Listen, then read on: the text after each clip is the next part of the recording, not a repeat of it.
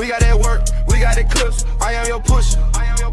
We got that good dope, we got that content, shout out to my plug, yeah, my plug. We got that work, we got that clips, I am your pusher. We got that good dope, we got that content, shout out to my plug, yeah, my plug. Shout out to Drip, he the man of the hour. We got the work, we got the clips, we got the power.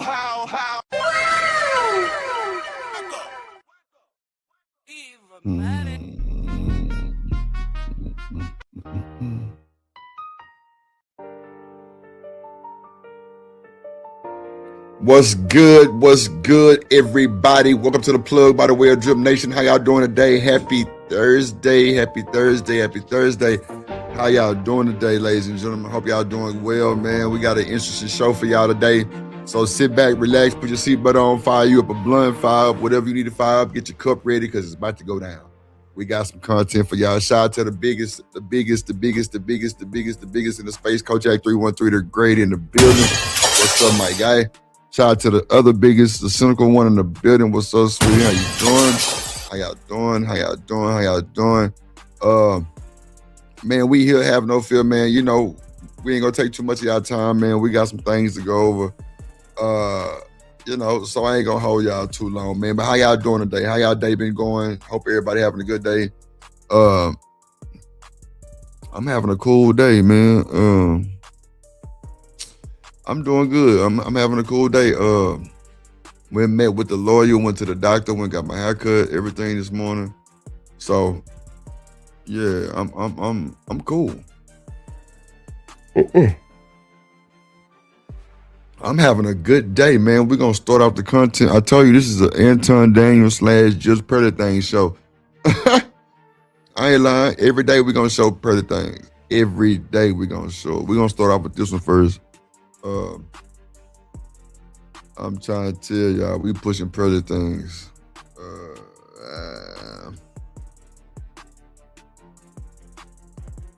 All right, let's see. What's up to the pretty one in the building? He say pushing PT, Pearly things. Yeah, we pushing Pearly things. So let's get to this first. He said, nah, take out my time. I'm trying to take it out. Good old just pasty things is crazy work. Okay, let's see here. Fair use for the juice. Things that women lie on social media and claim to not like, but they actually love it. First thing you got to understand about most women is that a lot of them are liars and they have selective morality. So they pick and choose when they want to have integrity. Coming in at number one, because it's my favorite, is cheating. I done said before, women do not hate cheating. Women hate being cheated on. Majority of women, if you have a conversation with them, you'll find out that at some point in their life, whether they was young, old, they've been another woman, right? They've been the other woman to a man who was cheating. They had no problem being a side chick. They had no problem messing around with a man who they knew was taken. She can't even spray tan, Kojak. What we talking about, God? I done met so many women throughout my life. I have had to cut women off because they can't seem to stop messing with other people's men. Ooh, and talk about it. Talk about it. Clock the T. Are women telling other women to stop messing with these folks, man? What we doing? Let's see. I don't do that, right? I don't hang around people that do that. That's a no-go for me. I don't play that. But they will sit up in your face and tell you how horrible cheating is. But the truth is, they only care when they the one being cheated on. And a lot of them, contrary to popular belief, don't actually hate being cheated on. They hate the embarrassment that comes with being cheated on when people find out. But if the man would cheat on her in secrecy and only him and her knew that the cheating was going on, most of them, they really don't care. Number two. No, that's facts. All of that, what she just said is 100% fact. So women don't like being cheated on, but they like to cheat. That is crazy work. Yeah, Casper the Ghost is a good one, Kojak. I ain't gonna hold you. So is that true, cynical? Women like to cheat, but they don't like to get cheated on? I mean, who would want to get cheated on? You know, it's kind of crazy work too. You know what I'm saying? That's kind of crazy work too. This fucking chair is pissing me off. But yeah, man, she flattered. Now she flattered an attack, Kojak. Lord Jesus, Kojak gonna get him every time. Let's go. A lot of people, let me rephrase that. A lot of women like to frame it opposite of that because it sounds good on the internet. It sounds good for social media and for Right. story time. But a lot of those same women that are telling those story times were in the exact position of the person that they telling the story. Let's see. Cynical said that's common with people of Northwestern European descent.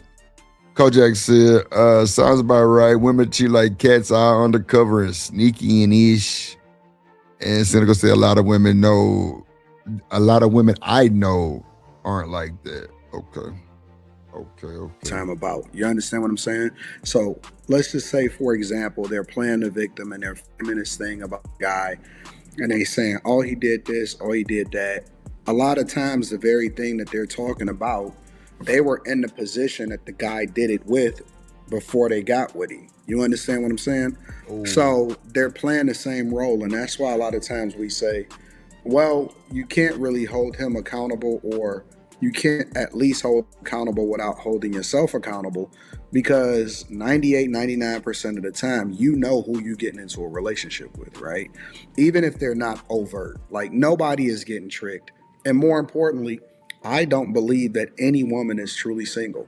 There's somebody somewhere playing a role in her life. And even if she's not in a official relationship with him, is somebody somewhere, because I don't see any virgins running around here anymore. A lot of women mistreatment, they don't hate it. I think it's a lot of versions out here. Trust said coochie integrity negates cheating for me. Give me a piece of that pussy. Lord of Jesus. As long as you can compensate them for it, all right? Like, you can actually mistreat them as long as the money right. They'll give up. Boy, this woman is cooking. Oh shit. God damn, she said they'll take the neglect if the money right. What?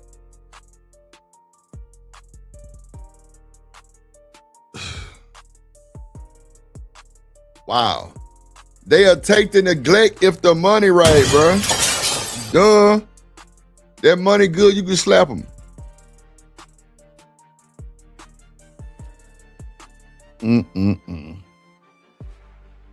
They dignity and respect for money. A lot of them can be bought. So it doesn't matter how disrespectful that man is. It don't matter how terrible he Boss man, you ain't never lied. That's a fact. treat her, as long as compensation adds up and makes sense. It don't even have to be that deep. I'll go so far as to say that as long, because that's extra, right? That's like the cherry on top. But as long as she likes you, then all systems are a go, right? Yeah, I say it a lot you of ain't times lying. that women don't have standards for men that they adore, right? That is for people that they wind up settling with. And the person that is doing all of this extra and doing all of this finessing and stuff like that and having to send all of the money. Now, if you're just a generous person, then you're just a generous person.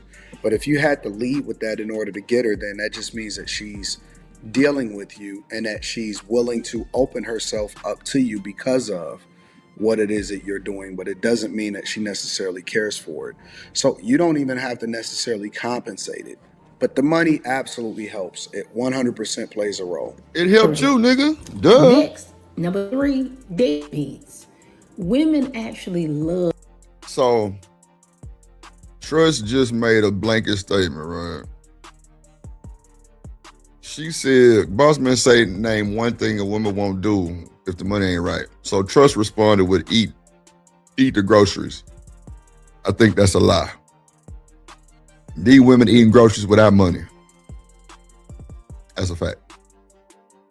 I've had so many women try to sneak down there and try to get paper plastic, and I almost like hit the her with a knee and like a roundhouse UFC. I ain't lying. Yeah, don't be trying to sneak down there and try to get you some paper plastic. Hell no.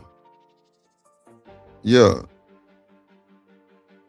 Of deadbeats, right? Especially when he can give her all his time.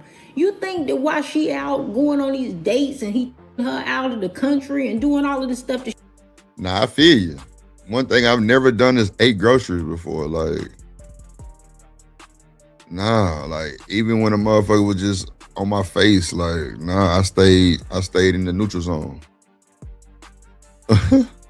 She asking him, well, why you ain't spending this time with your kids? No, she don't care that he ain't spending this time with them kids.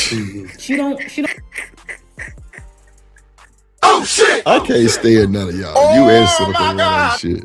Cynical say I can't peg a dude either. Lord have mercy, Jesus. Yeah, Kojak. Oh no. Don't care that she don't never hear him talking about going to get them kids. She don't care that she ain't never seen him talking about sending no money to them baby mamas.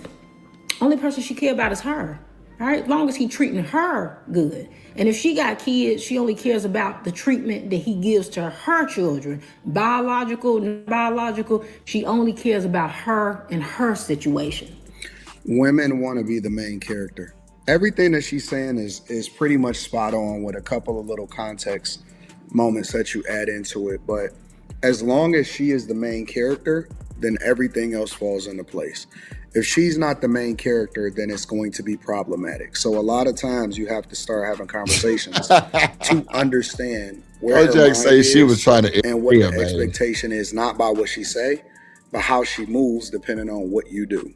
If that makes any sense, right? Because again, there's plenty of guys, no issues, no trouble, because at the time that she ain't character until that he's not and his kids, they'll even go with, oh man, it's this and that and this and that, knowing that he's lying. Or money. Even if he's not lying, that he believes something, but he's wrong. You can be wrong and not lie, right? You can be absolutely wrong about what it is that you believe. You cannot be trying to create a narrative. You can be absolutely telling the truth, but it doesn't. She's especially if women love attention. She's the focus, especially if she like you. Attention. Number 4, women love attention. They'll sit up and tell you and lie straight to your face and tell you that they don't do this for attention. They don't do that for attention. They absolutely love attention. They love male attention. Facts. As long as it's from the man that they want the attention from. Yep. It only gets questionable when it's a man that they don't like. But if it's a man that they like, absolutely. You think if her and her homegirls go out and they see a table full of fine men that they don't want to be approached and they don't want conversation had by those men? Yeah, they do. I don't care what they telling you. All right.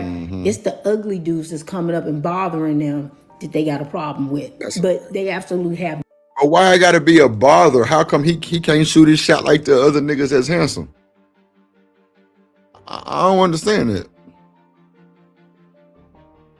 So now it's bother because it's an ugly nigga. But if it's a handsome guy, then it's no problem. And like he can be worse than a nigga that's ugly. That's why I be saying some of this should be just like kind of controversial, like real controversial. Cynical said a no filter crew, Lord Jesus. No issue with attractive men shooting a shot, talking to them, conversating with them. They love that. Two different guys can approach a woman and say the exact same thing, and they will get completely different responses. One of them is being assertive, or not. All of this, how you feel? Attention. Support. They'll throw other women. Go out of their way. Support. They'll throw. How you feel? Attention. They go out of their way for attention. They'll throw other women under the bad bus birds. for attention. They'll do a lot of things to get attention. Don't believe that. And last but not least, number 5, marriage. Majority of these women absolutely wanted marriage. A lot of these women who accepted these babies in no ring, yeah, they wanted to be married. Right? When you go into the comment section of women who getting proposed to, women who get married, look at that comment section. Evil. Just full of women. just wanting that to be them, wishing that had been them. Yep. Right? It just didn't end up being them. And they'll sit up and tell you stuff like, if I wanted to be married, I could. Yeah, you could, to some loser, some ugly loser. But the man who you actually would want to be married to, no, you couldn't just be married to him, because he'd actually have to ask you, and he's not doing that. You know that, we know that. The men that you want to marry you are not marrying you. So no, you don't have the ability to marry the men that you want. You could get married. Anybody could get married. Getting married to the person that you actually want to be married to is a completely different story. But yes, if they could actually be married to the men that they want, they would. This concludes my list. Hope you. Man, she cooked on that one. Oh, damn, my camera was on. I can't even lie. She cooked on that one, man. She cooked on that one. She cooked on that one. Kojak said the greatest lie a woman can tell you is she's pregnant and it's yours. Been there, done that. Simple say, I'm sorry, Kojak. Shit. Man, look, bro, it's wild out here for a player, man. Make sure y'all get y'all condoms for Christmas, get y'all stocking stuffers for the new year, all that good stuff, because it is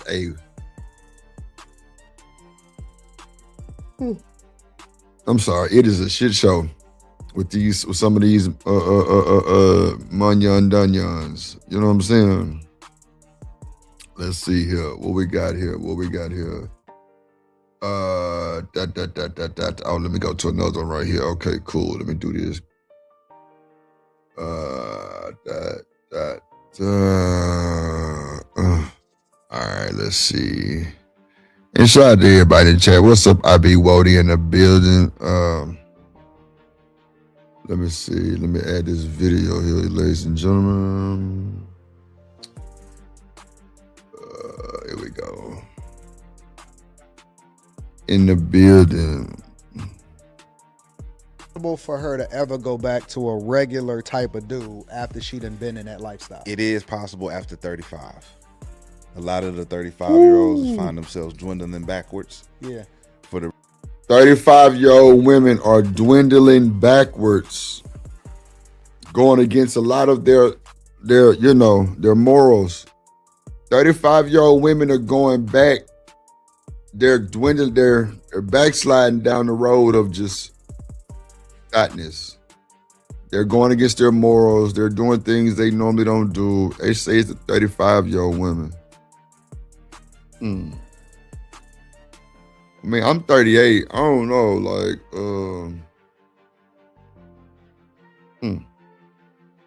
let's see. regular guy, and the regular guy, there's nothing wrong with a regular guy. Yeah. They just won't. It's just like They trauma. can't unsee what they saw though. They can't. That's the trauma bond. The trauma bond about what they seen was this lavish life that's attached to negativity, perception. We know you a hoe. We know you a groupie. Look who you with. You was with that table yesterday. You with this table. That's true. That's true, bro. If you sitting with the thoughts, you a thought. Son gonna say I'm not into being a thought. Today, right? But you gonna forget all that because you living a good life. Now you get 35. It's like you can't unsee the fact that you was living with Deshaun Watson and you partying with with Tiger and them, and you meet a regular guy who does construction down the street. He ain't never. And this, I had a situation that I had to talk a female law. She's married and her husband was like a lawyer or something, but she just did. No, that's true. There are versions that roll with thoughts. We're gonna play this back one more time. There are versions that roll with thoughts. I'd be worried to say I still call them hoes. Is it possible for her to ever go back to a regular type of dude after she's been in that lifestyle? It is possible after 35. A lot of the 35-year-olds find themselves dwindling backwards. Yeah. For the regular guy, and the regular guy, there's nothing wrong with a regular guy. Yeah. They just won't. It's just like the. They trauma. can't unsee what they saw though. They can't. That's the trauma bond. The trauma bond about what they seen was this lavish life that's attached to negativity, perception. We know you a hoe. We know you a groupie. Look who you with. You was with that table yesterday. You with this table today, right? But you gonna forget all that because you living a good life. Now you get 35. It's like you can't unsee the fact that you was living with Deshaun Watson and you partying with with Tiger and them, and you meet a regular guy who does construction down the street. He ain't forget never. it. That's over. And this, I had a. It's over. I had a situation that I had to talk. A female law. She's married, and her husband was like a lawyer or something, but she just did. 35-year-olds is not good for business, man. That's what he's saying. That's what he's saying, y'all. Let's see. Let's add the next one to the shit. We just going through a bunch of content. We're going to drop the link and, we're going to get to it. Let's see.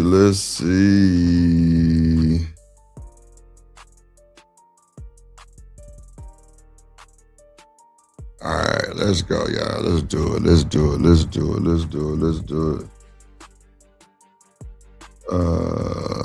Okay.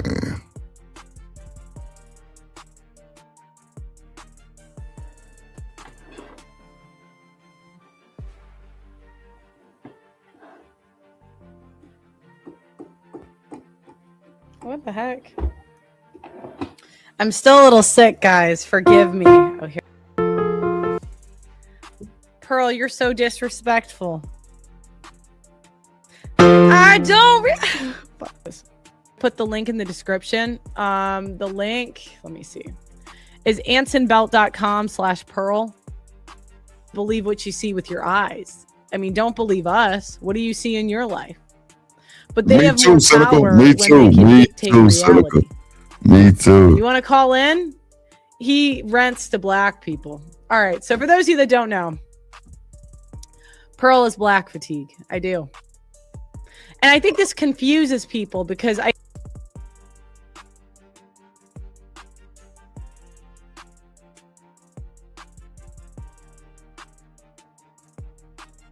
Did she say Pearl is black fatigue?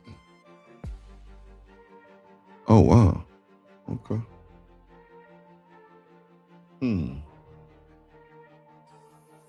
Coach Jake says she's a very handsome broad, a very freaky girl.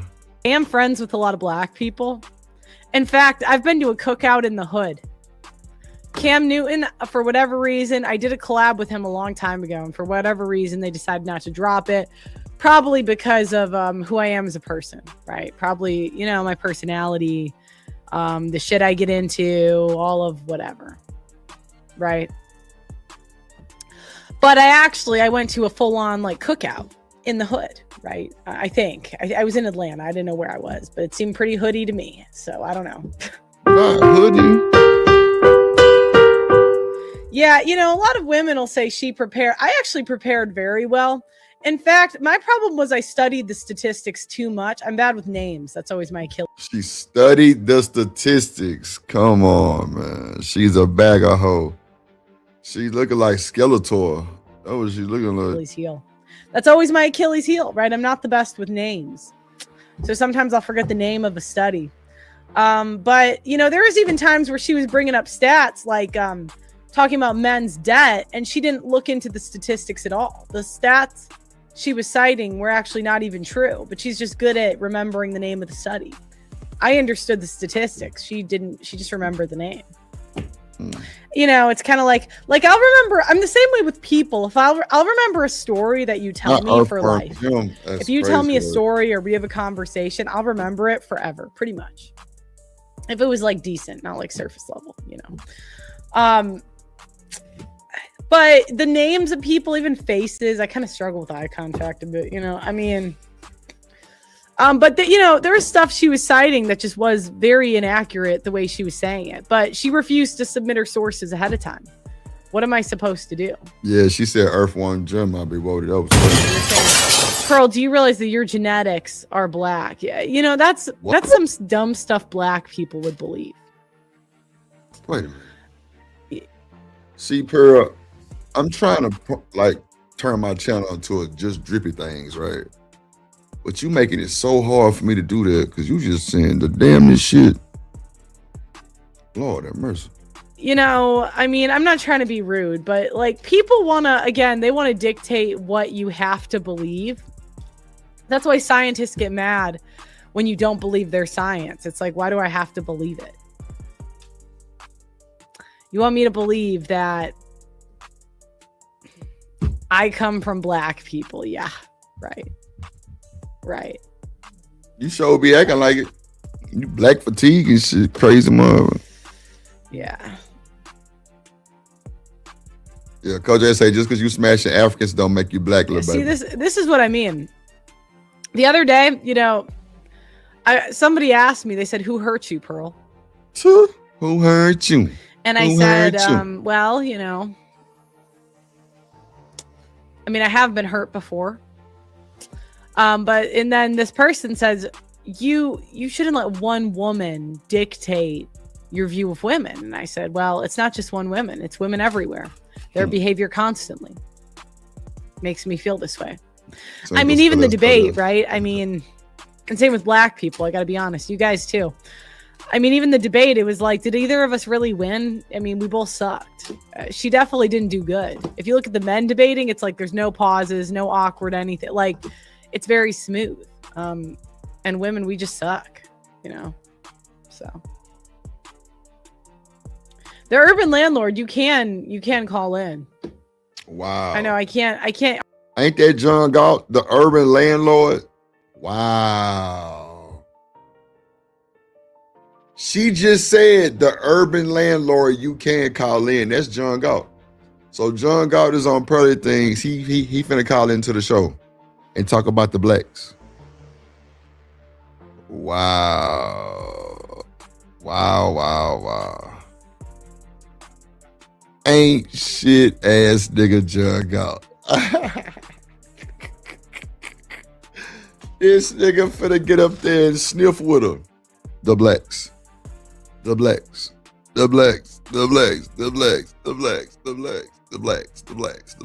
then go support JP. I don't understand it, bro. You go support Jay Prince and think he's all of this in the bag of snacks, and then you turn around and say the blacks this, the blacks that. But I'm glad I caught this interview because, the urban landlord, John Galt. The urban landlord, John Galt, ladies and gentlemen, is calling in to Miss Pearly Things, Just Drippy Things show. The blacks. Argue with retards. I can't. And it's unfortunate because I'd say 90% of women, the only non-retarded women are the women that can acknowledge they're retarded because they don't come with this ego, right? That's the problem. It's not that we're retarded. That's the problem. I don't think that's that big of a deal. I mean, I like retarded people, you know, I mean, if anything, you know, they're chill, but it's retards that don't know they're retards, right? That's yeah. Now they'll say men are so helpful. What about the men? You see, you're black pilling me even further about women. You're the one woman in my chat. Crazy. There's probably one woman here, and they're nagging. Oh, nagging. She say you're black pilling me. Wow.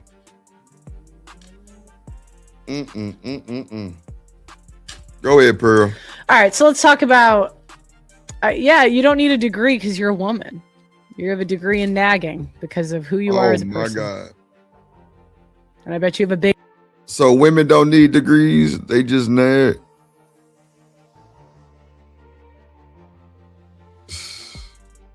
Come on, Kojak. Big ego, too. Yeah, I mean, this is what I was saying the other day. I'm like, this is the type of nagging that drives people, you know, drives men to suicide. Because, you know, I really think a lot of men would take infidelity before they would take this level of nagging, you know. Lord Jesus. Crazy work. Big nagger. Slight work, bro. The nagging is real. Who said I'm a woman? Oh, I can tell. Your personality did, sweetheart. Your personality. You know what I mean? It's like, yeah. I can tell based on how you're talking because you're so incredibly unlikable and annoying. And men aren't really like that. Yeah. So, all right, let's talk about black people. I'm kicking you because I just can't. I just can't, you know, I just ban user. That's the amazing thing. That's why women hate when you have a mute button. They hate it because they just think they should have their say in everything. And I'm just like, they're like, Pearl, it's harder without. I can see why folks really flocked to Pearl the way they did. I ain't gonna hold you. I can see why. But she on them women ass. She on them women ass. I can see why the guys pumped her up and accepted her. I can see why. The gaslighting is so real. The mute button, isn't it? Debating. I'm like, yes, it is. Because a lot of times in life, you do need a mute button. Because otherwise, you'll never get your word in. All right, back to black people. I'm supposed to shit on black people today, not women. You know what I mean? Like today's about black people. Wow. So I think it's kind of confusing because I actually do have a lot of black friends, and I don't mean this in like a, you know how white people say that they have like one black friend and they're like, I have black friend. No, I would say like half of my friends and the people I talk to are either black or Hispanic. I would say like 50%. It's been like this my whole life. If there was a black girl on my volleyball team, I was usually friends with her. Before I started getting on the internet anyway. When I got on the internet, it made it a little harder. So, like, you know what I mean? If I pull up to an event and like half my posse or the people coming to see me are black, they're like, Pearl, how are you this fatigued? You know, I'm not a one-dimensional bitch. Okay. I've been to a cookout in the hood, as I was saying. Cam Newton. She been to one cookout. Don't know why, but I did. He did invite me to his cookout, and I got MVP of this cookout. I got the game-winning touchdown pass, or touchdown, not touchdown. What do you call it? Kick at this cookout. I mean, I've worked with black content creators at this point for years. My staff at one point was 100% black. And I'm still fatigued of you assholes, you know? And I say this in a loving way. Wow. I say this in a way, you know, like, I love you guys, but it's just, could you stop doing ghetto shit? You know, that's how I feel. She letting y'all know how she feel about the blacks. That's for sure. God damn. Hood Conservative, what's good? In the building, my guy, Hood Conservative in the building. And then they say, Pearl, but you came from black people. I have a hard time believing that because of how cool, calm, and collected I am. And how cool, calm, and collected they are not. Yeah, we'll get a little rowdy.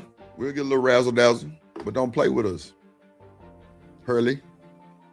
Then they say, oh, we invented everything. I don't think you guys did. America was built on the blacks or on the backs of slaves. I don't really think so. Man, make sure I hit the like button, man. Make sure I hit the like button, man. It's a Just Drippy Things edition. Shout out to y'all, man. We're going to get through this, then we're going to get through one more video, then we're going to get up out of here. This is, you know, like a pre-recorded style, but I will open the panel up. Actually, I already dropped the link, but yeah, man, make sure I hit the like button, man. Support the show, man. Support the show. Support the show.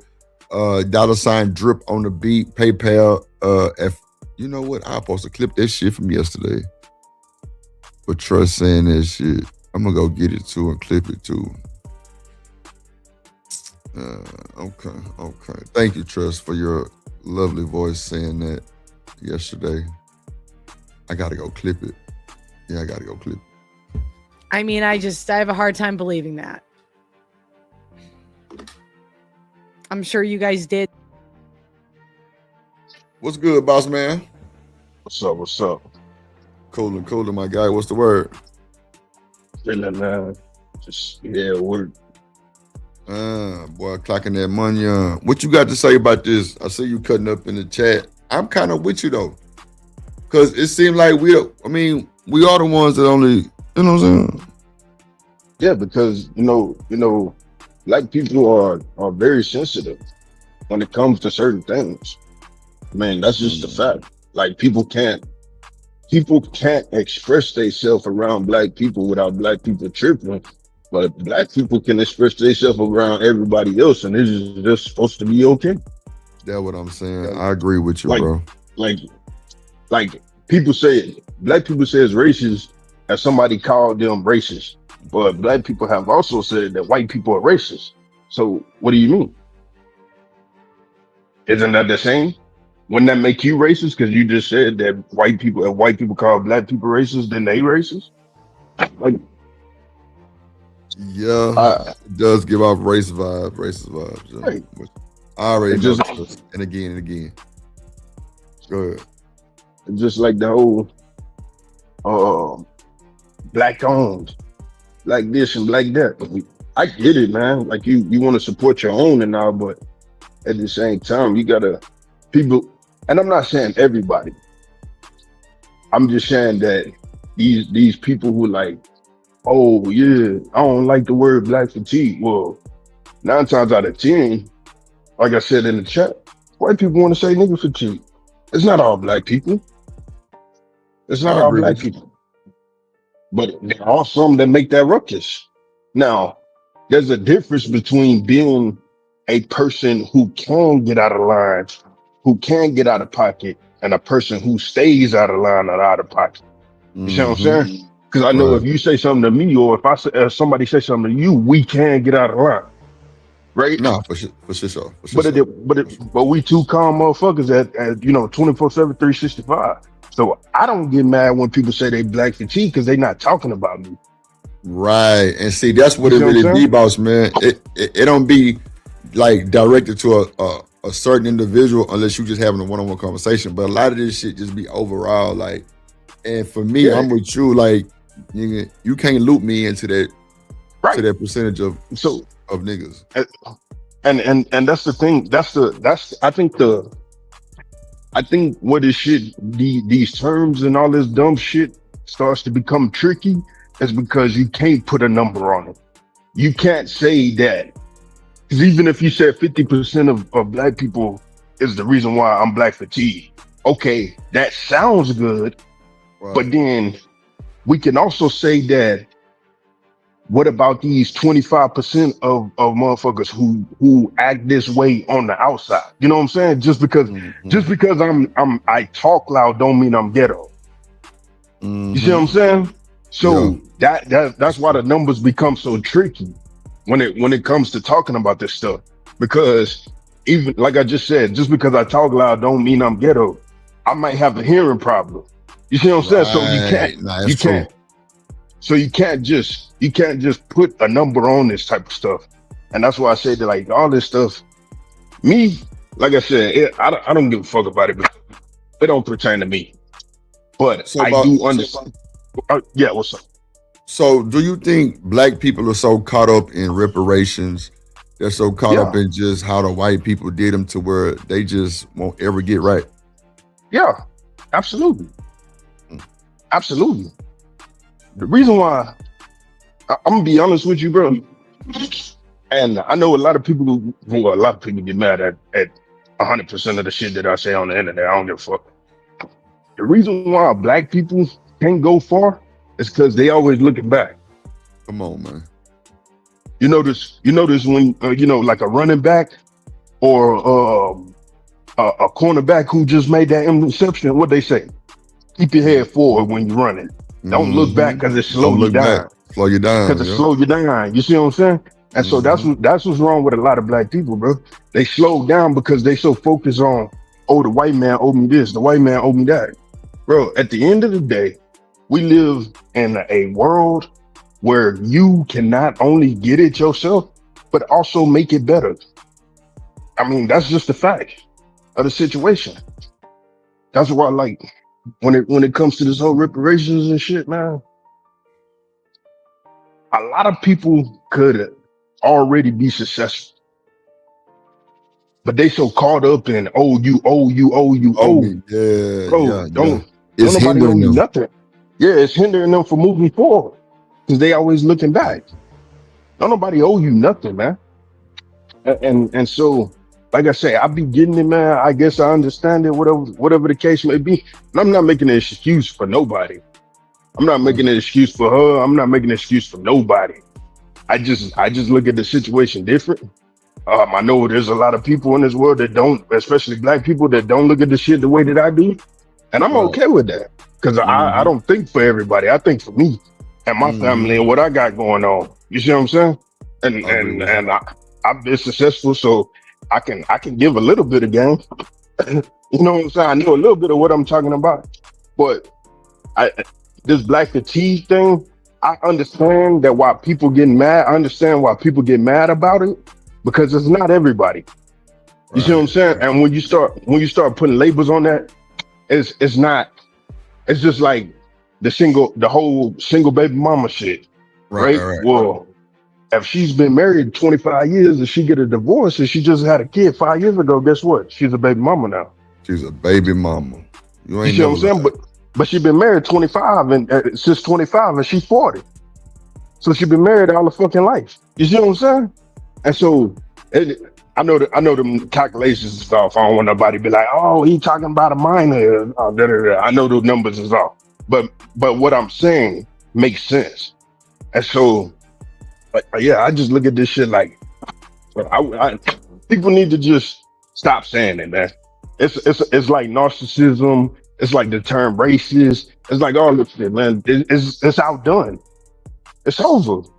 Once people figure out a new word or a new term or whatever, they use and abuse that motherfucker. And that's true. They definitely use and abuse it. They use and abuse it. I'm just tired of hearing about it, man.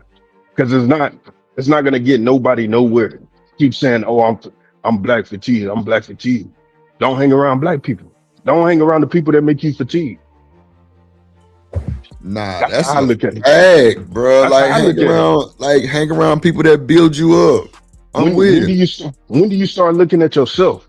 When do you start looking at yourself in the mirror and say, hey man, maybe I'm black fatigued because I need to adjust the people that's around me. Bro, pigeons can't soar with eagles, bro. Pigeons can't soar with eagles. Can't at all. At all. They can't even see the same length. They don't even have the same eyesight. So they can't see the same goal. You see what I'm saying? So when do you start looking at yourself? Because I'm personally a person that's about self, fending for myself and actually self accountability. Right? That's the term I'm looking for. I'm all about self accountability, bro. Shit don't go right, it's on me. So if you talking about like Pearl, she talking about she black fatigued, then she want to get these accolades. Oh yeah, I had 100%. I 100%. I employed 100% black people. I was dating a black man. And yes, all that sound good. But if you black fatigued, you need to look yourself in the mirror and say, the reason why I'm black fatigued is because the people that's around me. I mean, that's just the bottom line. Big facts. I don't hang out with I don't even hang out with my own cousin. Nah, big facts. Because if I did, I would be in that same like that. I'm black fatigued. Yeah, and it's just so you gotta understand you, bro. That's how I look at all this shit. You just gotta know all these people saying they black fatigue. When you gonna change your circle? Nah, bro, you gotta do something, or you gonna remain in that same space, right? Yeah. And so like I said, the whole thing in itself is tiring. Now, to me, I get tired of hearing about it. I get tired of hearing people complain about it. I get tired of hearing people trying to defend the shit. It's a bunch of shit that should have been left in 2025, and this is definitely one of them. I agree with you, broski. But you know what? I don't think we ever gonna overcome that, bro. Nah, not at all. You know why? Because all they gotta do is grab a fucking cell phone or a microphone and jump on the fucking internet. Mm-hmm. That's it. That's it. Start a whole new life on the internet. No bullshit. Yep. It is dangerous out here. Hold on, let's see what else this cracker got to say. You did the slavery jobs or whatever, but that would be like saying Amazon was built on the backs of warehouse employees. No, it wasn't. Jeff Bezos made it, and he hired employees. That's no, because this is what black people do. What you say, boss man? That's not a good correlation. She's an airhead, bro. Because when you think about it, Amazon is ran on the backs of what you warehouse call it, employees. Shit, yeah. That's how that not motherfucker do his necessarily thing. built. What's up, Doug? Built and ran is two different things. Nah, yeah, for sure. You see what I'm saying? So it's structured on the backs of warehouse employees for sure. Right. Because get what? If you ain't had them, none of that shit would be shipped out like it is. Exactly. None of that. Nothing would be moving the way that it is. So that's not a good comparison. They have a tendency. To But she be sounding dumb as fuck though, like stupid dumb ass. Like what? Right, history. Yeah, but to the fans, it's amazing because she the one that said it. Think about that. Took for a second. To her fans, it's amazing because she the one that said it. To us, it's fucked up and amazing too, because we over here like, damn. Allah. Yeah, and if you don't agree with exactly how they interpret history, which for all of time, people have different conclusions about history, right? That's a normal thing. Like, for example, people interpret the historical, like biblical books in different ways, and there's a bajillion ways it's interpreted. It's the same thing with history. And if we don't agree with your exact view of history, you're a colonizer racist. So we're tired. And this really, and a lot of people said, but Pearl. You guys hear my dog? She's snoring.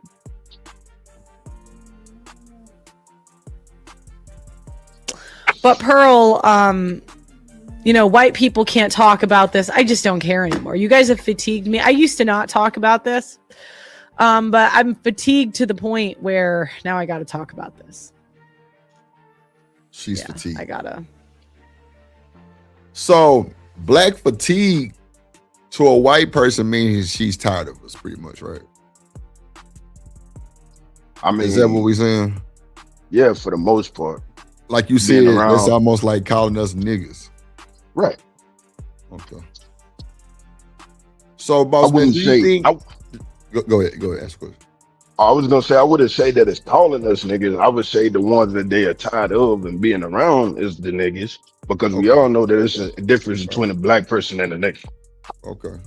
That's just a fact right there. So, boss man, do you think that her 100% black staff got over on her? Got over on her how? She fired all of them. I don't know. I'm just asking just a random question. I mean, and how easily shit, fucking content be messed up. They can make some money on it, trust me. Exclusives, like, you know what I'm saying? Like, people get. I don't even know the dynamics of. I don't even know what happened. All I know is.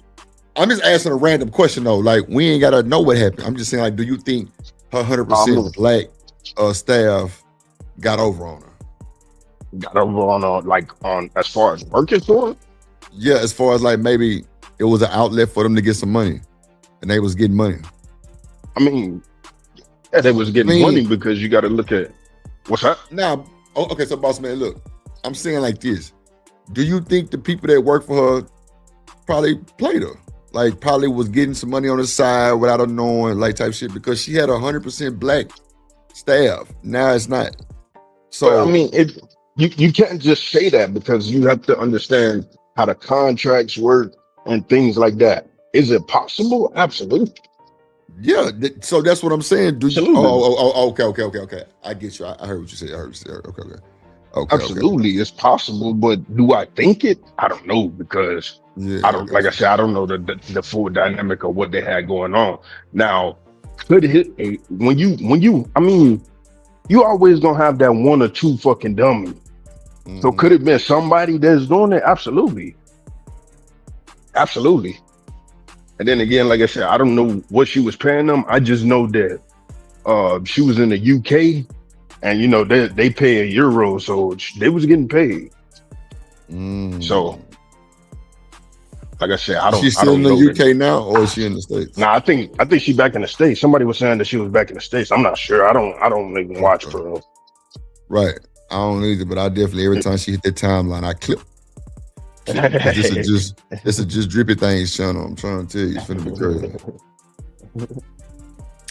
So, whenever you deal with a lot of black people, there's just bound to be some ghetto shit that happens. Like when I had 100% black staff. See what I'm saying? Now she about to go into the staff. So did they probably did get over on her. Because now she about to go into the staff. Like, yeah, that's why I was asking the question. Like, you know what I'm saying? Like, how you really feel about it? So they did get it. That's what I'm saying. And I'm not saying that it's everybody who got over.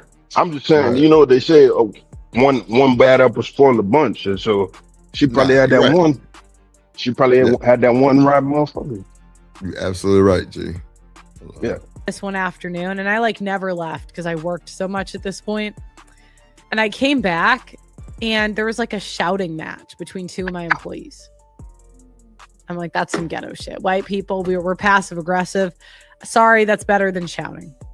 Bullshit. White people would be loud. Bro, do you know how many trailer park trash women be yelling and shit? Come on, bro. What you mean? Like, bro, you got to stop.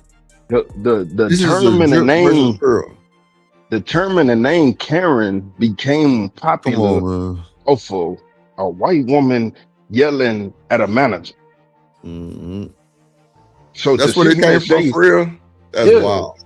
It was like a video that went viral, and she had like the little short haircut and all that shit. Right. That's where that shit came from. But so everybody yells, bro. At a certain point, to sit here and say the passive, and then who wants to be passive aggressive? I mean, that's some punk shit, ain't it? Yeah, that's what I'm saying. Nobody want to do that. So yeah, she lost me with that.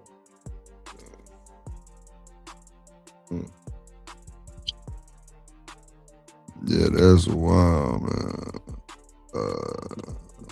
Frizzle Frost in the building. What up, boy? What's going down? Shout out with Frizzle.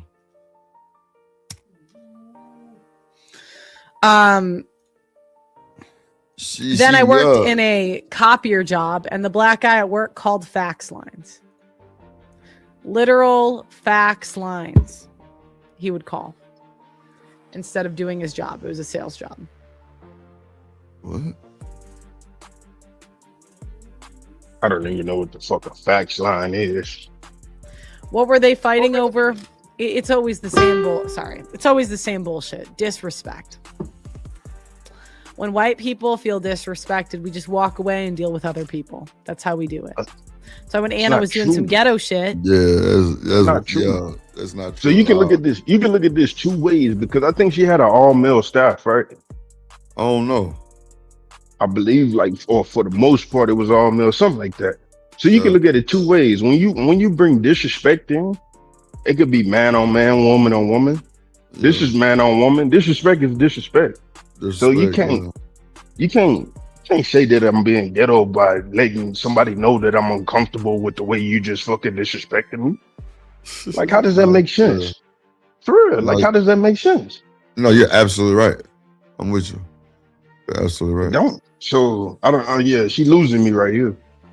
She losing the argument. Just say that the people you've been. Just say that you need to make some changes in your life, and the people you've been around need to fucking go. That's it. Something.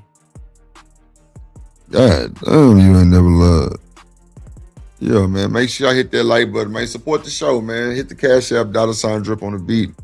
Let's go. Good night. I just get quiet, maybe I could use to get a little ghetto in me, maybe I need to, maybe I chat. Notice how she can't. Yeah, that's the other thing black people do. They say things that are obviously nonsense, and white people, I want to be honest with you guys. Again, white people, we just ignore it. Like, we just kind of walk away. Ain't no way y'all just walk away. It is, bro. What did somebody say?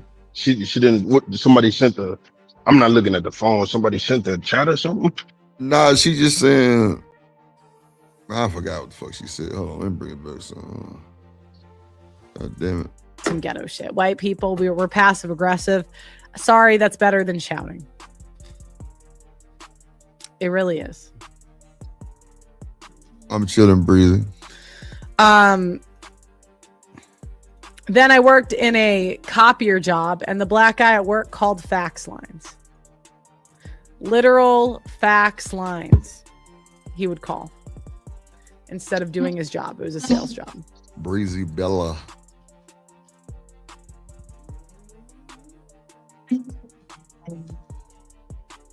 What were they fighting over? It's always the same It's always the same bullshit. Disrespect. Cool. How was yours? When white people feel disrespected, we just walk away and deal with other people. That's how we do it. So when Anna was doing some ghetto shit, I just get quiet. You know, maybe I. Like, come on, bro. The disrespect, bro. White people are not just walking away, bro. They're not just walking away, bro. Nah, man. Some of them be like, hey, man, you better watch your LinkedIn, man. I mean, you got some white folks that's not scared of niggas. Right. Like, I'm talking about, they with the shit.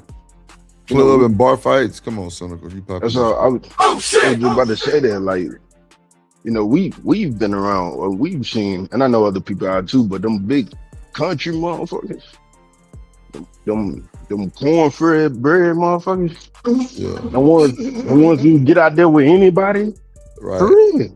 Nah, I'm dead ass. Like, so to say that, like, oh, we just walk away. Nah, that's not true.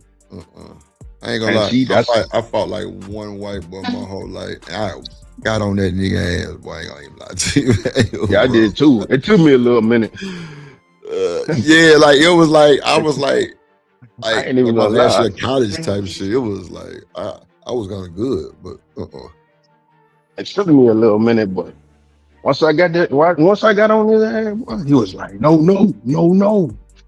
Yeah, miss me with all the extra shit. I could use to get a. Go ahead, my bad. He was more of one of the wrestler dudes. Oh, you want to cock diesel ass white boy. Man, shit. Y'all ain't seen Boss Man. This nigga built like a tank too. Shit. Hell nah. I ain't fucking around. A little ghetto in me, you know. Maybe I need to. Maybe I chat. Notice how she can't. Yeah, that's the other thing black people do. They say things that are obviously nonsense. And white people, I want to be honest with you guys. Again, white people, we just ignore it. Like, we just kind of walk away. So when black people come to us. What? White people ignore nonsense and just walk away. I don't believe that. I've seen it too many times where, bro, come on, what you mean? They are in it. Come on. They might be saying the nonsense. You crazy. I was just about to say that. I've seen them be a part of it. I've heard it come out of their mouth. So again, I don't know what she's talking about right here. She losing me on this one. Nah, I don't be playing the games, Breezy. I don't be playing the games. Cause I said I had two big cornbread state troopers. Ooh, they put me out and do once motherfuckers ain't no joke. Nah, them boy be steroided up. I ain't gonna hold you. I'm telling you. Us with like some stuff that's just obviously not true. They want us to take time out of our day to dispute something that's just obviously not true, and we don't need a study or a book or whatever bullshit to convince us because we're just not dumb, right?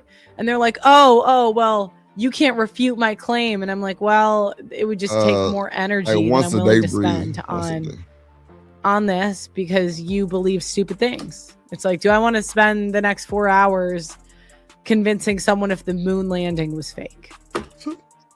You know. She sounds really super stupid though. Like she sounds super stupid. I will in a little bit. Yes, ma'am. I won't. They stay. Oh, you. Yeah. My bad. You hired a black staff. That was on you. I learned. Let me tell you. I lived in a Muslim area too. I could talk about that. You guys aren't much better. Houston. Not much better. I got pickpocketed in that area. Wow. So now I got to do a genetic test. She hell, boy. Fatigue, right? So then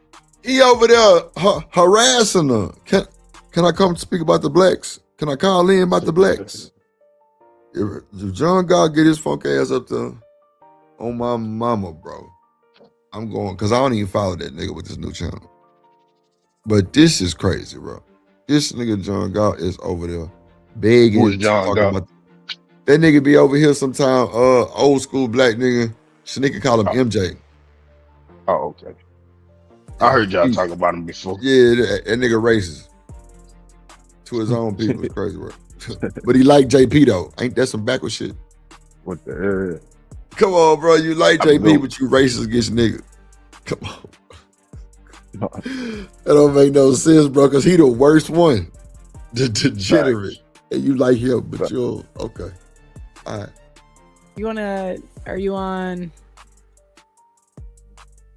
Are you on email? Just pearlythings@gmail.com.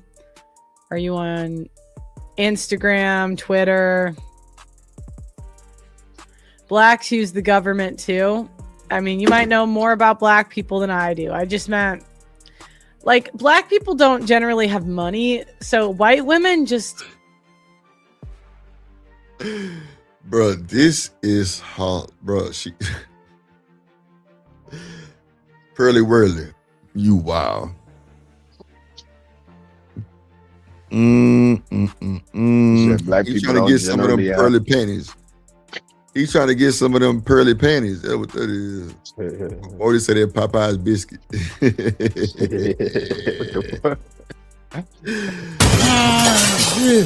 That's funny as fuck. I ain't gonna hold you. That shit dry, cuz. Yeah, that motherfucker. That glue. Elmer's glue, boy. You been in there. You got some shit. Ain't nothing going through that motherfucker. That bit bungee. Will do a different level of stupid shit with money. Like, they're the ones transitioning their kids. They're the ones doing expensive court cases for no reason. Cape Town from South Africa, would you visit? Bruh, not having stupid ass court cases for no reason? Bruh, this is prime time debauchery, bro. Pearl need to be put up in the goddamn tree somewhere. What's up, living humbly in the building? What's up, my guy? He tried to be put up, but clearly she chose the wrong name. She got Farmer Dan. Farmer Dan wasn't trying to put her up. That's why I tell every woman they need them an ace child. You know what I'm saying? We're gonna make sure you good. Come on, man. We're gonna make sure you good, bro. That's why these women don't know how to act.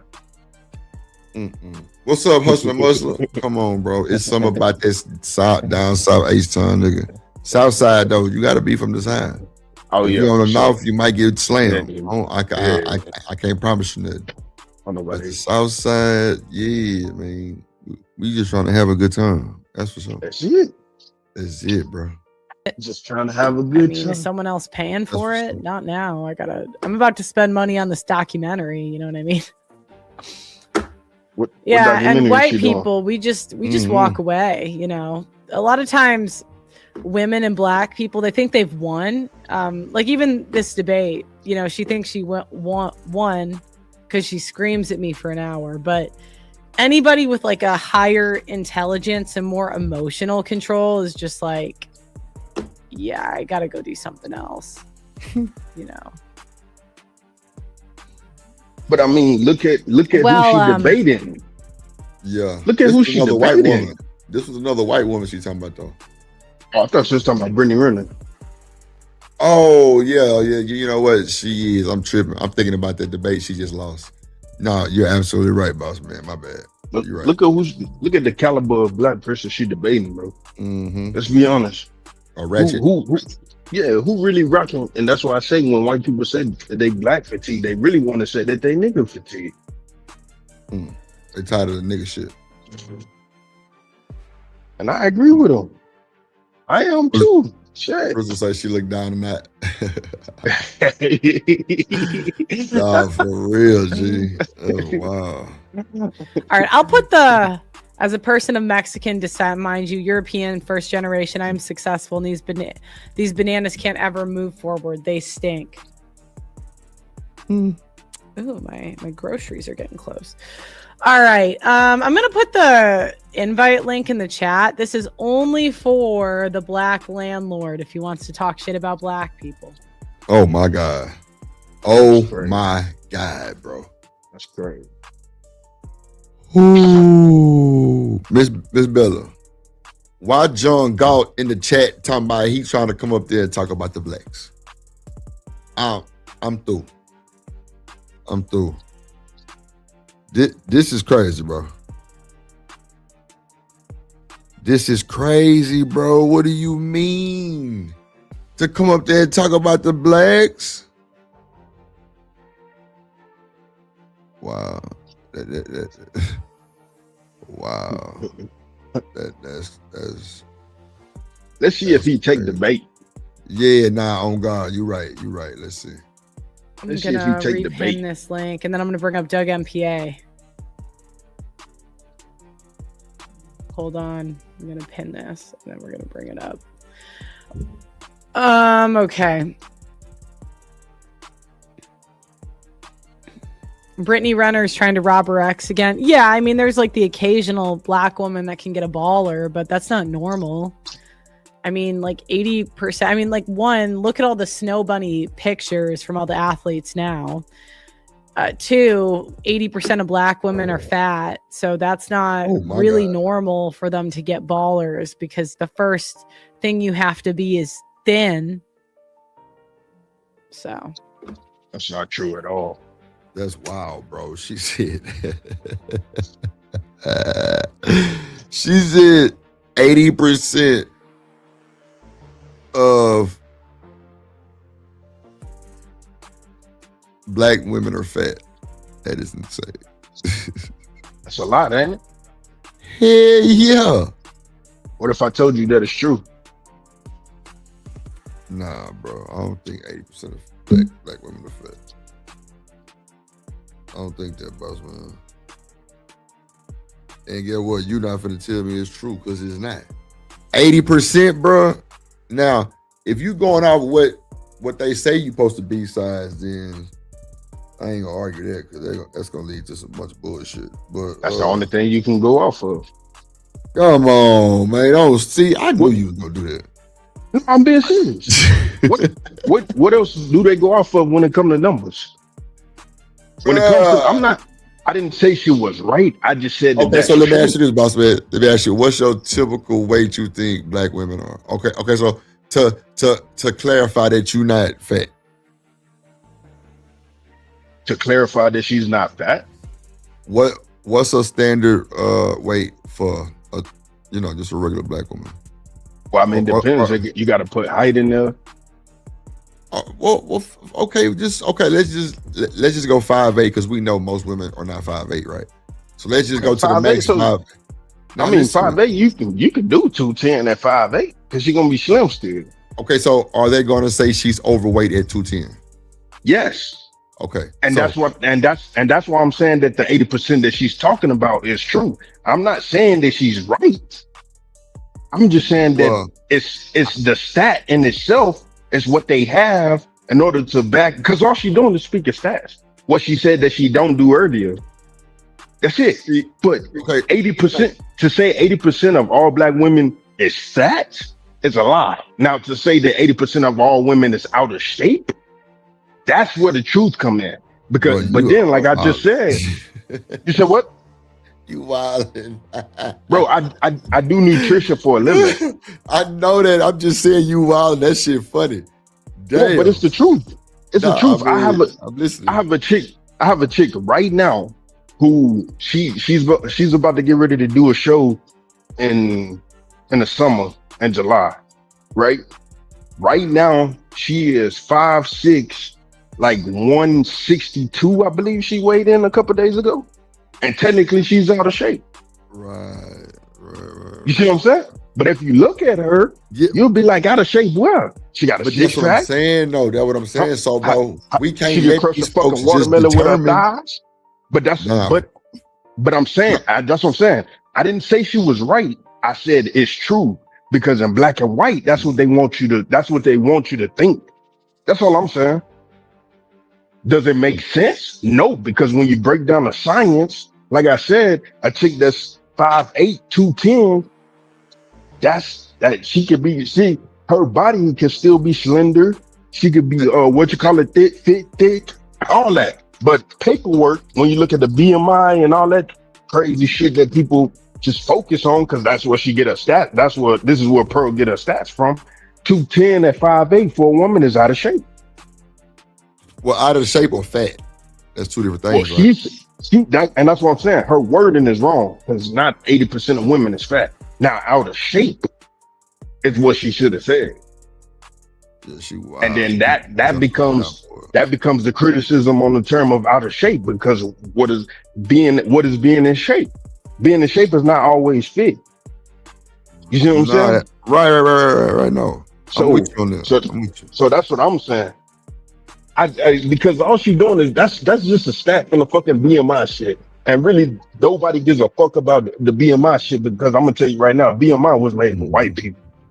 BMI was made for the body of a white person. So when you say that a black woman is fat, 80% of a black woman is fat, black women are naturally gonna be bigger, because 9 times out of 10, they got ass, they got hips, they got tits that's bigger than a fucking white woman.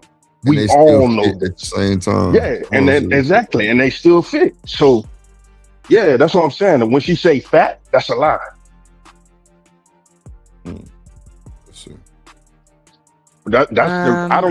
I definitely don't use BMI when the BMI index when it comes to women. Even in my training, I throw that shit out of the window. And that's any woman. That's not just a black woman. That's any woman, because you got to look at everything, bro. You got to look at their period, what it does to their body.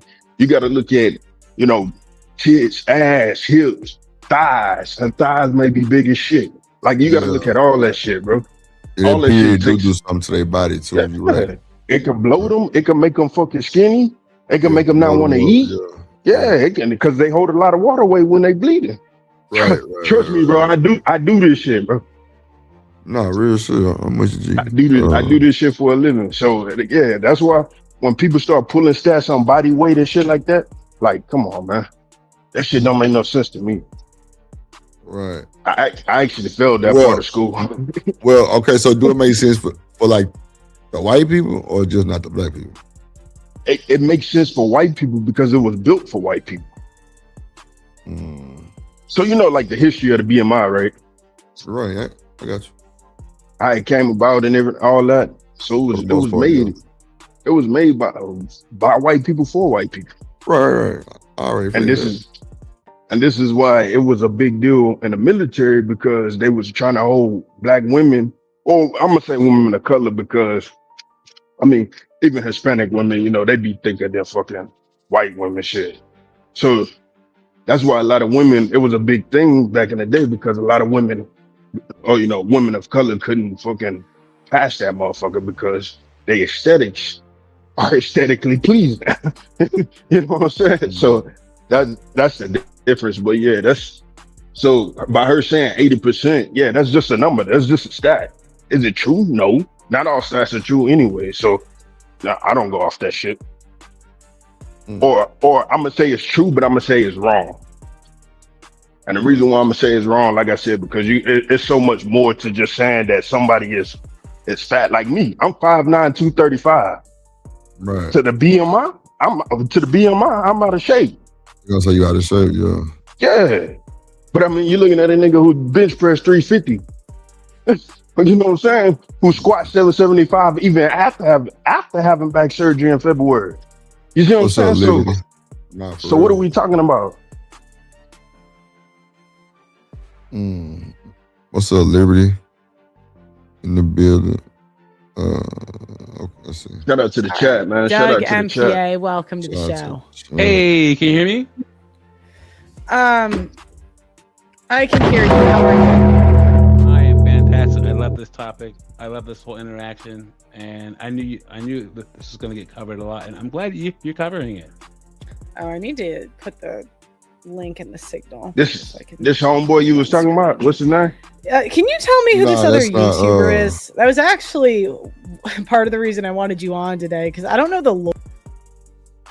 I don't know who this is, but I think they talking about John God. Hold on. Oh, okay, gotcha. Or like I don't know who the other one is. I've never heard of him.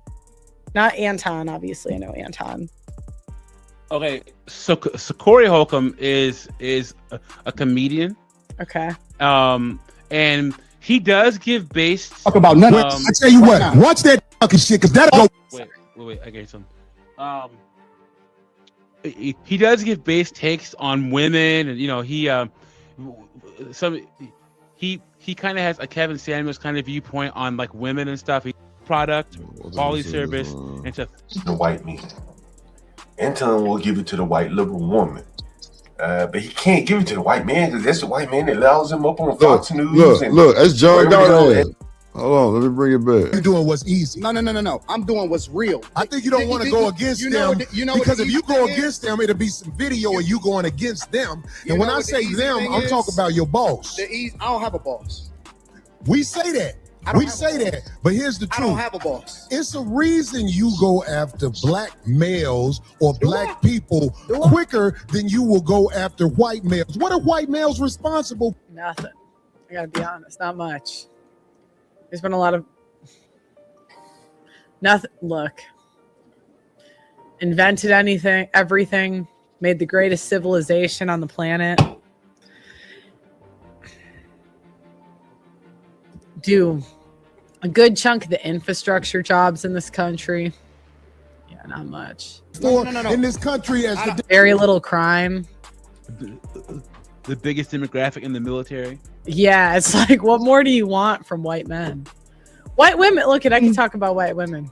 I mean, I could talk about these fake Christian women. I really could go on, but white men's biggest gripe is that they're too nice, too giving, too generous, too accommodating. Downfall I'm an equal accountability smoke giver. I talk about everybody. I'm just saying, I ain't heard you talk. No, but but equal accountability. Yes, sir. She said that the white man's biggest gripe is that he's too nice. Yep. Mm-hmm. I be wanting to say she got to be too something to do something. Nah, for real. I hear you, big dog. What up, creators? She said, why we talking about 35-year-old women? Because they said the 35-year-old women are backpedaling back down memory lane and, forgetting about their morals and all kind of crazy stuff. I was like, wow, really? That's what we doing here? Is that what we doing, 35-year-old women's? Let's go. Like, you can't have equal accountability if people are unequally doing bad things. Do you know what I'm saying? Like, if black people are committing the majority of the crime, white women are like transitioning their kids, and white guys complain is like, what are they doing? It's like, you can't have equal accountability if they don't have equal, sins against humanity, crime, whatever you want to say. So. Talk about white men. Well, you since ain't you've been up here. You ain't been listening. You ain't been listening. I've been listening to you. No, you haven't. I hear you taking you don't have the capacity to be able to listen because you're too busy. No. You got me wrong. You're too busy. My capacity case, that you just criticized, that's an opinion. Here's the fact. Have you seen something about Caucasian males and how they destroy this? I think I think that's really what Corey's gripe is, and that's really what distinguishes the two. Corey wants Anton to give it to the white man. Anton will give it to the white liberal woman. But he can't give it to the white man because that's the white man that allows him up on Fox News and wherever the hell Anton makes his. Look at John Galt. This nigga is a tether feather in a belt. Lord Jesus. Okay. That's the John Galt that's speaking right now? Yeah, that John Galt. Oh, okay. Gotcha. Yeah, I just dropped it, creative. You ain't see it? I drop it again.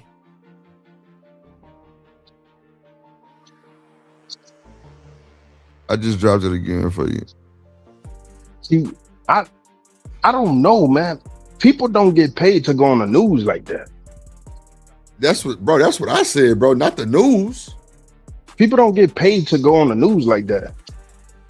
The Like, people they're not that gonna pay I you know, for a fucking debate, like to go debate on Fox News. They're not paying you for that.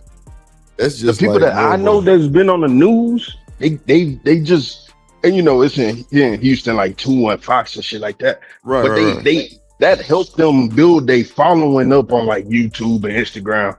But they didn't get paid for that shit. They didn't get paid for it. So like I don't, and I could be wrong. You know, Anton could have got something up out of it. I don't know, but the people that the people that I've encountered personally, they be like, nah, man, I just got up there to, you know, to get my following up. I'm gonna get paid on the back end, basically. For real. What's up, Creative? How you doing? Well, good afternoon, everybody. How you guys doing? What up? Hi, how you doing? How you doing? So I just want to give my take. I think Corey was trying to find a middle ground to agree with him on. And Corey is searching for something. Corey is like, man, he gotta fucking agree with this shit. Like, I think that's what that was. I mean, see, me kind of knowing a little history about like the Anton guy, like, bro has not swung a fist, never took a W. His own nephew put them paws on him and beat him up bad, right? Scarred him up. Like, bro, that was all cap. So for me, I think only thing I'm gonna put a strike on Corey for is I think he broke the man code when he started talking about the woman. Like, yeah, and you know, check your B and make the B pay and all this other shit. I don't know. Like, that's the only thing. Other than that, when Anton kind of took it to hell after Corey took it low, I mean, that's two niggas. Nah, he deserved that because he started questioning him about his panel of people he have on his panel. So you said Corey deserved it? No, Anton. Oh, okay. Yeah. I agree with you. Because Anton was asking him all these questions about himself and the things that, you know, talking about. He didn't talk about Chris Rock and his last comedy special and the type of people he got on his panel with him. So it's only right that he turned around and he judged him for what he presented. So with all the allegations and all the talks and interviews that this nigga Anton did, do you think this finna really kind of knock down his career? For Anton, no. I think it won't, but I think Anton deserves all the smoke he gets because this will teach him to move differently in these spaces. Hold on, y'all, 1 second. Georgia. Also ATL. Also ATL. What's up, Edie Man? What up, brother? Hey. What up? Hey, What up, Pete? Hey, I was just trying to figure out, like, And here you go, bro. No, I'm just listening to y'all. Like, so I agree with the young lady. Anton deserved all the support that he's supposed to get, right? And I don't think he run from it. But his daughter didn't deserve the smoke. His wife didn't deserve the smoke. It's nothing that Anton said that his family should have got attacked, right? Bro, have you seen all the content? Both of y'all crazy, bro. This nigga Anton talked about this nigga kids being dirty, they breath stinking it. Bro, what are we talking about? Y'all didn't see that? Yeah, that's why I say he deserves it. This is karma that's happening right now. That nigga said he talked about his own kid. I'm sorry, Creative, for cutting you off. He said that nigga talked about his own kids. That nigga Anton was like, man, they wife, her breath stank, the kids' breath stank, they looking dirty. Come on, bro. He said that about who? Corey Holcomb. When did he say That's a that? fact. When Bro, he that was like, shit, that was in the Millionaire Morning Show the day after they got into it. No, he did not talk about Bro, his yes, he did. Play the video. You got the video. He got it. Hold on. It's still up if you don't got it. Anybody can talk. Let me just So you said yes, ma'am. If I'm being correct, you said Anton talked about his family first. Yes, bro. He said that the wife and the breath Corey stank. don't got no wife. What are you talking? Bro, That's what I'm saying, bro.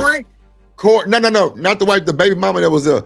And his kid. I'm telling you, bro. I can't make this shit up, bro. I'm trying to tell you.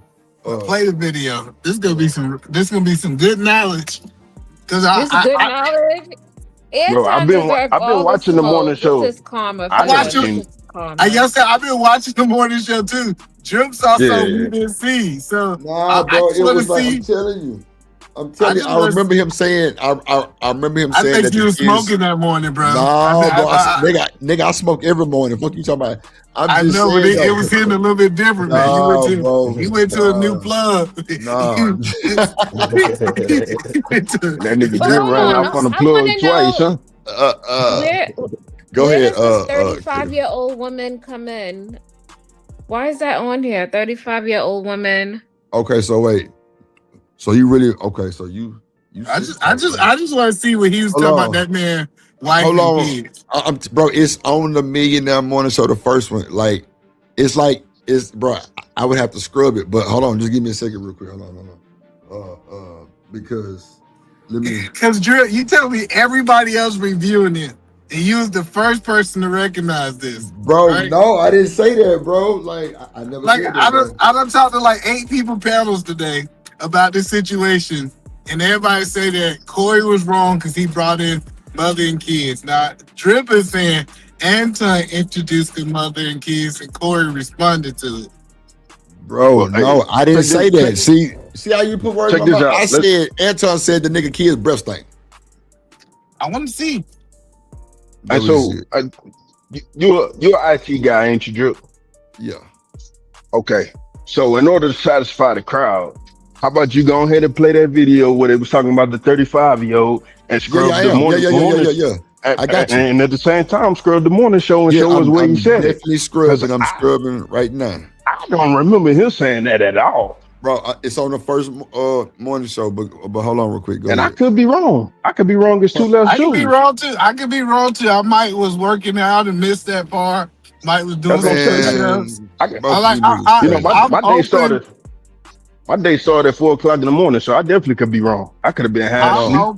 I'm open. You know what I'm saying? Man, both you niggas cap. Anyway, I'm just saying, like, shout out to Drip. Listen. If I've been to 8 panels today and nobody else heard this but Drip, I'm telling you that Drip, we need to start giving Drip some more credit. If he heard, listen, if that's the case, we need to put you in space.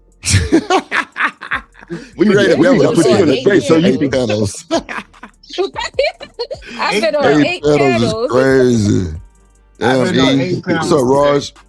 For what? It is a lot. It's really not. It's really not. Well, I usually just drop in and drop out. Yeah, but I mean, it's a lot to me because I ain't never did it. I'm sure it's not a lot to you because you know how to get in there, get your words out, and move around. You know what I'm saying? I'd be gone. And then run. Then run. So that's what he do. You run. They say they make running shoes for a reason. Oh my! Y'all are funny. That is funny as hell. Hey, Edie, man, what you got? Them QCs? Oh my God. Hold on real quick. Let me play this video real quick. Go back to a regular type of dude after she done been in that lifestyle. It is possible after 35. A lot of the 35-year-olds find themselves dwindling backwards. Yeah. For the regular guy. And the regular guy, there's nothing wrong with a regular guy. Yeah. They just won't it's just like the trauma. They can't unsee what they saw though. They can't. That's the trauma bond. The trauma bond about what they seen was this lavish life that's attached to negativity. Perception. We know you a hoe. We know you a groupie. Look who you with. You was with that table yesterday. You with this table today, right? But you gonna forget all that because you living a good life. Now you get 35. It's like you can't unsee the fact that you was living with Deshaun Watson and you partying with with Tyga and them, and you meet a regular guy who does construction down the street. He ain't never. And this, I had a situation that I had to talk a female law. She's married and husband was like a lawyer or something, but she just did. Drip, does this relate to every 35-year-old woman that's walking the earth in United States? No, ma'am. No, not That every shit don't last make one no of them. fucking sense. Oh, it I'm makes talking sense now. about Hello, listen. You just did a strong man, lady. You said that. You said that if it don't connect to every last person on earth, which is nothing connect to every 35-year-old, right? But he is right. If you understand, if a woman her eyes have been open to a certain level of lifestyle, it's hard for her to humble herself to go to a lesser lifestyle. You disagree with that? Nope. Oh, to go down? I think if you really love the person, it's a difference. I know, but so like you telling me that you could be with a dude for like 5 years that's making $500,000, and then after that go and be with a dude making 60,000? Nope. No, I should have had came up if that's the case. I know, but that was the statement. So the statement is true. That, hey, once a woman expands, especially beautiful women, I saw this in the club industry. These beautiful women, they hang out with these drug dealers, they hang out with these D-boys, and I'm just telling you, these D-boys be, hey, here go 20,000, go do this, here go 40,000. It's like they mess them women up. Well, them women cannot go date a regular dude who gotta wait to the 1st and the 15th to his check hit, and he just gonna have a little bit left. I'm just telling you, that statement You is talking true. about some man, you talking about some military shit. The 1st and the 15th, come on now. Second of all, is those guys are just one set of guys, but there are other guys that make lots of money. They could be in tech, they could be doing a lot of things. They don't just have to be, these rich guys that, that's drug dealers. And I feel I get what you're saying. That was just an example. I know. For example, I know these chicks that I grew up with. They was messing with these scammers, right? And these scammers, like I said, he was going to a lot and buy her a brand new car. She was in Dubai, and then the scammer got locked up, and then she cannot mentally go talk to a regular. I don't care how much she like that dude. She despised him because she had to compare him to the scammer. She be like, bro, I needed $10,000 to get such and such. He went home and got it. Now you talking about you need 3-4 months to get it. I'm telling you, women think this way. Women definitely think this way. I would say this. I feel like if you had money and you experience it, you should know that it doesn't mean as much. So it could be, you could be right in one end, but on the other end, they could have experienced that lifestyle and it wasn't fulfilling. I don't know, man. Every woman I see out here with dudes who like back throwing that, they are fulfilled. I don't know why people think money ain't fulfilling. Listen, when I see these women in Dubai, when I see them, they don't have this. Well, most people ain't got it. So that you're right. Yeah. Most people ain't got it, right? But I'm just telling you, you, be the ones that say shit like that. Well, no, it's the same thing. I was having this conversation with this dude. This dude, he got a government job. Government was paying him $175,000. He wasn't worth $175,000. And then he lost that government job. And I was telling him, I said, hey, bro, you better go over there and get that job at $60,000. And he was like, his mind had already expanded that he was worth $175,000. So he couldn't even see himself working for $60,000. And he went homeless. Like I'm just telling you, this is a human trait. Once you expand the mind, it's hard to contract it. Oh no, I was speaking on. I get that, but I was speaking on you saying that people saying that money ain't fulfilling. I was saying that the people that say that don't have the money to be fulfilled. That's what I was saying. What I was saying about that is, you can have the money, the car, and all of that, but you still want a relationship, you still want somebody who's going to be there for you. That's Absolutely. What I was saying in context to that. No, I'm agreeing with you, but you can get the relationship, you just can't get the money. Most women will say no. Right. And she can't have the relationship and the money if she already had that before. That fulfillment before. And now you're stripping her of one of the others. And 9 times out of 10, a woman not going for that. Let me give you an example. Not even just a woman, a person. But let me give an example. when a woman when a woman is she having sex with a dude with a little penis, right? That's cool. But she get mandingo to come in that thing, she can't go back to that little penis. I'm just telling you, it doesn't. Her mind have already, and them walls have already been expanded. That little thing ain't gonna do nothing for her no more. I was gonna say them wild. What? Tell him, Drip. You done had that experience, I'm done. right? You done took it all the way there. Nah, it's the truth though. Bro, you stupid. Go ahead. Yeah, he took it all the way to sex. Okay. Now, that's the only point that I'm trying to help people understand is I done seen it. And this is why people, when you look at people that's like 35, 40, they have all these unrealistic expectations because they believe that they gonna get treated how they was treated in their 20s. It's unrealistic. That's why I tell people is, first of all, don't deal with scammers and drug dealers because it's a temporary fix. It's almost like when people get high, they always chasing that first hit. And people do this in relationships all the time.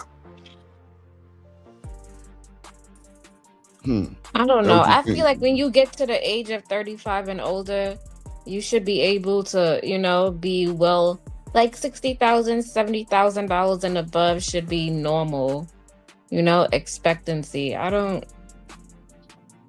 So that's good. So, let me ask you a question, ma'am. Have you ever been with a dude that was making more than 150 and 200,000 a year? Have I? No, I'll be honest. Okay. So, okay. So it's easier for you to accept somebody that's making 60 and 70 because you have always been around those men, right? But once you get to a point, go ahead. When you get say, even though somebody makes all that money, if they're not giving you some of that money, it doesn't really matter. Well, I'm saying they're generous. I'm saying like if they're 9 generous, times out of 10, he gonna different. take care of you. Come on now. Yeah. Okay, I'm saying that's different. I'm talking about they're giving you that money, and then y'all break up for whatever reason. Y'all no longer talk. Y'all been talking for 4 or 5 years. Y'all broke up, and now you go back to the dating market.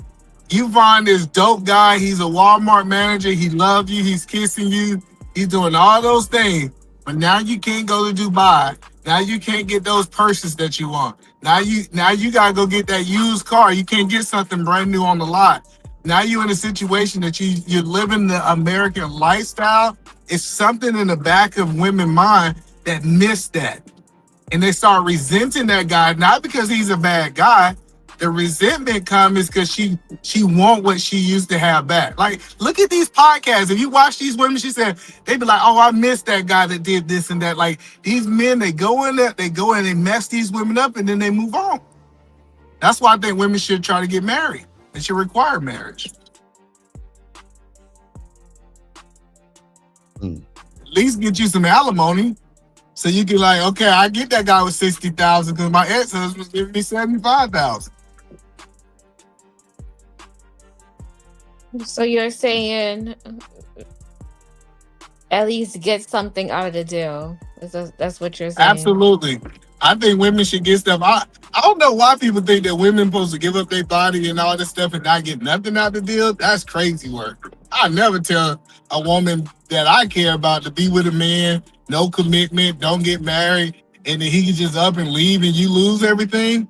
I think that's crazy. I think that's crazy.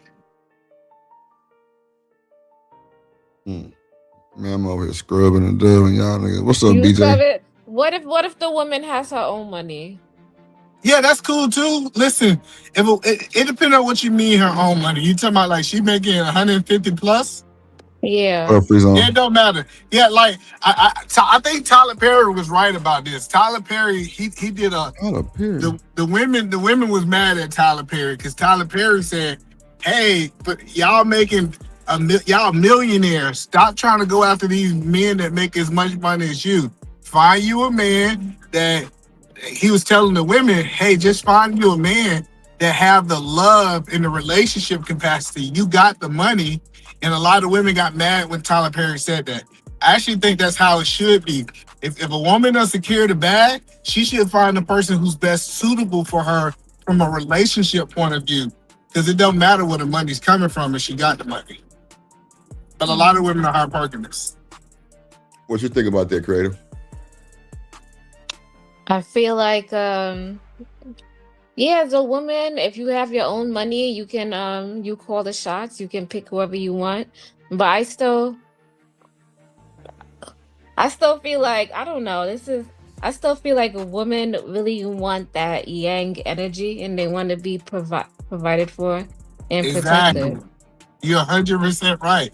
That's why the more money a woman makes, the less options she get. That's a fact. Listen, I know some amazing lawyers. They make $300,000 a year, and they have this expectation that they're gonna meet a man that's making. Listen, I'm telling you, they got this expectation they're gonna find somebody who's making $300,000 or more. That portal of men is so small that if she really wanted a good man, she have to literally open herself up to dating somebody who make less than her. And I think that's really hard for women. I think it wouldn't be a problem, but you would want somebody who's more masculine, that you see as more masculine. So maybe a construction worker. But creator, that's what I'm saying. If you get a masculine man who's making $60,000, he ain't gonna let you just do what you want to do. Remember earlier you said you make your own money and do what you want to do? Masculine men usually don't let their women do whatever they want to do. As far as what do you mean as do what they want to do? As far as say for example, do what they want to do. I got you. If my wife made $250,000 and I made $50,000, she just can't do whatever she want to do with her $250,000. Right. Just because she made it. What? Trust, hit the link so we can get, because I don't want to create to feel like she. So I feel like, if the man is working hard and he's doing whatever he does, he's making an environment where the woman can basically flourish and do what she wants to do. That's the whole purpose. But you get what I'm saying? If I'm a man and I'm the leader, I have a level of control of every dollar that we make, right? So either man don't say that. A lot of men care about it's that. It's the truth, though. It is. They do care. That's what I'm telling you, man. They care about the money, but I don't think they care about like telling you like you can't do this, or they do. You know what I mean? What? Creator, listen. If the woman, I gotta tell you the truth, sis. If the woman have boundaries, hold on. Let her finish. She knows.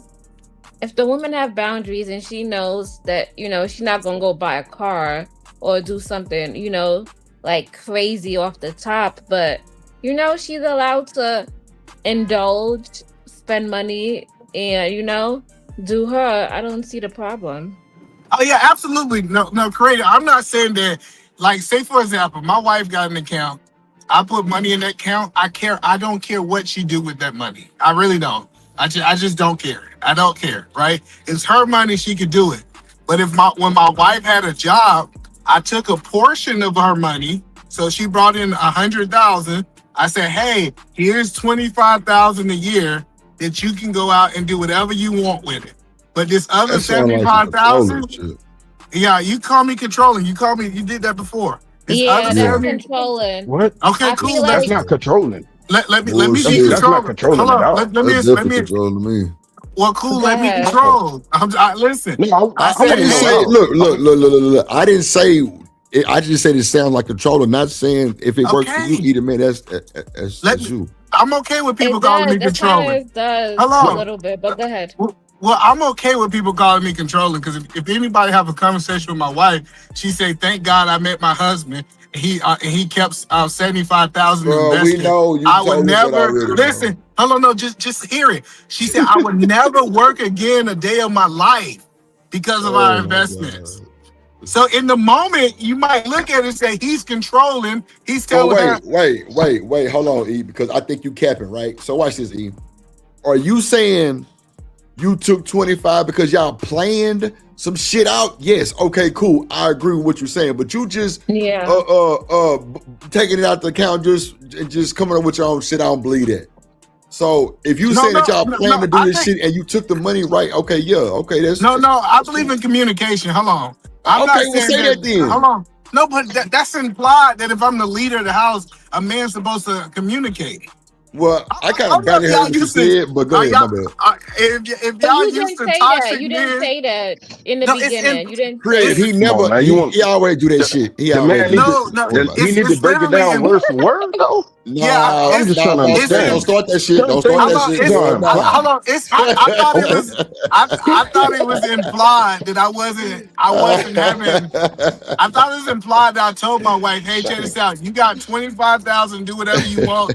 It's 75,000. We're gonna invest. We're gonna buy real estate. We're gonna buy stock." You didn't say that's that. cool. You ain't saying like that. You just said I took money out of that. You notice they never question. They never question the 25 though.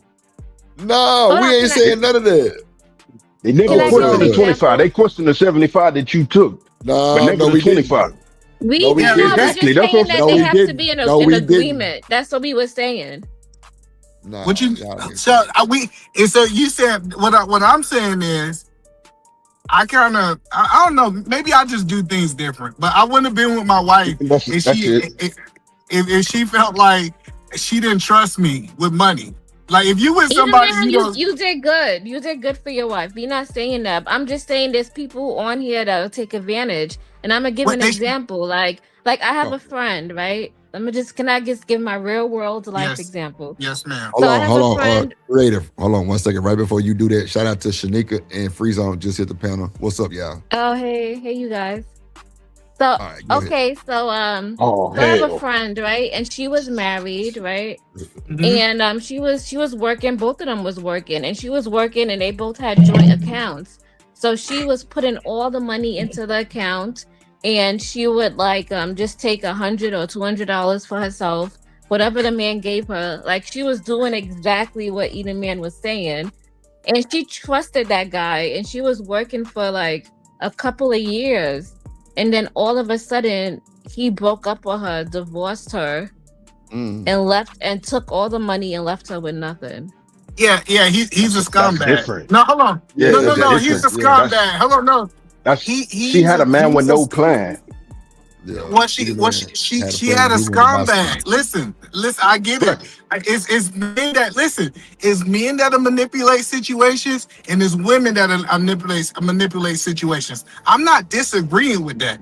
But inside of a relationship, a functional, successful relationship, y'all supposed to trust each other. So your friend, she shouldn't have been with that man. No, you're right. And I said, either man, what you said was right, but it didn't sound like a dictatorship like how you was presented it to me. Yeah, that's how you sounded, either man. You tried to put your chest out a little bit further. So like that's how y'all made it sound. That's how y'all made it sound. You a hater too. But so like, what am I hating on? I tell Shanika straight up, hey, listen. I be like, hey, Shanika, you got 75,000 coming in. I need you to make 30,000 work on your nails, all this stuff, because we gonna invest for our future. Bro. Like, it's a leader responsibility to cast the vision to the people that follow him. Yeah, I'm not. You don't be doing that. He does. We love you. We love you though, Eater Man. You just hey Shanika. No, don't call on Shanika now, goddammit. She team us. Nah, Shanika here. I want to talk to Shanika. Shanika. Dripping, man. When you respect the man, who got a plan, who said, hey, check this out. These next 3 years, we gonna grind out and you'll never have to work in your day of your life. We about to buy these dividend stocks. We about to buy this real estate. We about to buy all this stuff right here. Like, that's what I'm saying is, I think so many people are so used to messing with unfunctional men that can't make things happen. Oh my God. Shanika, let me tell you what he did, right? It's some words that should have been left in 2025. He definitely cooking. Is one of them. Somebody dropped all three of these. Niggas. He cooking. Let me tell you something. No. This is no. What he's saying is good, but that's not what Eater Man did. Either man says, nigga, my wife bring home 100,000. I take 20. I take 75, and I give her 25. That's how the conversation went. Now you hear the nuances, what he did, what he didn't do. Communication is the key. Drip. Y'all let know extra shit. Like, yeah, now he explaining it. Yes, what he's saying is a good thing, but he didn't say that at first. But either man known for twisting it and trying to price gouge you type of shit. Ain't got time. Nah, Real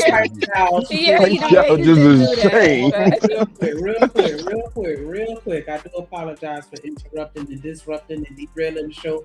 But I'm gonna need for somebody to hit that cash out like within the next 5 minutes. I need somebody to go ahead and hit that like button. Everybody hit the like button. Everybody subscribe. But I need for y'all to contribute to the show because I ain't heard no donations since I've been on the stage. So sorry. Okay, go ahead. What you saying? What Shanika?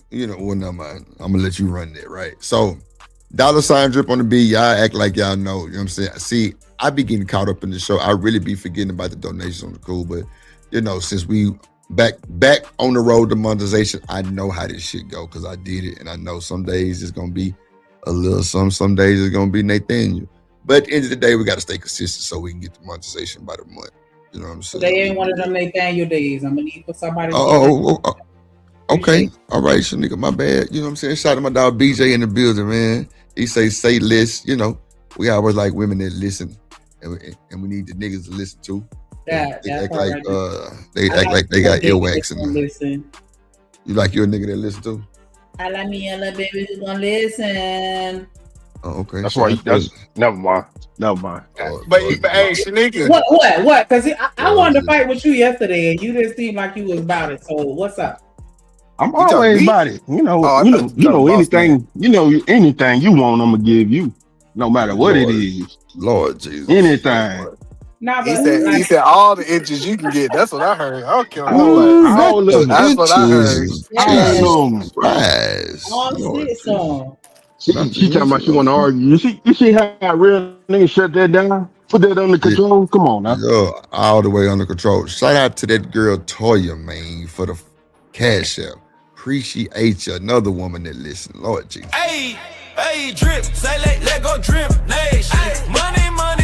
Let get it. Don't be surprised if she asks where the cash at. Drip under be cash out. Hit the super chat. I say let go drip. Nation. Hey, money, drip. Money, drip. Money, drip.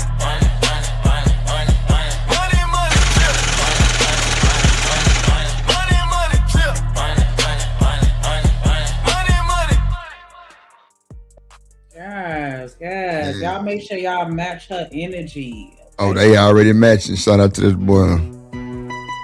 Oh shit. I be sweating like a dog and I might slip. So with the right hips I get a tight grip. Hey, boy, that would get me every time. And then Trust said because Shanika said so. And you through. Yeah, 2 women. Lord of Jesus. Okay, I'm wilding. But who else popped up? Free Zone, what's up, my boy? We dripping, man. We big drippy, man. Shout out to Just Dripping Thing gang. What's good, y'all? Yeah, man. Cool. So since everybody what up? You know what I'm saying? Creative came up here, beefing with the 35 and women, you know what I'm saying? So this is what was played. I want to get everybody kind of, trying to chime in. Edie Man and I already made up some shit and it didn't work out for him. But hold on, here we go. For her to ever go back to a regular type of dude after she done been in that lifestyle. It is possible after 35. A lot of the 35-year-olds find themselves dwindling backwards. Yeah. For the regular guy, and the regular guy, there's nothing wrong with a regular guy. Yeah. They just won't. It's just like the. They can't unsee what they saw though. They can't. That's the trauma bond. The trauma bond about what they seen was this lavish life that's attached to perception. We know you a hoe. We know you a groupie. Look who you with. You was with that table yesterday. You with this table today, right? But you gonna forget all that because you living a good life. Now you get 35. It's like you can't unsee the fact that you was living with Deshaun Watson and you partying with with Tyga and them, and you meet a regular guy who does construction down the street. He ain't never. And this, I had a situation that I had to talk. A female law. She's married and her husband was like a lawyer or something, but she just did. Yeah. So at the end of the day, I think women that hang around back boxes, like, bro, you can't expect to get into a relationship with a nigga that know you and know what you're about. You can't. There's nowhere you can think it's gonna make it. If he know you thought Biden, now we all seen the old superhero pimp movie where he married a pimp. I mean, you know what I'm saying? He married the bottom one, right? That's cool, whatever. Nah. I'm not even talking about that when I made that noise that I'm making. Like, I've seen with my own two anecdotal eyes situations where either one or both of them, you know what I'm saying, was out there, and then but like he said, once you hit 35, then they hit that age where none of that shit matters. Because as you get older, like that whole body count conversation, that is more heavily saturated in the younger community. Like as you get older, them niggas don't be caring about none of that no more, and women don't be caring about that either. Nah, I agree with that. I'm just saying, okay, just say it's a top-notch football player and it's a top-notch groupie that been in the blogs. That nigga, I say about 68.7%, he's not gonna wife that if he know the background. That shit pay to play. What? I've seen it happen all the time. So I guess no. I said 67.8.2. I don't know if I necessarily agree with that. I mean, you can have that, but like, I'm telling you, like these dudes don't care, especially if she's. I'm not saying they don't though. I'm only saying I think about 50. Okay, I say about 50% not gonna wife a super groupie. That's like what I'm super saying. head. Like, I don't agree. I mean, I get what you're saying. Like, I mean, Superhead's not like even famous. It's like, more than 50. You think? My bad.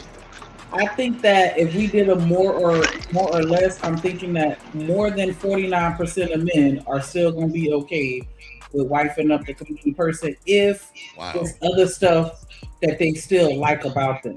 Like if they still, you know what I'm saying? Like I don't know how to explain it. Like if she still a look good, community person is crazy. Yeah, I'm saying I've seen it. No, I'm not. I got a homegirl that like, and it was to a point where, I got a homegirl and like, yeah, he still wiped her up. Like, but they had matured, you know, to a certain stage before it happened, and that's why I think that he was saying like, yeah, that 35 and up, because as you get older, you don't really care about that. Nah, he's saying 35 find themselves dwindling back down memory lane. Memory lane? I thought he was saying once they turn 35, they let their standards down and they'll holler at an average dude. And that average dude know what it is. And he don't care. He going anyway. Shanika, right? That's what he's saying. That's just like that girl, what's the name? Bernice Burgess or whatever that Burgos. You telling me you ain't going? Ain't no niggas going? The majority of niggas gonna turn her down? I ain't gonna lie. I ain't going. Hell no. I ain't going. I ain't going. I ain't going. Now, I'm talking about regular niggas is going all day. You asked me, was I going? I ain't going. No, I said the average man, just a regular dude, not a ball player, athlete. No, you asked me, was I going? I know your kind, I know your type, I know what your whole motive is. I'm good. I'm good. A regular dude is still gonna wife her if she gives him a chance. Nah, for sure. I mean, happens all the time. All the time. The majority of regular men will still marry her. She just not giving regular men a chance. It happens. Don't get me wrong. It happens a lot more than what people think. It happens a lot more than what people know. So it definitely happens. Like for me, them chicks don't be. Yeah, the chicks don't be wanting them dudes though. That's the only reason why I don't want that's what I think they're saying in this video is that in the early stages of a woman's life, she don't want a nigga like that. But then when they become 35 and older, in their mind it's like, damn, now they got to go back to the nigga that you know they probably passed up that's only making 60,000 now. So, I mean, I see it. I don't think most of those women really want to go back. That's why they would rather just be alone. You know what I mean? Like them and they girls or they kid if they have one. Sometimes it ain't Nobody about wants what to you be want. alone. It's about what you got to do. That's what I'm saying. They don't want they it don't alone. want it. They don't want it more than they got to do it. You know what I mean? They would Right. rather. No, I agree with that. Yeah, Yeah, for yeah, sure. yeah. You see For what I'm sure. saying? So like, Yeah. they're so infatuated with what they want. If they don't get what they want, they don't want nothing. Exactly. Because if they found a dude that they wanted, they get locked in immediately. I feel that way about every individual on this earth. I don't think that anybody genuinely enjoys or prefers being single. They just haven't met their match. Well, I think everybody's into the delusion of let's say settling, right? Right. Yeah. Everybody who I personally feel like everybody who says I'll never settle, you kind of an idiot. Like you dumb as fuck because everybody settles. Everybody settles. Yeah. You're never gonna find 100% of what you there's want. a difference. Of what you want. Exactly. You're never gonna I find would say 100% there's of a what you want. difference. How? Because if you're settling for bad behavior, then you're settling to be disrespected, and you don't think you are worth more. Just because you put a different label on it, you're still settling. You could be settling for a dude with bad behavior, or you could be settling for an ugly dude with money. You still settling. You could cry in a Bentley or cry in a Honda. Either way, you're crying. Either way, you're crying, and you're still settling. So you gonna cry either way. So while I understand what you're saying, I don't think it applies to what we're talking about right now. You're right. Because no, for real, I get definitely what you're saying, and I agree with you.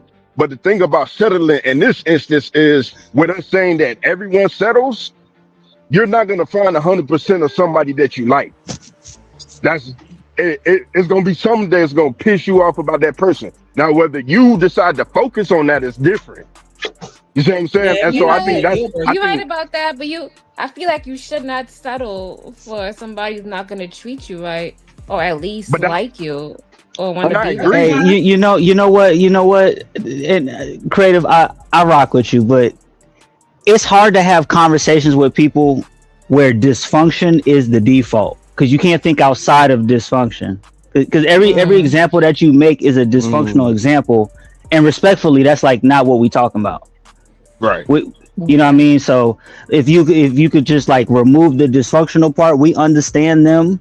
We gonna elevate the conversation. We know them people out there. The hell with them. Fuck them.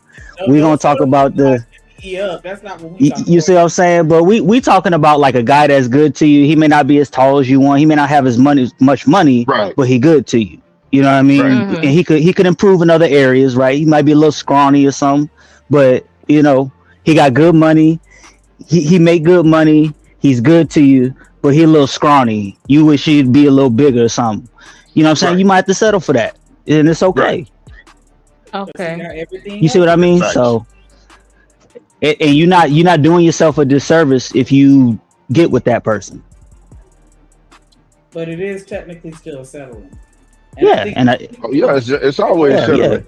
Yeah, all the way out of context. Like, no, settling does not mean that you're accepting bad behavior and that you're encouraging it. It just means that you're not getting, like you said, 100% of what you want, but what you're getting is enough. See, I'm trying to settle with Tanisha right now, but she on some other shit. What you mean? You okay. Damn, she heard me. Hey, one of my favorite songs always went like, "Yo, you can't always get what you want, but if you try, sometimes you get what you need." And a lot of people will sacrifice what they need for what they want, and then end up with neither. So you might as well try to get what you need from a person rather than waiting out for what you want, because what you want may never come. Right. So and that's why you see a lot of people single, especially women, be single with their little cat and all that. That's where the cat lady and all that term came from. They dumbass shit, but it's true though. It's true. I told you, yeah. I mean, and that's the only reason why. Sometimes when people have that comment, they're like, "I'm choosing to be single," and people argue about that, like, "No, you not. No, you not. You just, blah blah blah." Yeah, those are the women that are choosing to be single until they find perfection or exactly what they want, and they probably never gonna get it. But It's never gonna. Yeah. Yeah. I don't see anything wrong with that because it's like, why entertain somebody who you don't really rock with like that just to have somebody, You rather Oh wait no, I until agree. the chemistry Hmm. is there and you yeah, feel like, yeah, I'm gonna take that chance and I'm gonna do it for real. I get For that, sure, but don't it's wait. why miss out on the opportunities for a good relationship because this person had one thing that you wanted. I mean, they didn't have one thing that you wanted in particular. So that's I where don't we know fall about short. Because we'll sit okay. here I and don't we'll know. have a man holler at us and he will be perfect, but he's short. So no thank you. But he light skinned, so Mm, no thank you. Like that's when we go to the extremes of it, where it's like okay. you're turning down good But he people light skinned. because of Hey, one where thing. Drew go? My bad. Where Drew But go? you know what, Shanika, I can understand what you're saying. But I feel like if I've been through so many lessons with the universe and I'm already seeing a lesson about to play out, I'm not going for it. I already know this ain't gonna go nowhere. So I'm gonna excuse myself and wait for the next one. I get what you're saying. I just don't trust human beings enough to be able to discern and assess the person that they truly looking at. Because just because you walk Mm. into a room and you see me standing over a body with a knife in my hand, don't mean that I did it. But because of your past and you not wanting to, feel stupid, you gonna sit there and be like, yeah, you did it based off what you see without even doing the research to understand if that's who I truly am.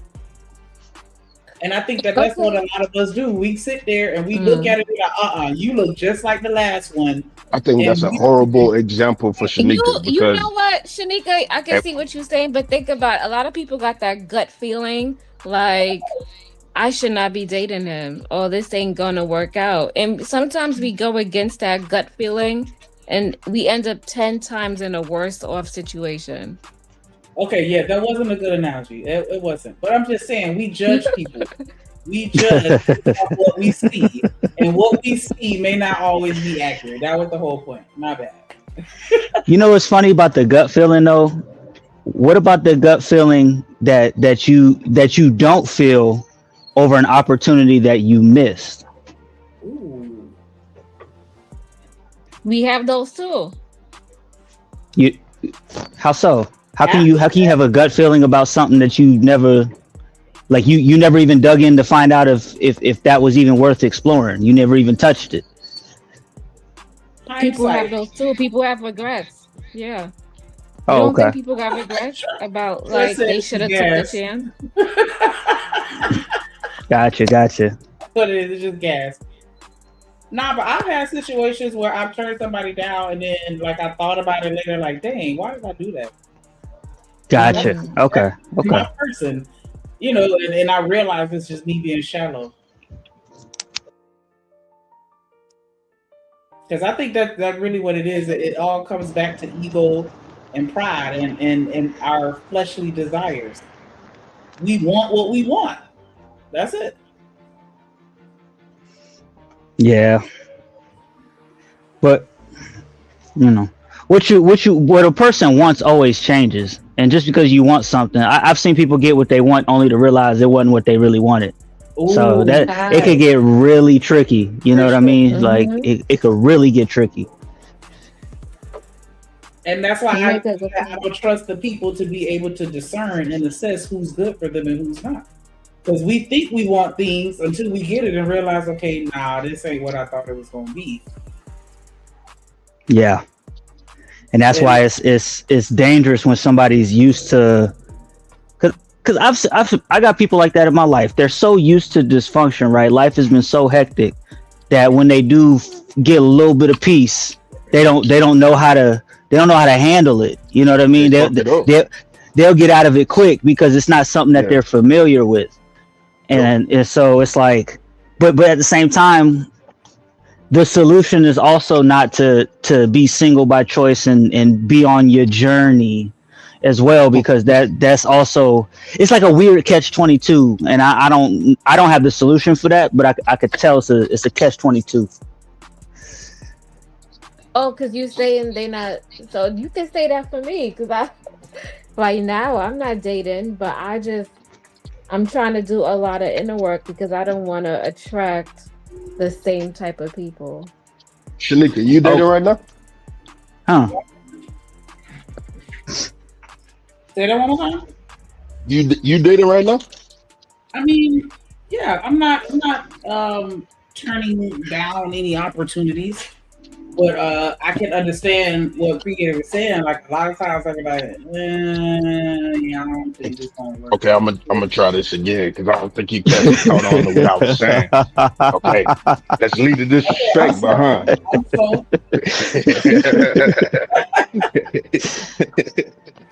So what does that inner work look like from a single perspective? Like forgiving people in the past. Letting go of past relationships. You're not taking that on to a new person. Loving yourself so you can, it takes all of that. For me, I think that well, my journey has been a lot of self-reflection and also just engaging with people that I interact with on a regular basis to get a better understanding of how I'm perceived by others. Because for a long time, I thought I was nice or, this good person. And then, I've had a few people be like, nah, you kind of mean, or whatever the case may be. Right. And so the way that I perceive myself is not the way that others perceive me. So I think that that's important. And then also just, again, with the self-reflection, just trying to understand who you are, where you're trying to be and what really motivates you, or what I'm saying, like what you need in a relationship in order for it to work. And so I talk to people that are in relationships. I talk to single people. Like that whole, I think that communication is just real crucial for me to see, and hear about what other people are going through and how that may relate to me and what I want to go through or don't want to. Right. And so at what point do you at what point do you get back in the game? You know what I mean? Because you have to, expose yourself back into the game. You can't improve and stand a chance of winning in the game if you watching the game from the bleachers. Allowing myself to be open. If somebody were to approach me, I'll entertain. I'll give them let them put their elevator pitch in. Like I'm not going, just dismiss you, right? And so, just having that conversation to see where it can go, and then once I realize, we not a match, being able to, cut that quick. Gotcha. I'm taking notes because I feel like a lot of times people. I feel like sometimes people allow their feelings to override their logic. You know what I'm saying? You thinking with your heart and not your brain. And that's why I like my heart out of it until my brain gives me the clearance. And so for me, like most people get in from being my friend or, in some type of environment where I can get to know you naturally and it progressed to something like that. Like, so, we work together or we in the band together, or we're in some type of situation where I just, we on a podcast and y'all come on here and hit the panel every day and we have a conversation. Like just, it's usually those type of situations for me. Right.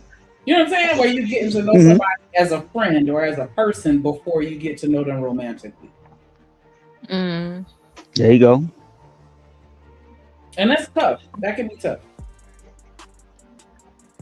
Because a lot of people you meet in passing and they're interested in you. So it's like, I don't know enough about you to know if I like you or not. Facts.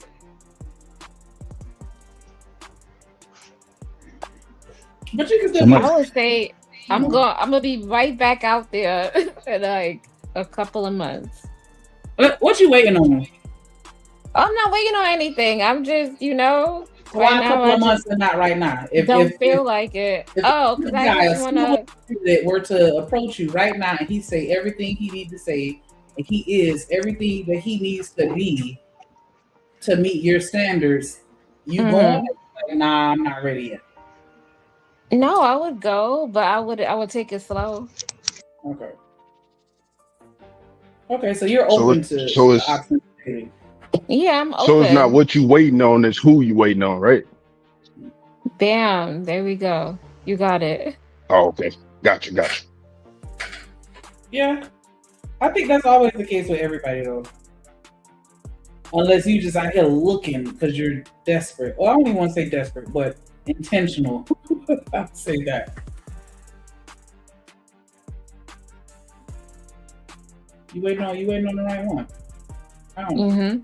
But I think that as you get older, your perspectives change, your responsibilities change, your morality changes, just life experiences. So you're not gonna see things the same as you did at 23. So I think that's why, once you get 35 and up, it's like, okay, yeah, I don't care about, a dude that want to go hang out at the club every night. I need somebody that like to be home. Cause that dude, you leave him in the club, he gonna still want to go to the club. Like, what y'all together? Like, he ain't gonna stop.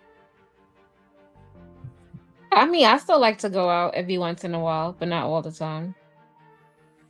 When you say go out, you mean like clubbing? Yeah, I be liking to go out to all those events. I don't know. The club don't do it for me anymore. Other things do, but the club, yeah, like I don't know. The last time I was there, it just felt out of place because it's like I'm not 20 anymore. Other things like what? I like just random shit, like going to the park.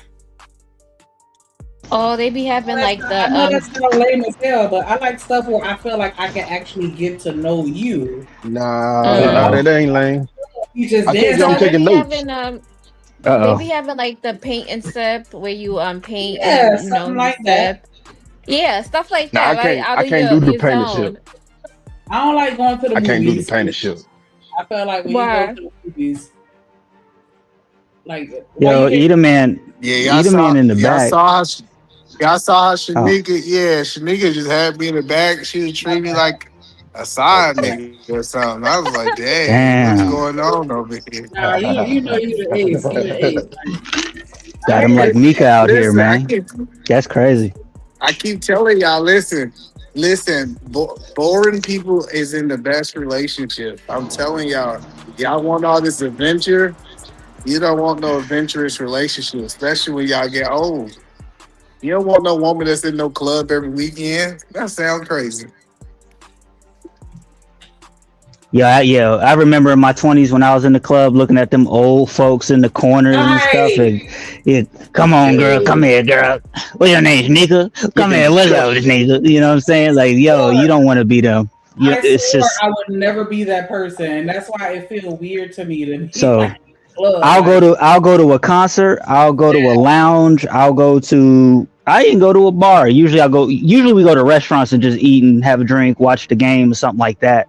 But I gotta agree with Eat a Man. Like most of because boring is predictable, and predictable is stability, comfort. Yeah, y'all better go to the park. Y'all better go on dates. Now I'm not saying that y'all should stop dating. Y'all still should go on dates, go out to eat, go to like the comedy club. But y'all need to do what old folks do. Y'all need to be running them streets. Fishing can be lit quietly, especially if you with the right people or person. I don't think I ever went fishing with a girl though. I feel like she'd be talking. You be talking, Shanika? Yes. Cause you go fishing, you don't be wanting to talk. You just be wanting to sit there. You ever see two men fish? They don't talk for the most part. They just sit there. The only thing they say is pass me a bill. I'm definitely a boring person myself. We got the music, we got the cooler, we got the roll up, it's a vibe. Like I'm cool. It's a vibe. It is. That's funny. What you gonna be talking about while y'all fishing? Everything. I'm cracking jokes on your outfit. I'm trashing. I'm cracking jokes on them little ass fish that you catching. Cause like whatever. Like just like if we were on the phone, we finna talk. Like this is my time to get to know you in your element. I'm gonna be asking you questions about fishing like I ain't never been fishing before. Absolutely. She gonna be playing with his ego. That's what she gonna be doing. She's like, how you put the worm on the hook for real? Show me how you do it. For real? I never thought about it that way. You so smart. Yeah. That's how they trick you out your money, man. This how you They make you think you're smarter than you really is. Hell yeah. What you mean? Like you're teaching me. You They be like, ooh, they like, I think we do some amazing things if we spend $2,000 on this bed. Nigga be buying $2,000 beds and stuff. Oh, yeah. Oh my God. Trust and believe. I just tell you, like, I wouldn't take you fishing though, for real. Cause you from Florida. That means you know how to fish. You probably know how to fish better than me. I'm not a fisher. I'm a hunter. So I wouldn't put you in a place where you can excel better than me. Hell nah. That's crazy, boss man. I'm gonna go out there and say, catch them fish. I'm make sure I got the internet. I'm be yelling on the drip show while she out there catching fish. Nah, I'm bullshit. I don't want to go where you want to go. I want to see you in your element doing something that you genuinely enjoy doing. My shit is boring. Hunting is boring. Hunting? That shit boring as fuck. No, it's not. No, it's not. What are you talking about? It 100% can be. You said what? Fun. Baseball is boring. And it's not. It can be very entertaining and engaging. It just may have periods of... Well, Shanika, you went hunting before? Yeah. What was fun about hunting? What's fun? Like, yeah, a lot of shooting something, or you know what I'm saying? Like, it's just, I don't know. I don't know how to explain. Like, you know, and no. Then It's fun. It's like, fun. I feed myself without capitalism. Oh no, absolutely. It's fun to shoot somebody. So the 10 second, I said somebody, my bad. It's fun to shoot something an animal like a deer. Yeah. But you only gonna shoot the deer 10 seconds out of this 8 hours you're gonna be there. Right. I understand. And that's why I compared it to baseball. Like you only get now baseball dope. But I'm saying you have a lot of periods where it seems like kind of boring, but then you have those random moments where it's just live, and I feel like that. I got you. It works. I'm chill, but then once I fire that trigger, I'm turned all the way up, and so I gotta calm back down, and till I find another deer. But yeah, I think that hunt is fun, and then now I'm a ninja. I got on my camouflage. I'm over here, and then oh, that's still exciting to me. Or maybe I'm playing. I'm taking notes. Yeah, I do think I think Shanika will. I think Shanika will be fun hunting though. She might try to give you something out there in the woods. And will. Oh my gosh. And I want you to chase me like a bear. There you go. Take it. I'm finna be running now. Y'all both got. How is Shanika? She with the shits. It's funny. Y'all out there playing cops and robbers, and y'all supposed to be killing deers. Hey. Shanika be like, you remember that game Manhunt? Shanika be like, you remember that game Manhunt? If you find me, you can get it. And nigga searching all through the woods for it. Yeah, right there. Just give me like a good 5-minute head start. You gotta come find me. But nah, I think that people are not really doing that no more. Everybody just doing. I don't know. It just seems to be very one-sided when it comes to dating. And I don't like that. I don't want you to. What do you mean, like one-sided? Like I feel like, especially with men, they tend to do whatever the woman want to do, and sometimes it could be the other way around. Because I know women just are you know what I'm saying? It's just like me at a football game. Like I'm not into sports. I'll go because that's your thing, but it's not what I want to do. Like. And I feel like a lot of times in relationships, it's not mutual where they're both enjoying each other's hobbies. They just both enjoying one person's hobby because that person is selfish and only want to do what they want to do. Shout out to I'm Shanika. I'm actually Hold on, free. Stop. She said these women out here are selfish. Listen, y'all miss what she She said said. both. Get out of here No, with she that, did Edamir. not. She said both. No, she did not. She said most of the time, She men are said doing women. the stuff that the women want to do, and it's one-sided because these women are selfish. She Creative. said She vice versa. Oh my gosh. didn't say she didn't say no Pastor Troy. Vice versa. What are y'all talking about? She didn't call. Yo, Edamir like twisted stuff. I didn't know Edamir was like this. Now, I mean, I will say I think that it does lean in our favor a little more. So but there are absolutely women out here that's just doing whatever they want to do because they want to be down. That's how it's supposed to be. What do you mean they doing whatever they want to do? Whatever like, he to the said. man? To please the man? They said, like I said, we're going to a football game. Like, I have no interest in a football game, but I'll go with you. I have no interest in strip clubs, but I'll go to the strip club with you if that's what you want to do. You know what I'm saying? Like, but they say, Shanika, in Florida, they say that she down for whatever. Yeah, that's not me. I ain't going to no strip club. You got me fucked up. Right, but there's some women out there that'll do it. There's a lot of women go to as the long strip as they can, they'll do whatever they have to do to have access to that other person. Yeah, and most women, especially most women, they rather be with their man in the strip club than see him by himself. And that's a fact. Yeah, that's true. That's true. I ain't going to no strip club, period. Yeah, we gonna have to go together. I don't want you to go by yourself. So yeah, I'll be right there. I ain't no strip club type of dude, so I'm not going to no strip club with no man. I mean, would you go to the club? Fucked up. Would I you would go to a to the dance club with a man? That's the same to me. Yeah, I would do it. That's the same. I don't think so. Absolutely, you at the club. If a girl starts twerking on your dude while they on the dance floor, then what you gonna do? Y'all at the club. Well, they dancing. I can't really get mad. I probably tell her, yeah, that's my man, you know, and then she'll move. Hey, what? Okay. That's different. I said I would tell the girl that's my man. Like, no, I'm saying that's different. That reaction is different. Oh, that's what I'm saying. Do you think it's the same going to the club with your old lady and going to the strip club? Is that a kind of parallel in your opinion, boss man? I mean, for me, I'm not doing either one, but yeah, I think it's parallel.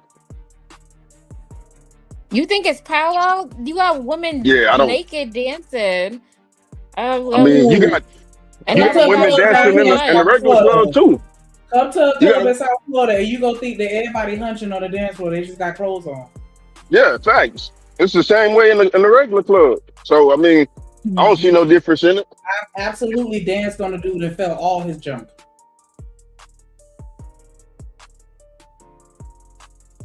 Yeah. Yeah. So we're dry humping. That to me is worse. Like you letting her grind on your. Oh, okay, I got you. Hey, Drew, back. Yeah. Drew, you owe us a clip, don't you?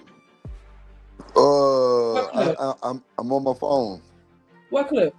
Nah, that nigga Anton saying Corey Holcomb kid breast thing. What he had? He said he left. Yeah, he dropped. He the man left. Oh damn. Nah, I'm gonna find Corey Holcomb. I'm gonna find it, bro. Corey Holcomb kid breath stank. That's insane. That's what he said. He said Corey when he met the kid, the breast thing.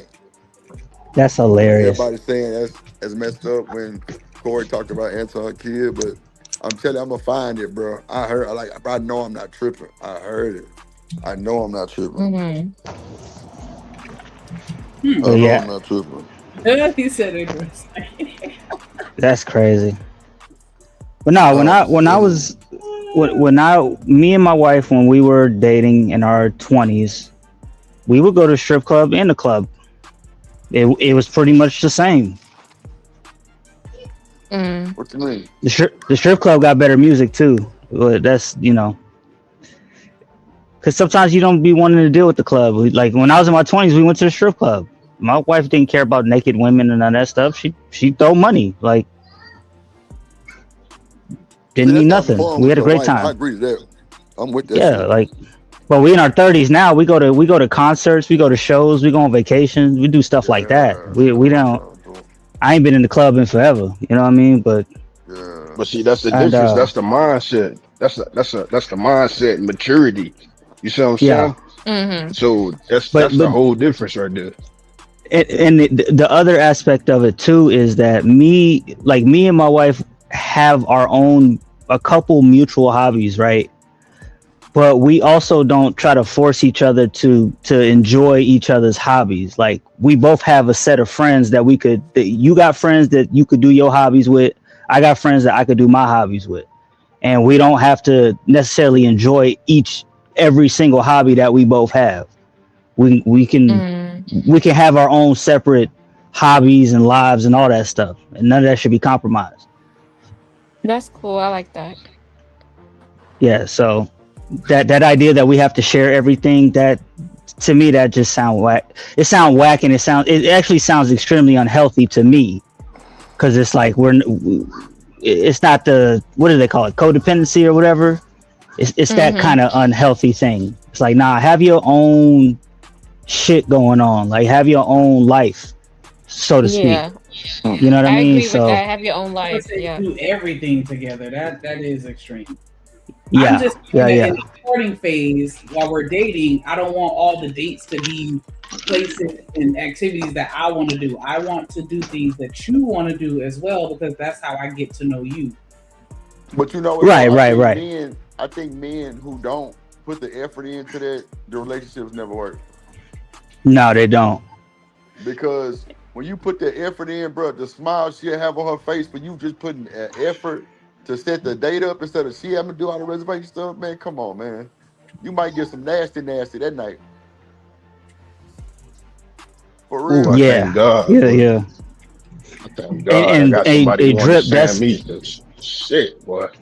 That's typically how it would start, right? Because at least for me in the beginning, how I moved with any relationship I was with, I would just set up things to do.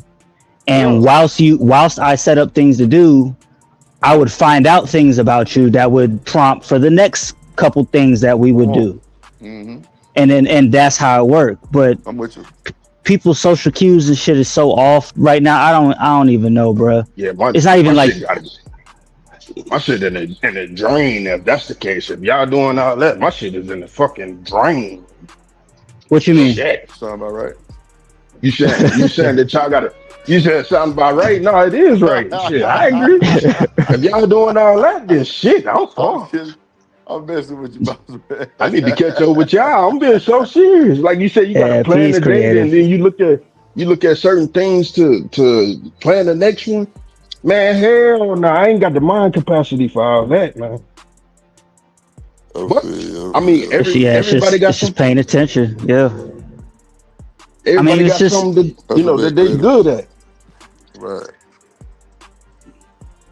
Yeah, I mean, you start having conversations, even if they don't like the first date, right? Even if they don't like where you took them, you could still gain some information about it, and just set it up. Hopefully, if it didn't go that bad, you could set up for the next one. Now, I've taken a woman someplace where she did not want to go, and that was the last of it. She never wanted to speak to me again. You know what I mean? But you'll know better. Yeah. You know what I mean? But more fish in the sea, man. It is what it is.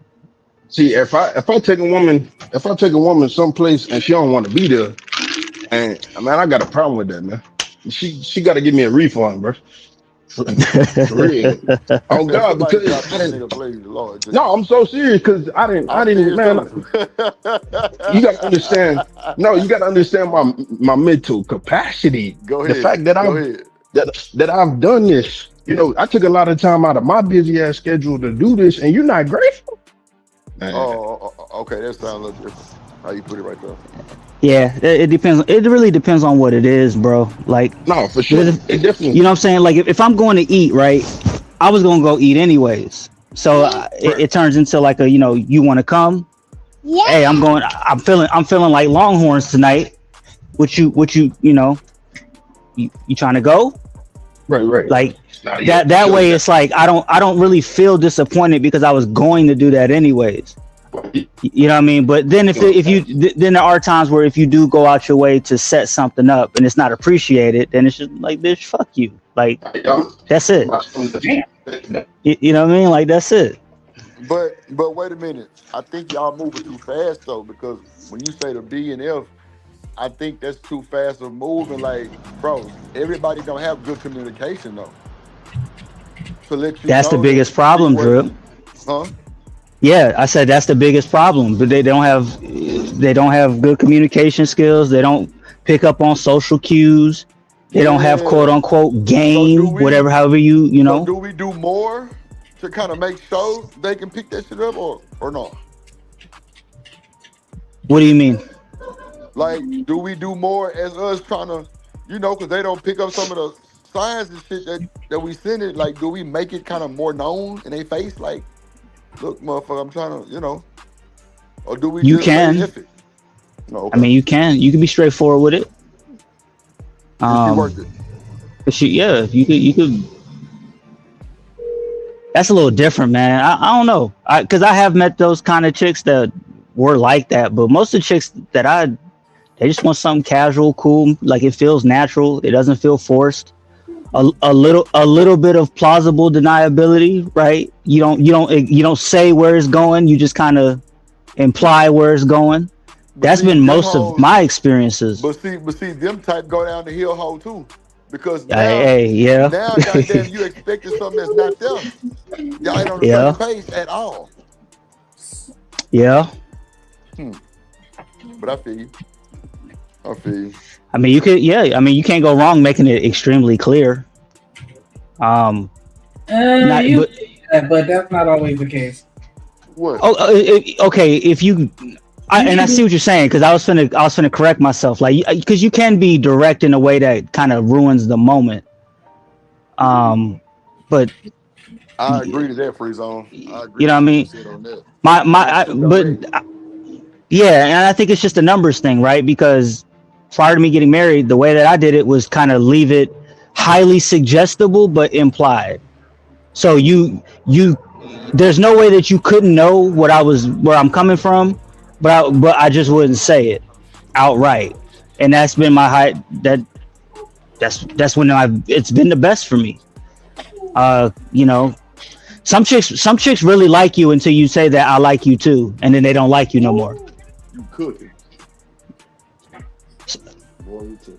So it's like, why state the obvious? I'm looking at you a certain way. You can't pick up on that, and then it's like, if you can't pick up on that, then I really don't like you. Then, like, I thought I did, but nah, I really don't. Like, you know what I mean? Like, we'll keep it a book. Yeah, man.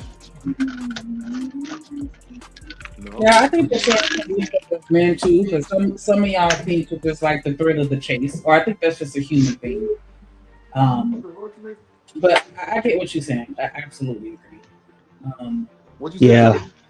The threat of the chase. Yeah, men like to hunt, man. But it seems like nowadays the hunt thing has been kind of demonized to make, like, because I'm hearing people say that men are predators because of that. They're hunting women and stuff, and it's like, come on, man. That's crazy work. That's nasty work, Drip. Nasty work, bro. On the head, you turn to a fucking predator because you hunt. What? Get out of here with that bullshit. Hell no. Niggas be making shit up. Ain't no fucking way I turn to a predator because we got a hunt mindset or I'm in Call of Duty Black Ops or some shit like that. Crazy work. You said what's the? Let me scroll up through these comments. What up, Coach Rub, Miss Bella? All right, creative. Thank you for pulling up. Later. PJ My bad. PJ Trust, Cynical One, Miss Cantrell. What's up, Miss Cantrell? I gotta make sure I shout everybody out. Wody, Cold Jack, what it do? I'm sorry, I was being rude today. I don't think I spoke to anybody. So hello, Raj. Nigga, Decker, we don't fuck with you. What up, H&M? pussy.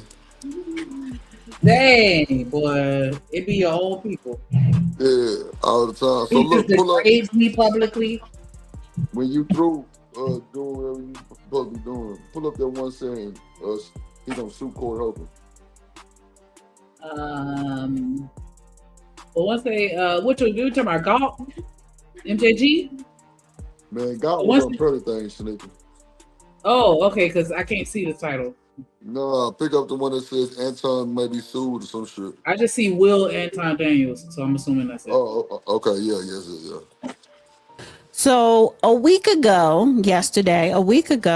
Anton Daniels went on Corey Holcomb's show. And it turned into a shit show. It did. 2 niggas just talking mess. It would have been a very good show. It would have been a very good show had Anton not said what he said. Because after what he said, the show went left. People want to say, well, Corey is not that smart, or Anton he doesn't really know. It doesn't matter. In the beginning, the conversation was good. It was entertaining. And I wanted to hear more about the different topics they were going to talk about. Anton has a problem of insulting men and insulting them by trying to feminize them. He does. He also has a reputation of being disrespectful to women at one point.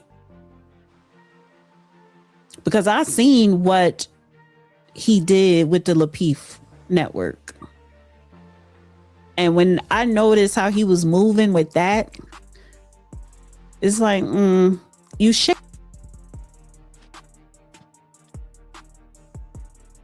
Whatever. My bad, it's me talking on mute. I didn't really catch a lot of Anton on Lapeef. Was he disrespectful to women? I couldn't tell you. I ain't never watched the piece. Lady. That's some dirt bags shit. But let me swing it back to here. So after that whole interchange, after that show last week went viral, and I'm talking about hitting Yahoo News and other legacy media outlets, all of social media, Facebook, Instagram, TikTok, and of course YouTube, us content creators were making videos, as we should, talking about it. Anton went on his show the next day talking about it, dragging Corey, calling him a punk, yada, yada, yada, the whole week. Then it got kind of quiet. Corey didn't say anything. He didn't release any videos. He does his show every Tuesday, once a week, every Tuesday, his live show. So he waited to Tuesday, which was yesterday. And I wanted to tune in for the bullshit. And bullshit it was. Because we all knew he was going to go in on him. And he did for over an hour. And it was entertaining. It was entertaining up until a certain point. It was entertaining up until you brought up this man's daughter. Talk about the wife. Talk about the side piece or the alleged side piece, because I don't even think that's even his side piece. Anton wants that chick Mecca to be his side piece. She is not sleeping with that man. She ain't sleeping with him because she don't have to. I should have made this whole show about that, but no. I should have made this whole show about them, but no. But anyway. Oh. That girl, Mika. Oh, yeah, there we go. So do you think she knows she ain't got to smash Anton to get everything still? The girl, Mika Becca. Oh my God, yes. I can ask a clarifying question. I think so. I mean, that's just the vibe that he gives me, but I don't know him personally. I didn't really follow him like that. I still kind of don't. So, but that's the vibe that he give me. That's why when he was doing all that turning up on the show, like it just wasn't giving me that's his authentic self. Right. But he does seem like the type where, if you there, you gonna get taken care of. He may not necessarily drop the money in your hand, but he gonna take care of you. That's just the vibe I get. He better drop some money on my hand. No. Okay, you press play. Mecca doesn't have to sleep with Anton, and she's not. Because what Corey Holcomb was saying on his show, and he said, Darlene, tell us what you observed in the parking lot.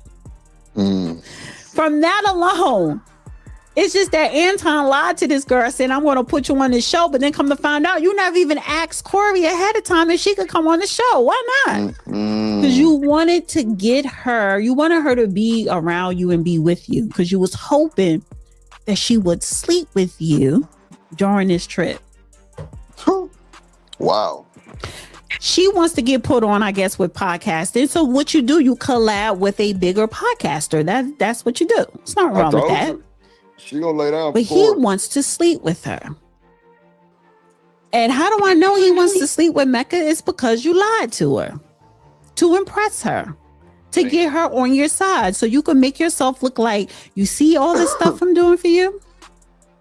But she's not sleeping with him. Just of the story alone that Darlene said, her interaction when she saw Anton in the parking lot and they shook hands and hugged, but the girl went straight to the door to get into the studio thinking she gonna be on camera.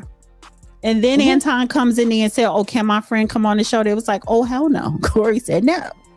Well, why didn't you ask Corey? So yeah, that's that. That's not his mistress. Anton want her to be his mistress. Yep. If she's smart, if she's smart, I don't know her. She knows she doesn't have to sleep with him. He just wants to sleep with her.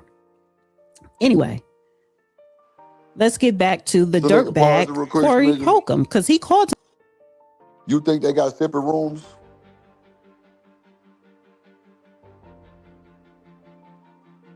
You heard me? My bad. I'm talking on mute. I would hope so, but I don't know. Like, I don't trust him no more. Like, I feel like he hit you with an old, they were all booked, so we had to get the same room. Like, that's just the vibe that I get from him after this experience. Like, for him to say, yeah, you go be on the show and she ain't, he be like, yeah, we got separate rooms, and don't. Right. Hold on. Let me play this right here. Put your hands together for my motherfucking friend.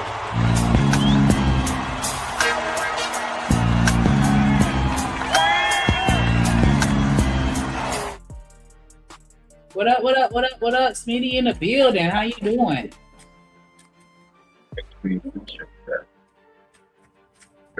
Your mic a little low. Mike is low again.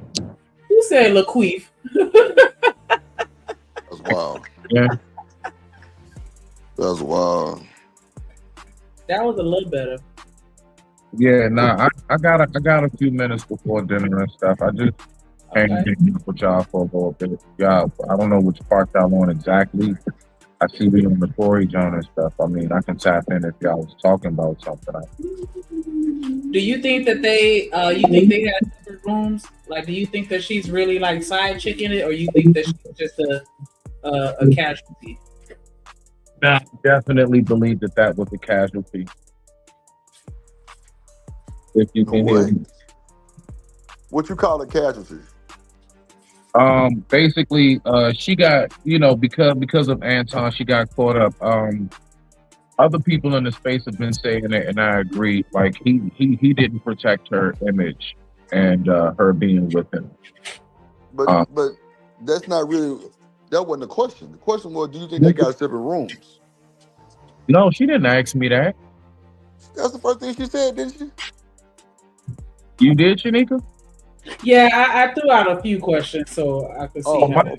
Okay, so you asked. No, do you think they got separate rooms? Do you think she's really his side chick, or she was just a casualty? That could be. All right. So one look, right, between the two of them, like, word is, she has, pretty good pockets as well. I mean, I don't see why they couldn't afford their own rooms, but I would not put it past them if it was the same room, 2 beds. Not even a 1 bed, but like a 2 bed. Man, Anton paid for everything. In this episode, you see what I'm saying? So, but I don't see why. Yeah, I don't see why it wouldn't have been 2 rooms. You know, it ain't like they can't afford it. So that's not far past my thought process. But Smitty, it's not about affording, gangster. It's about, do you think they had the same room they were smashing, or do you think they had separate rooms? Meaning she know her self-worth and she really can just string this nigga on. So I'm in a separate room. I want to sleep in the room. You know what I'm saying? You gotta understand how my mind works, because my brain would instantly go to, well, you could get 2 separate rooms right across from each other. It's Okay, something that's what we asking. across the hall. Right. Okay. That's cool. I mean, all I'm saying is that don't stop. I think that's too close, if they were going, yeah, I mean that's really where I'm at, Drip. If they're going to do, I don't believe that would stop them because they got 2 separate rooms, bro. Like, you know, I hear you now. I see what you're saying, gangster. Yeah, that's all. But I mean, but to just go right along with what you're asking, I'm gonna say yeah. I'm gonna give the benefit of the doubt, and I'm gonna say she did have her own room. But I'm still really on that line of it could have been 1 room, 2 beds. I got you. Go ahead, Shanigga. So I did a quick little situation. I want us to watch this video of Lakeith, and we be the judge of his character. Free use. I said free use. Fair use. Nah, for real. Free use on the ass, bitch. On this episode of Lakeith, Let's Talk. Nobody trying to throw you under the bus. You never once mentioned Tawana is this person. I know her. I know her character. You never once supported that. You never once said anything about me. And when you're on the show, you talk about my man, my husband, all the time. You call him names. I've never once said anything about you. I think he a beta. Once. That ain't changed. I didn't change that when we was on the phone. Yo, my wife checked you straight up in the comments. Real talk. Check me. Your wife can't check me. Yeah, whatever. Okay. That's exactly what she did. But the point is that the same way I am offline was the exact same way I am on the show, and I don't switch up for nobody. Not one person. You a. That's right. Yo. I was in Chicago. No, bring him back. He a beta. He's still a beta. I don't know. Anton look like something right now. I just can't put my finger on it. It's something else, like maybe a fish that I'm thinking about. Let me. Man, that nigga head look like a. He looked like a fish that I can't think of the name of, but I'm gonna find the picture. I actually remember this episode when it was live specifically. This nigga look like one of them cartoons. I forgot the name of this shit. I actually was. Ugly ass nigga. Big forehead, little smile ass nigga. Blobfish. There we go. Not a blobfish. That's insane. That boy, big head, little beard. I mean, am I lying? Hold on, cause see now.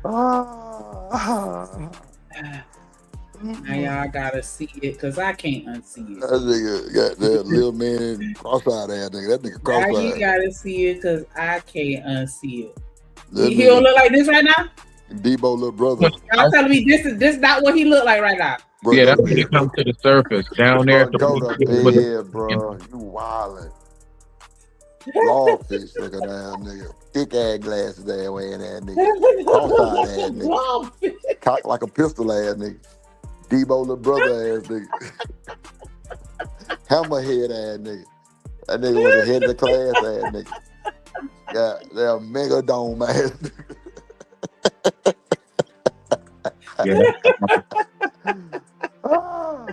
Got that little nigga ass nigga. Got that little nigga big head ass nigga. Unstable neck ass nigga. the head ass, shiny forehead ass nigga. Like, why your shit so shiny, nigga? Like, can we get some baby powder to matte that shit up a little bit? Like, super shine Chicago head ass shit nigga. ain't glistening and glossy like that. Why your shit so glossy? That boy super shine. Yeah. Goddamn, tire service ass nigga. Yeah, give me the extra sauce on my tires. Head ass I nigga. wanted to put that hand back up. Lord Jesus, this nigga goddamn beard got goddamn me eraser beard ass nigga, spots missing ass nigga. Just grow your shit in full ass nigga. Big nose, little eyes. Buttoned all the way to the top ass nigga. Like, who the fuck do that? Like, you supposed to undo at least the top button. Like, you got that shit buttoned all the way up. Like, big button ass nigga. Fuck out of here with Big that shirt, little button ass nigga. Little button, big shirt ass nigga. Goddamn, animal looking ass nigga. Bitch, ass like one of them cartoons. Ass nigga. Goddamn. So what got the blue blockers on? Yo, besides I said what? Y'all know this thing. So what we looking at this to like gather what? Okay, hold on. Well, we're just talking about his character as far as Nah, this video saying that Anton supposed to be suing that nigga. Well, I was just this was a little sidebar video that Coach asked posted All right. in the comments because we were talking about him and the energy that he has as far as being disrespectful towards women. Well, yeah. I mean, I would say on the topic, but kind of sidebar, like this is why I definitely agree with the whole like, bruh, I don't want to hear you playing the geek role. Like you literally got to play one or the other. The law-abiding citizen, you know what I'm saying, who not about that life, or you are that guy that's about that life. Now, I do recognize that there, like me, myself, coming from where I come from, there are some of us that have that duality. But, like, I don't be coming off to people like I'm just going to beat your ass, whoop your ass, and all this other stuff. You know what I'm saying? But it's like, he really, really presses hard on a certain image.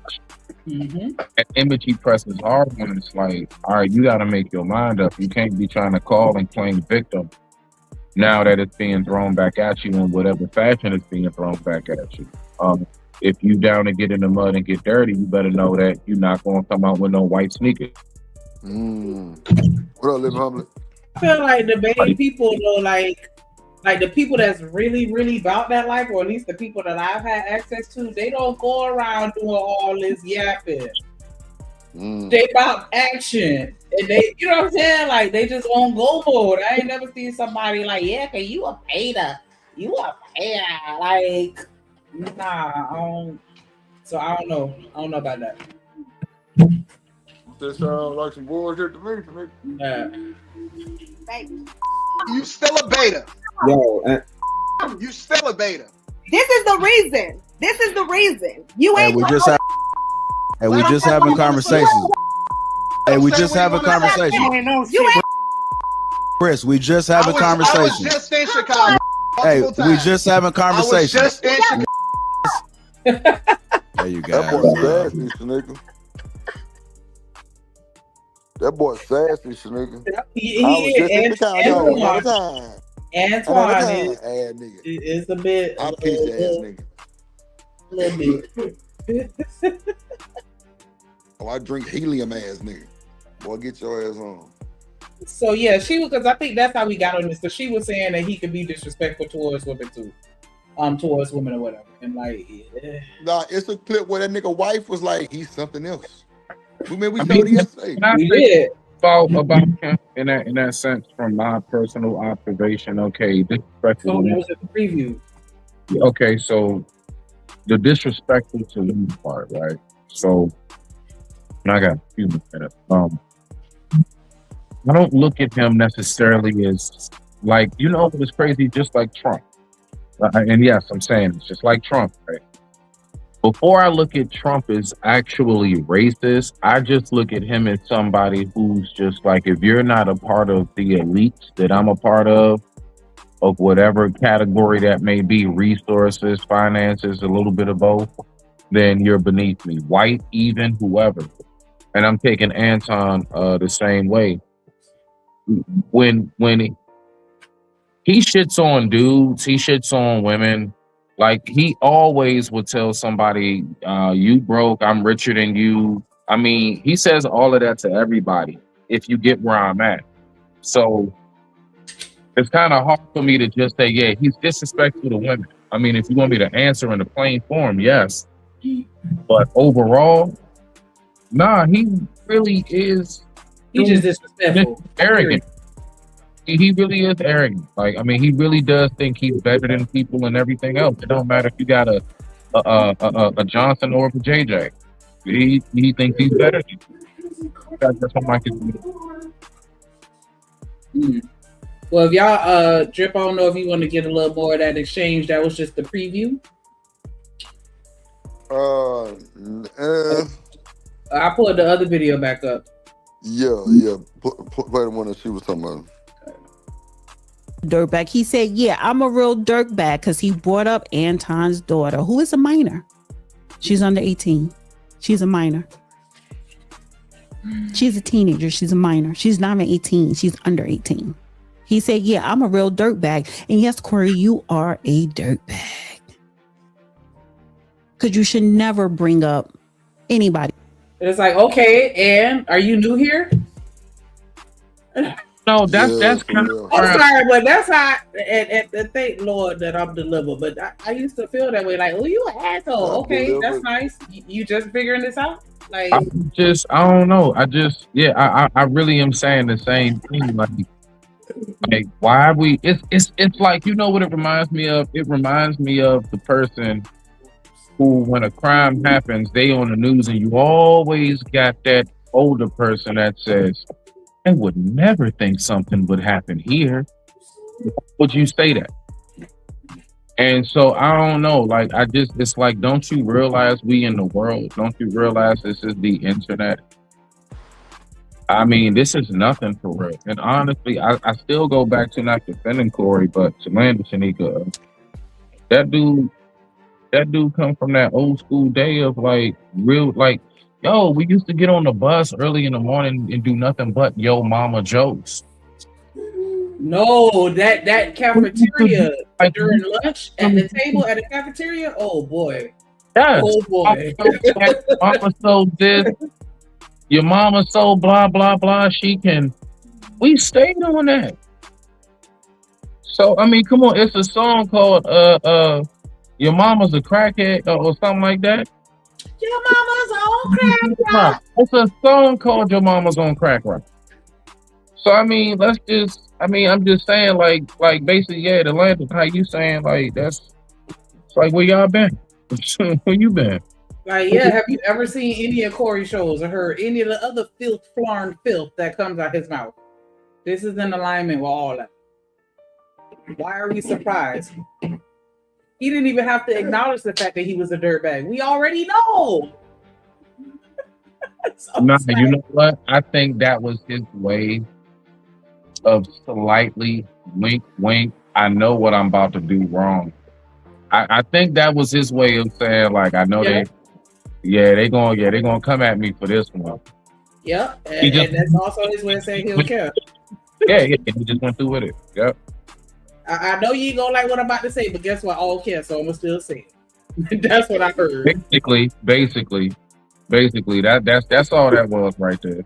That's why he said that. That was a quick disclaimer. That for those of you that are new to the audience, I'm a dirtbag, yeah, and fuck you and your mama. Like,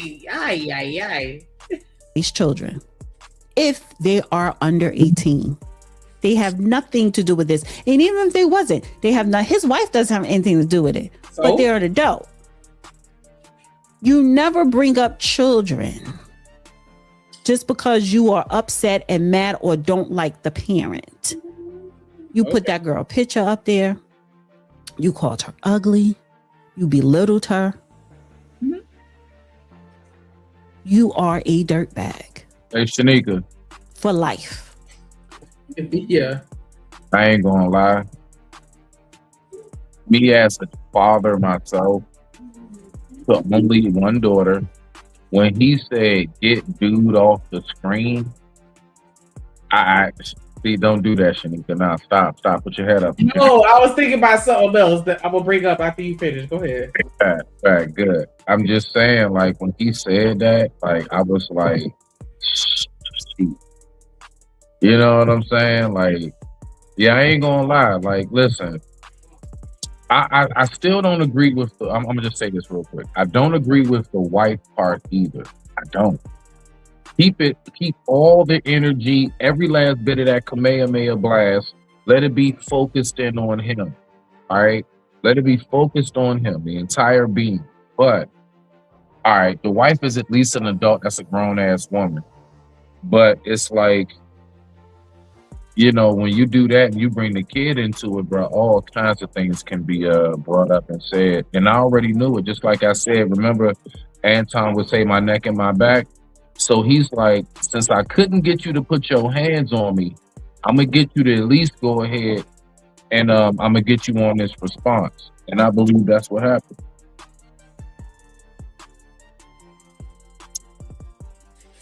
I mean, because I said this yesterday, right? Like, I totally understand where everybody is coming from as far as, like, you know, leave the kids out of the same way they say leave the people that's no longer on this earth, let them rest in peace, and, you know, all of that other stuff. And I could see how that would be triggering, but what I was saying yesterday is that's the whole point.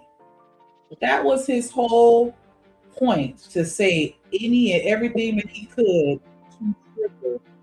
He did the same thing when him and the girl was leaving. He said, and get your B. Yeah. And he even said it on here. I said that to get at you. Yeah. Period. And I mean, and my thing is, I'm sorry to when you like people having outrage.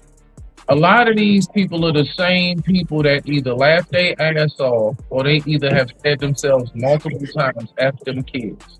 That literally became a slogan. Mm-hmm. One of my favorites. It became like a little phrase, a little saying, F them kids. So where are we really at with it, man? I mean, I thought, you know, when they came out with F them kids, it was kind of like a play or a jokingly, a joke phrase that people use when they actually took care of their kids. Because, you know, like, I know I get mommy's guilt sometimes where I won't do something for myself because I feel like, nah, I need to be doing something for my kids, or, you know, be responsible with it or whatever. So I thought that's how that all, you know, started. Like, man, F them kids. I'm finna go out and enjoy myself today. I'm always doing for them. I'm doing for me. Kind of like, but not like an actual literal F them kids. We not them. We talk about them like crazy.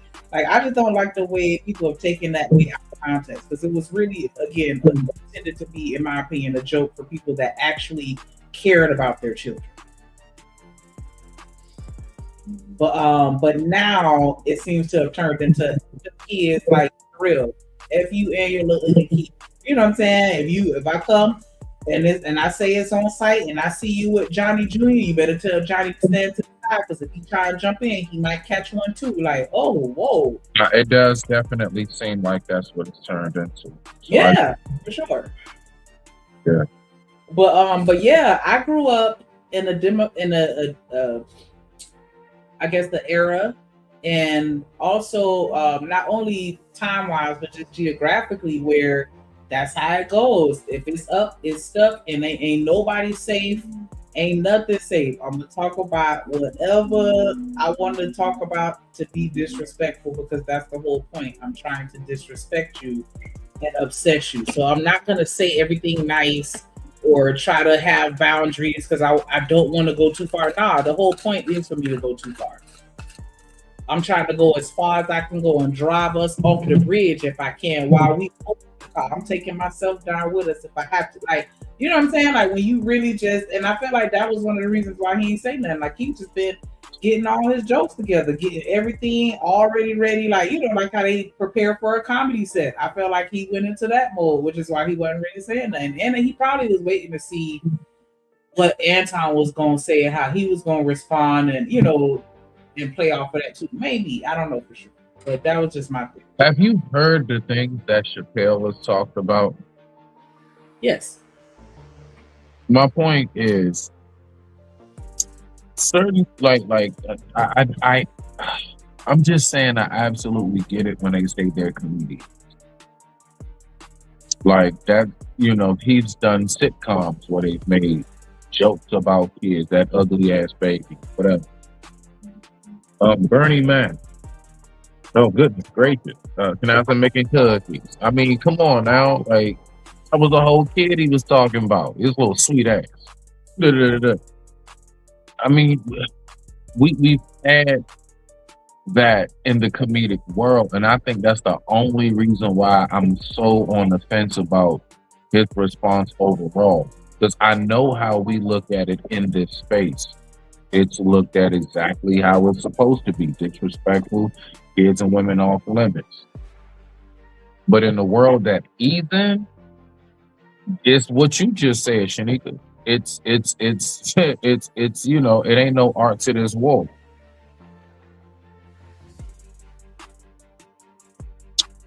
For real. And I mean, and then not only that, how we kind of got to the other video, and I'm gonna play this other one real quick. Like if a man is disrespectful to women, I don't know if I don't want to say trust, or if I could expect him to not be disrespectful to children or anybody else. Like, you know what I'm saying? Like the way that he talk about women, I wouldn't perceive him as the type of person that would be like, yeah, kids off limit. And then he talked about his own daughter. Like, yeah, he finna go in on yours for sure. And that's why I was saying, Anton, like, he should have been prepared for that. Before you go on somebody's platform, you need to watch a few of their shows, get an understanding of their vibe, who they are as a person. You know what I'm saying? Like, he should have known all of this. That's why I was like, he didn't protect his wife or his child, or the girl that went with him. He didn't protect any of them because he put them in that position, not them. So you think he put his daughter in that position? Absolutely. If I know that if I get into an argument with somebody, but hold on. That's a super grown ass nigga, right? Corey's super older than Anton, right? You would think, well, this is his profession, and he is a comedian, but bro, when you get to going with some real deal time beef at a nigga wife and kid, that's really normally off limits. But Corey definitely didn't give two fucks, because at the end of the day, Anton went on an 8-day hiatus. I mean, not a hiatus, but a world tour, and nigga told the world. He went on small channels, big channels, and everything, and was explaining like, bro, you over-explaining. We already know you a liar right now. Most niggas that do all this extra over-explaining, bro, they be liars, bro. Like, my nigga, we heard you the first time. If I ain't gonna believe it the first time, nigga, you can't make me believe nothing. But at the end of the day, like, that's what I'm saying. Like, I don't know. Anton dropped the ball big time. My thing is this, and that's why I was talking about yesterday on Facebook, right?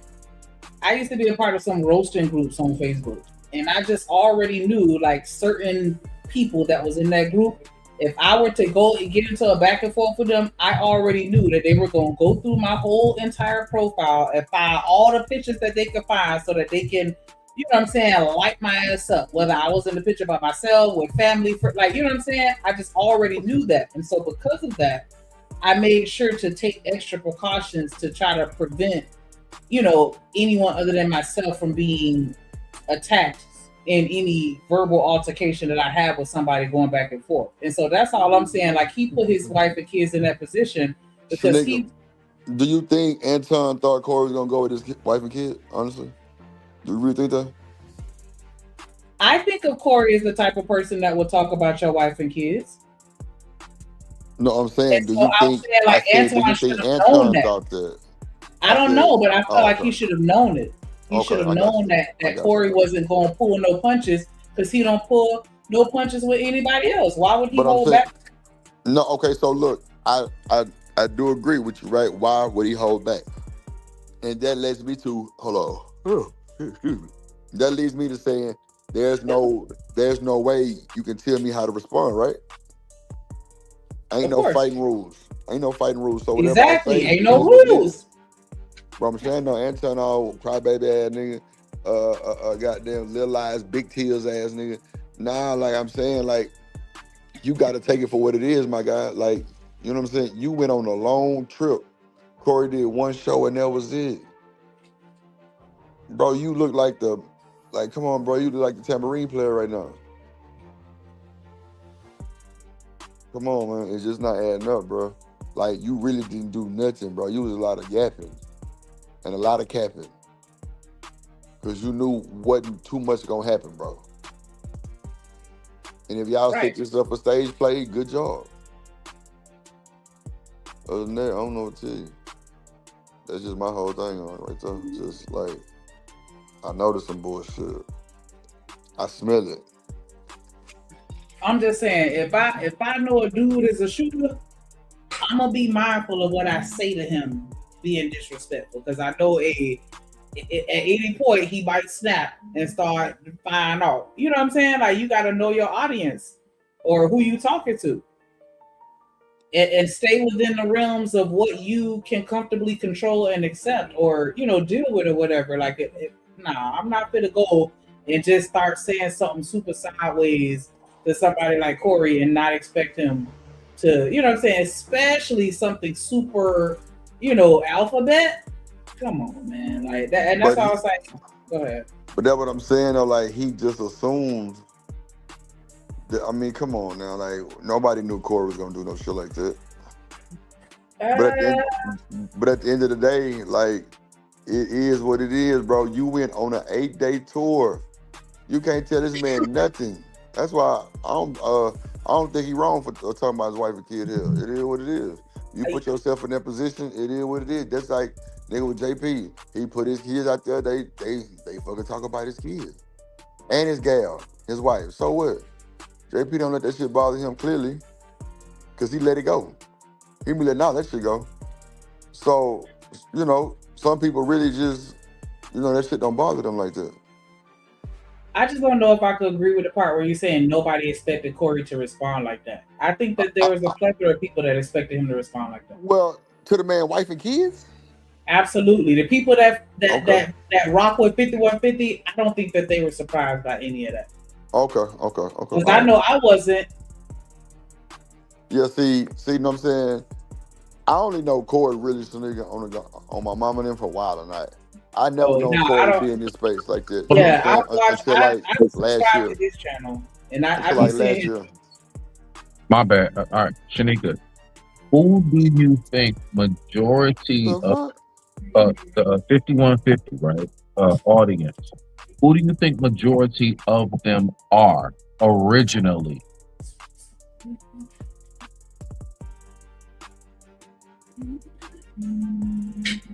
Fans of his stand-up.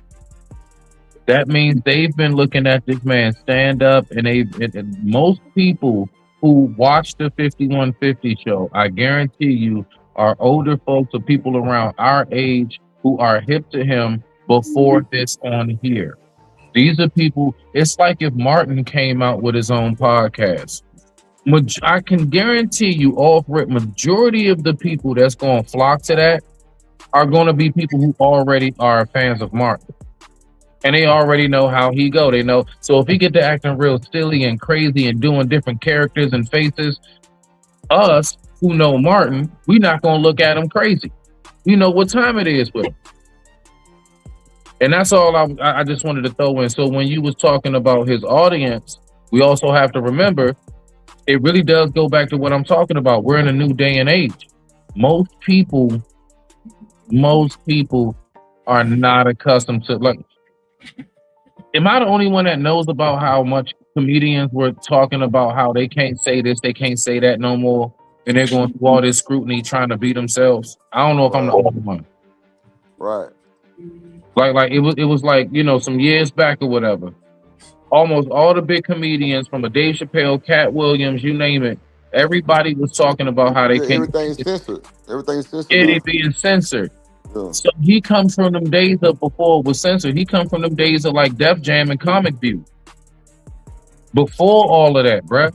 That's all I'm saying. So he still got that in him. Everybody want to joke about how this nigga over 50, but don't want to take into regards. Most people, especially as men over 50, they set in their ways. However he's used to joking, he's not about to change that for a moment, for nobody. He gonna joke how he joked. Is my point.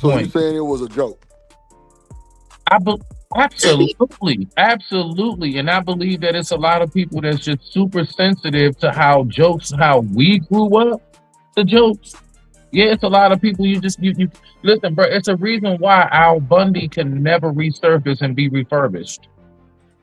It's a reason why, bro. You know what other show I feel like that too? What is that? All in the Family? Wait. Dang, All in the Family, and Stanford and Son. How Red Fox was? The stuff that he used to James say, Evans, OMG. Come on. James Evans will be considered toxic. Yeah. He would be toxic. He would be a toxic husband. Wow. Why he always coming in here talking about he gonna beat the kid's ass? Like, it's different now. So I mean, Corey, his flaw is being behind on the times. Yeah, that was it. Like, real talk, if you really think about it, he's behind on the times. Stuff like that does not fly in this day and age on the internet no more. He's still thinking it's back during them days where you can do that. And that's what he does, and that's all I mean by that. I digress. My mic is muted. You can, you just not gonna be on the same level as everybody else if you do. And that's why he, you know what I'm saying, got to do his own thing. He got to make his money on tours because he damn sure ain't getting it from movie deals because Hollywood ain't fooling with him. Right. That's why he was like, I don't have to kiss nobody behind. But I just feel like Anton is the problem because Corey said you kiss ass, and then he amped it up to the next level, saying, "Nah, you suck D." Like, okay. And y'all can't be sensitive on certain words. Both of them are stupid. Yeah, but I'm saying it hit different when you add that. Man, come on. Corey should have hit different with everybody too. It wasn't as vulgar, but hey, you know what I'm saying? Like I say, ain't no rules in fighting. If you as a dude tell anybody else ain't no rules in fighting, no. I get that. I'm just saying, if you tell somebody to kiss versus somebody to suck your D, that's two totally different. Yeah, coming at me direction, nigga. Yes, but him saying you suck the D of black people, he didn't directly tell him that he to suck his thing. Man, look, I want to ask this to both of y'all. Matter of fact, Shanika, you first. But I mean, you know, I do still feel like he took it up a notch though, because he could have just matched his energy and just been like, "Hey, you kiss ass of black people." But I felt like he wanted to dig in just a little bit more, and it's like, nah. Thank you. Okay. Now, hey, but let me ask y'all this real quick.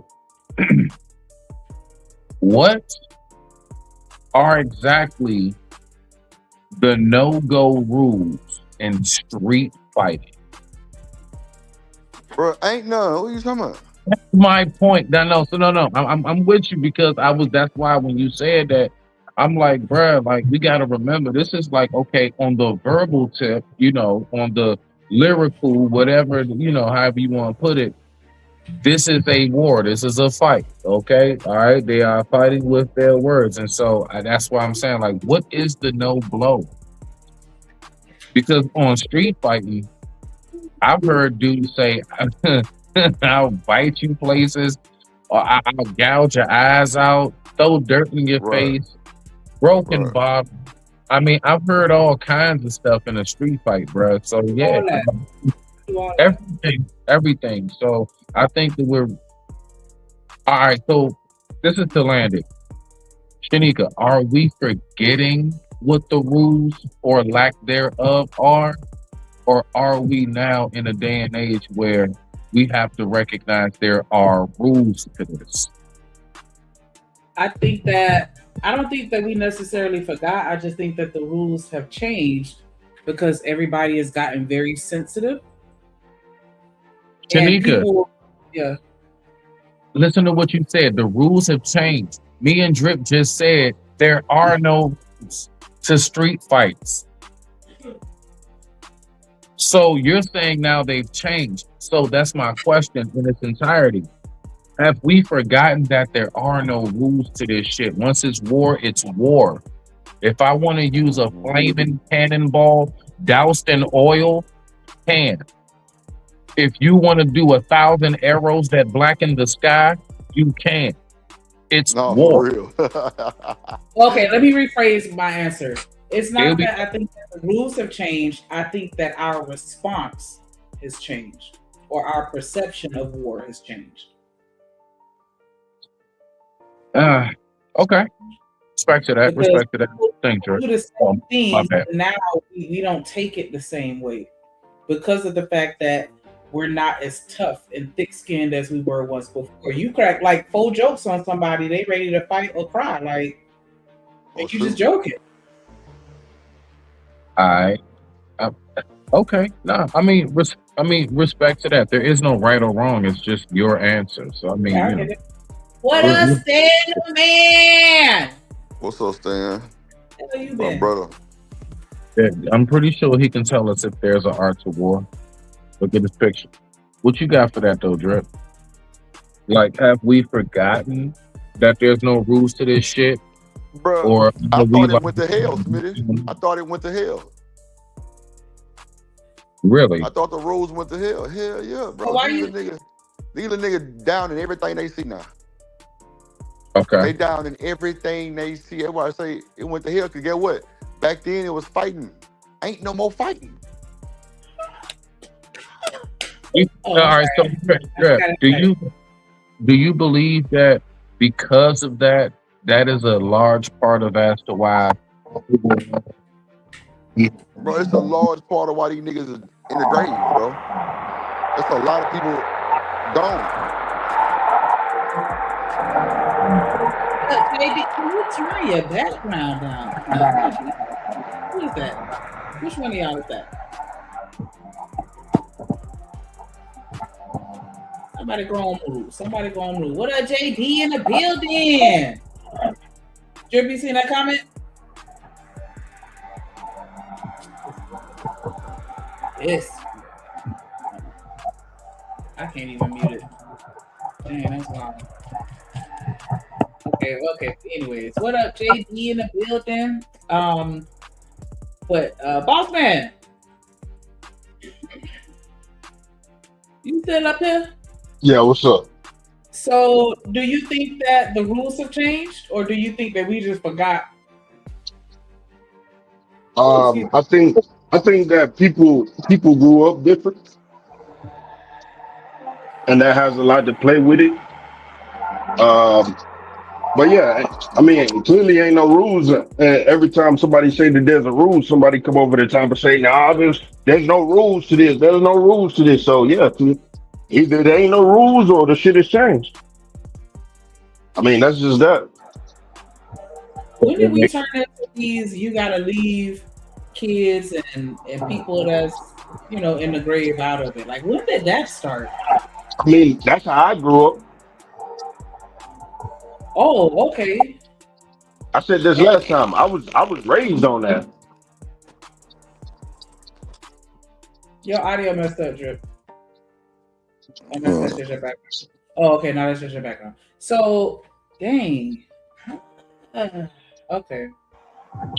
So that's why I say, like people was raised different. Like, that's it.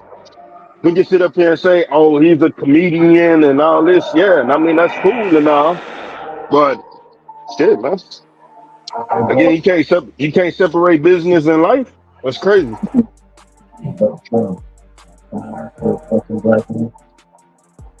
Separating business and life.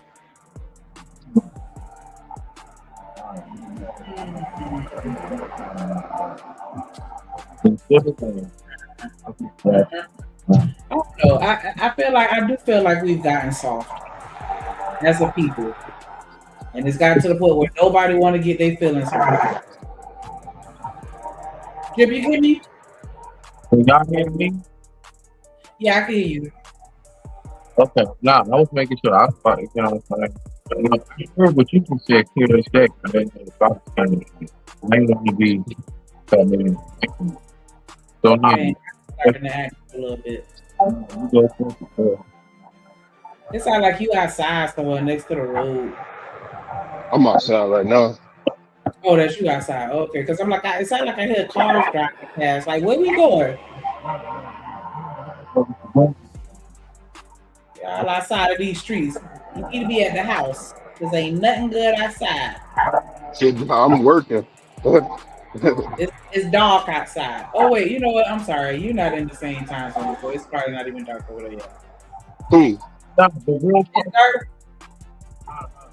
What's that? It's dark where you at? Oh yeah, I'm in Texas. I'm saying like y'all an hour behind, ain't it? Yeah, it's dark as hell. What you mean? Oh, it don't usually start getting dark here until like around 8. It nah. I mean, with the time change and all that, it's dark. Okay. Yeah, take your ass to the house. Oh no, I'm you at said the you house. was working. You said you was working. I mean, technically, I'm at the house. I'm gonna play a little bit more of this video. That wasn't funny at all. Anybody would common sense would not be entertained with that. And any man that thinks, well, he was just getting that because Anton said a whole bunch of stuff about him, but Anton never talked about his kids. I don't know if Corey has kids. Anton never talked about his wife. Matter of fact, the next day when Anton went live and somebody was bringing up, something about Corey Holcomb's wife or girlfriend that may have been on his, Anton said, listen, I don't talk about no man's or nobody's situation. I don't talk about people's wives. Because I guess he is married. He said, I'm not going to talk about Corey's wife. They have nothing to do with it. He don't talk about people's wives or kids. You just don't. Stick to me and you. Because you have a problem with me. And that I will give Anton credit for. And I believe him with that. But for this dirtbag, I'm going to just go ahead and tell y'all I'm a dirtbag. Because a couple of them jokes that he got off were actually funny to me. Like, I don't... You know what I'm saying? I have some very dark humor. So can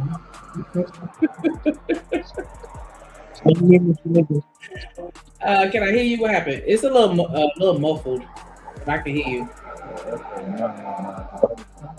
Never mind. I don't know. Get on the computer. No, I'm not home. Oh, you're not at home. I thought you was getting ready for dinner. Oh, y'all going out to eat tonight?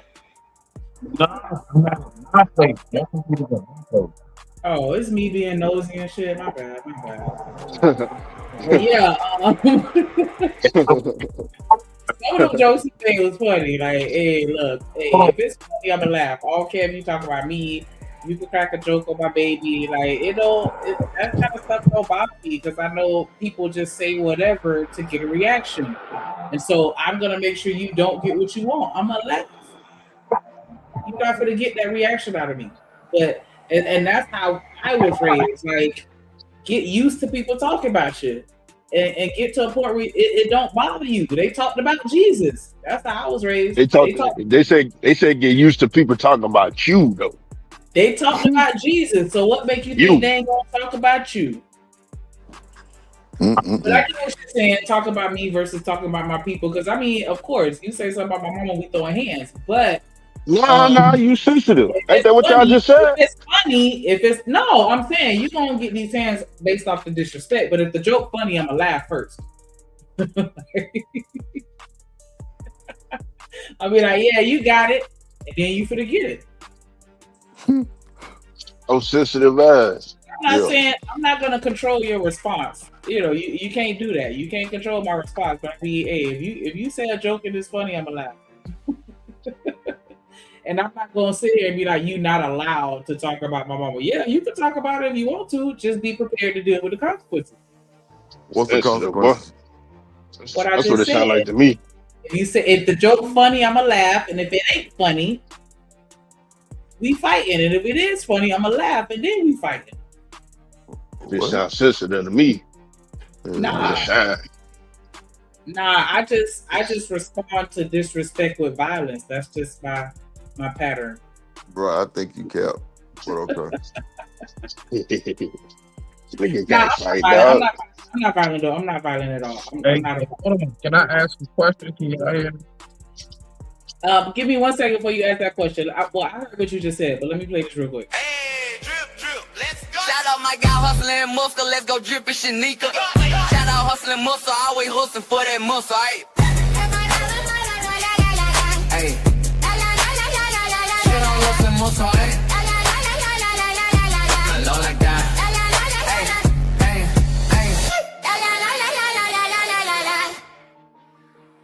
What up, H&M?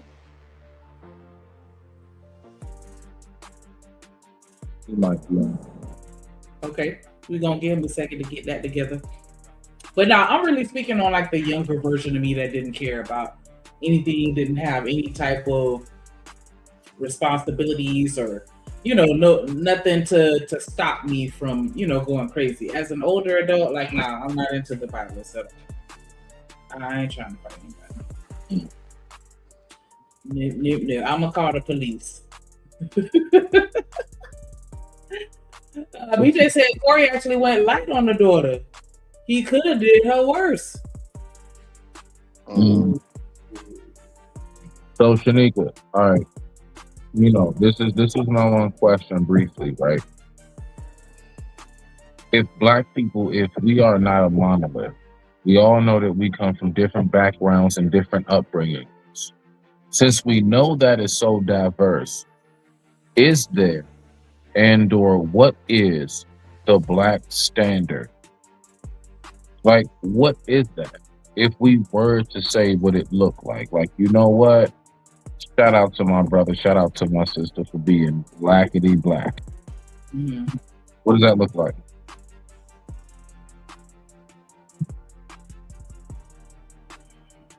That's a good question.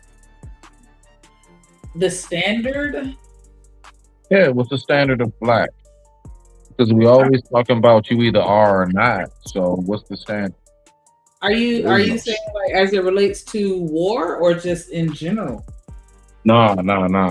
Let's take it from in general. Let's crawl before we walk.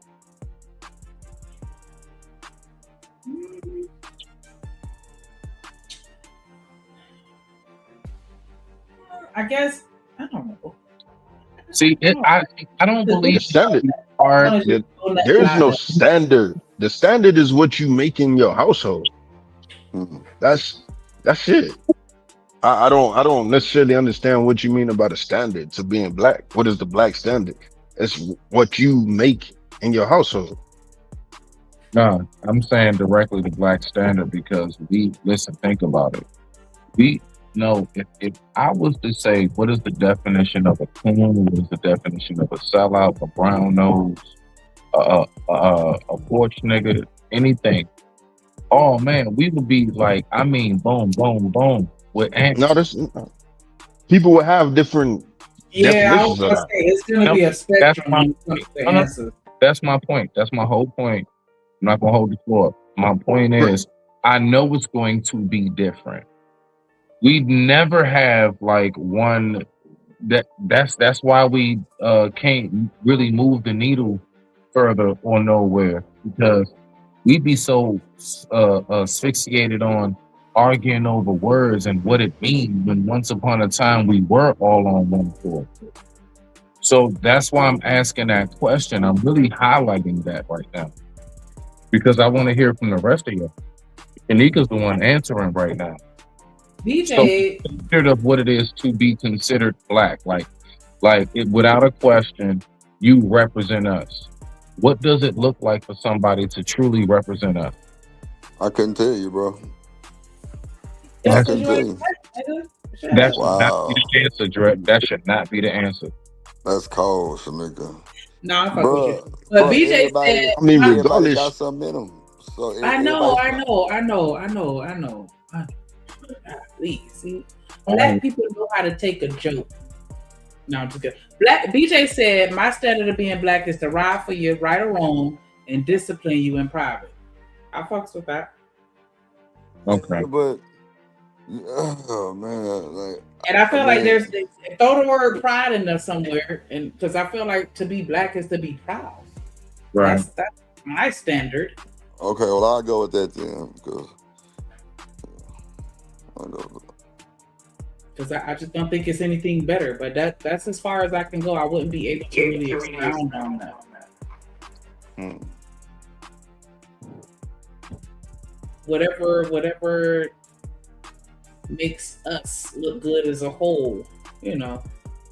I try to. But you can't. But that's not an answer though. You're right. I'm just saying that's the best I could do. I mean, because I have to like.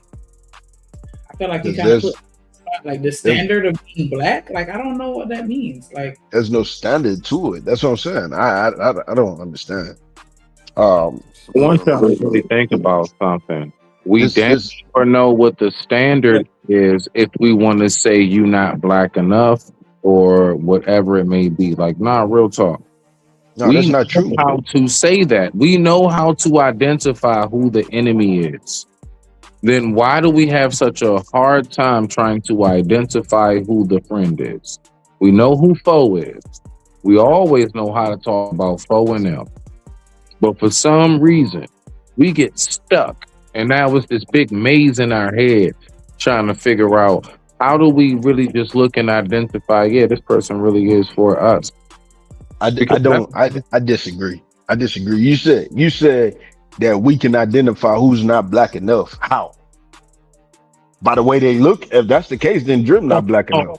No. By the words we use, like coon, that's something we say. That ain't a white term. Well, then I'm not black enough because I don't use that shit. No, it's not about you. See, that's what I'm saying though. But what I'm saying is you're trying to put a blanket statement on a lot of people, and that's not true. Okay, now go ahead and just give me a little background and substantiate it. I literally just said I don't use that. Okay, and you're talking about yourself, my brother. I know people who don't use the word coon. Like, what? That's the entirety of us. I am talking about us on a mass level, not you or your small group. And I mean small group as far as because it's too many of us. Like, I mean, my group is even small. So you're saying that there's a mass majority of black people who are using those words. That's what you're saying? And I'm asking because I don't know. I'm just asking. Using what words, just so I can clarify to make like coon, all of whatever derogatory bullshit that people be saying, coon, bootlicker, all that shit. Yeah. Uncle Tom wasn't even the fucking one that was wrong, but okay. Yeah. So you're saying that majority of black people use that? No. I didn't say that. I'm asking you. And I'm asking everybody, whoever wants to answer a specific question. You see what I'm saying?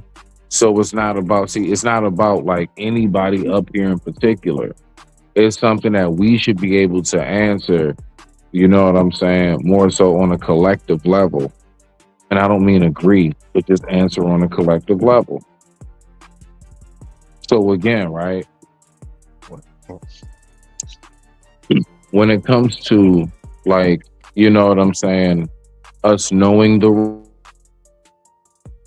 rules, like, because once upon a time we said there are no rules. Now we know, you know what I'm saying, that we should. So do we move how we should? You said the rules? My bad. You breaking up on my end. I'm trying to understand what you mean. You said the rule? Do we move how we should move now? To simplify it. How should we move? How should we move? Yeah. How do you, in your mind, how should we move? We're going in and out, Smitty. That's why he couldn't hear you, bro. What's that? He going in and out. That's the reason why you couldn't hear him. Yeah, that's what I don't know if he heard me or not because he going in and out. So I'm trying to really understand, grasp what he's saying. Right, Smitty, man, you might want to drop and come back because now I can't hear you at all. Yeah. But now, like, bro, rules will never be changed, bro. Like, the rules are the rules. Like, ain't no rules. When they come and fight a nigga, pick up an axe and get you across your head, bro, That's part of the fight. He's trying to defend himself. But see, that's what I'm saying. Who sat down and I get it. You know, certain people was taught certain things, but when you say something like rules, that's a blanket statement. Who sat down and made these rules for all black people to follow? Come on now. Now you're talking. That's what I'm saying. That's what I'm saying. I think that the black standard is what you're raised on. Because at the end of the day, what the values, the morals, the standards within your household that was set for you or you set yourself is the only thing you're governed by. I just asked that question though. I asked the question was, what is that black standard? What does it look like? You're telling me that. But what does it I said this before. I said this before, that is whatever you was brought up on, whatever you was raised on. I said that. Again, you've had some connection issues, so maybe you didn't hear me, and I understand that. But that's for me, that's what it is. The black standard is whatever we raised. Okay. All right. Respect to you, black. Respect. I digress. Say that again? No, what you said? I said respect to you. I said okay, and I said respect to you, black. Okay. But clearly, you think that you have a better answer. So let me hear your answer. What is the black standard? Yes. Yeah. Say that the black standard definitely is. If we're not unified on anything, we should be unified. Family values and respect for one another. Period. I believe that having the family values and respect for one another is like, because everything else, that's I believe the starting point for everything else to bloom and blossom. When we keep the family standards in check and when we have respect for one another in check, that's when we're able to have diplomacy. That's when we're able to have the tough discussions, because there's a certain key core value. And if you think about any other culture or race, the one thing that they definitely keep intact out of anything else that they may disagree on are those two things: respect for who they are as a person, and extend it to their people, but also but also the family value, that network of family value. And once we get that in check and we know that that is what we want to safeguard and protect the most, then I believe that we would then begin to start to move the needle again, because all of us are on one page. Our family matters the most. I understand what you said that it should be, but what is it now? It's honestly chaos now. It's do what you want to do, say what the F you want to say, like Devin. It's really, that's what it is right now. See, it's individualism, and that's why I said we're not on a unified front on what's most important. I'm telling you, family. Like, once we remember that is, because family is what makes what? Communities. Now, I just want somebody to tell me where's the lie on that. Where's the lie on families are what, when you see the overall facet of your community, who works where, what schools, bus stops, everything we talking about, right? Those are people directly, usually in your community. Most people who work in your local shopping centers and malls, they live in that area. Most people. All right. So once we know that we got the family part set, when everybody walk out their door, it really brings down like all of the like unnecessary disagreements, the unnecessary bullets flying, fists being thrown, cussing you out, arguing, everything you can think of, middle fingers in traffic. It really brings all of that down, because we all have a key core of we got to represent each other. That's where we lost it, Shanika. But I digress. My mic is muted, so that's my answer in particular. All right. Okay.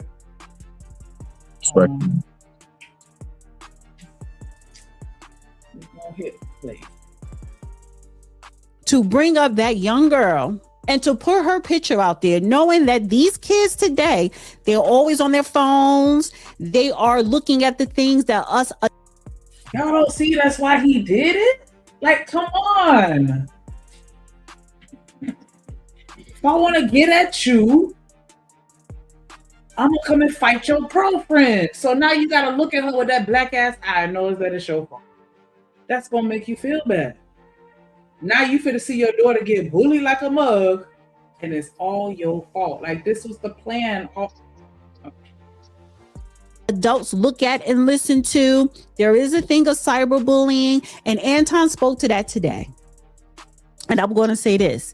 He chose and highlighted certain words that tells me a lawsuit may be coming. And he will be in the right of doing it.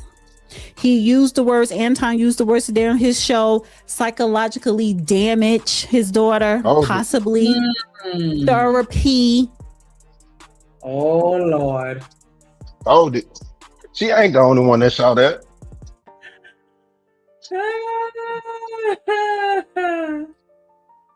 Motherfucker, they say, oh, I don't believe in therapy.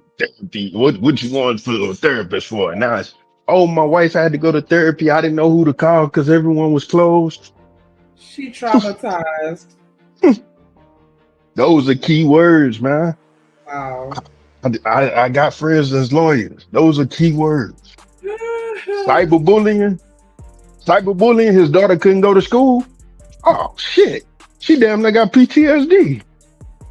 Yeah, they had to take her out of school indefinitely. Yeah. He said, I don't know. She might not be able to go to the Olympics. Man, you think people ain't gonna play on that?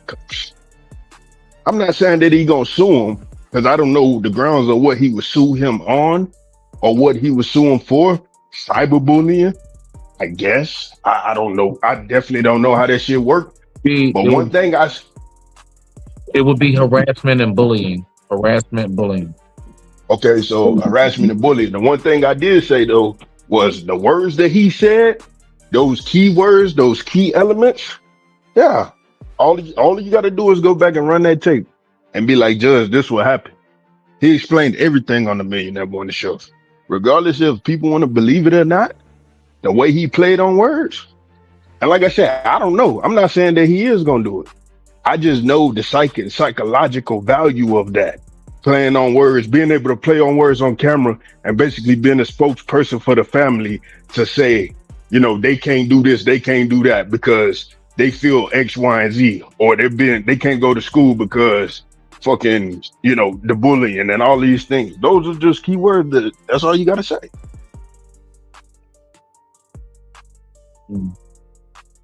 I mean, a harassment lawsuit, I don't really know how far that's gonna go. A bullying lawsuit, I don't know how far that's gonna go.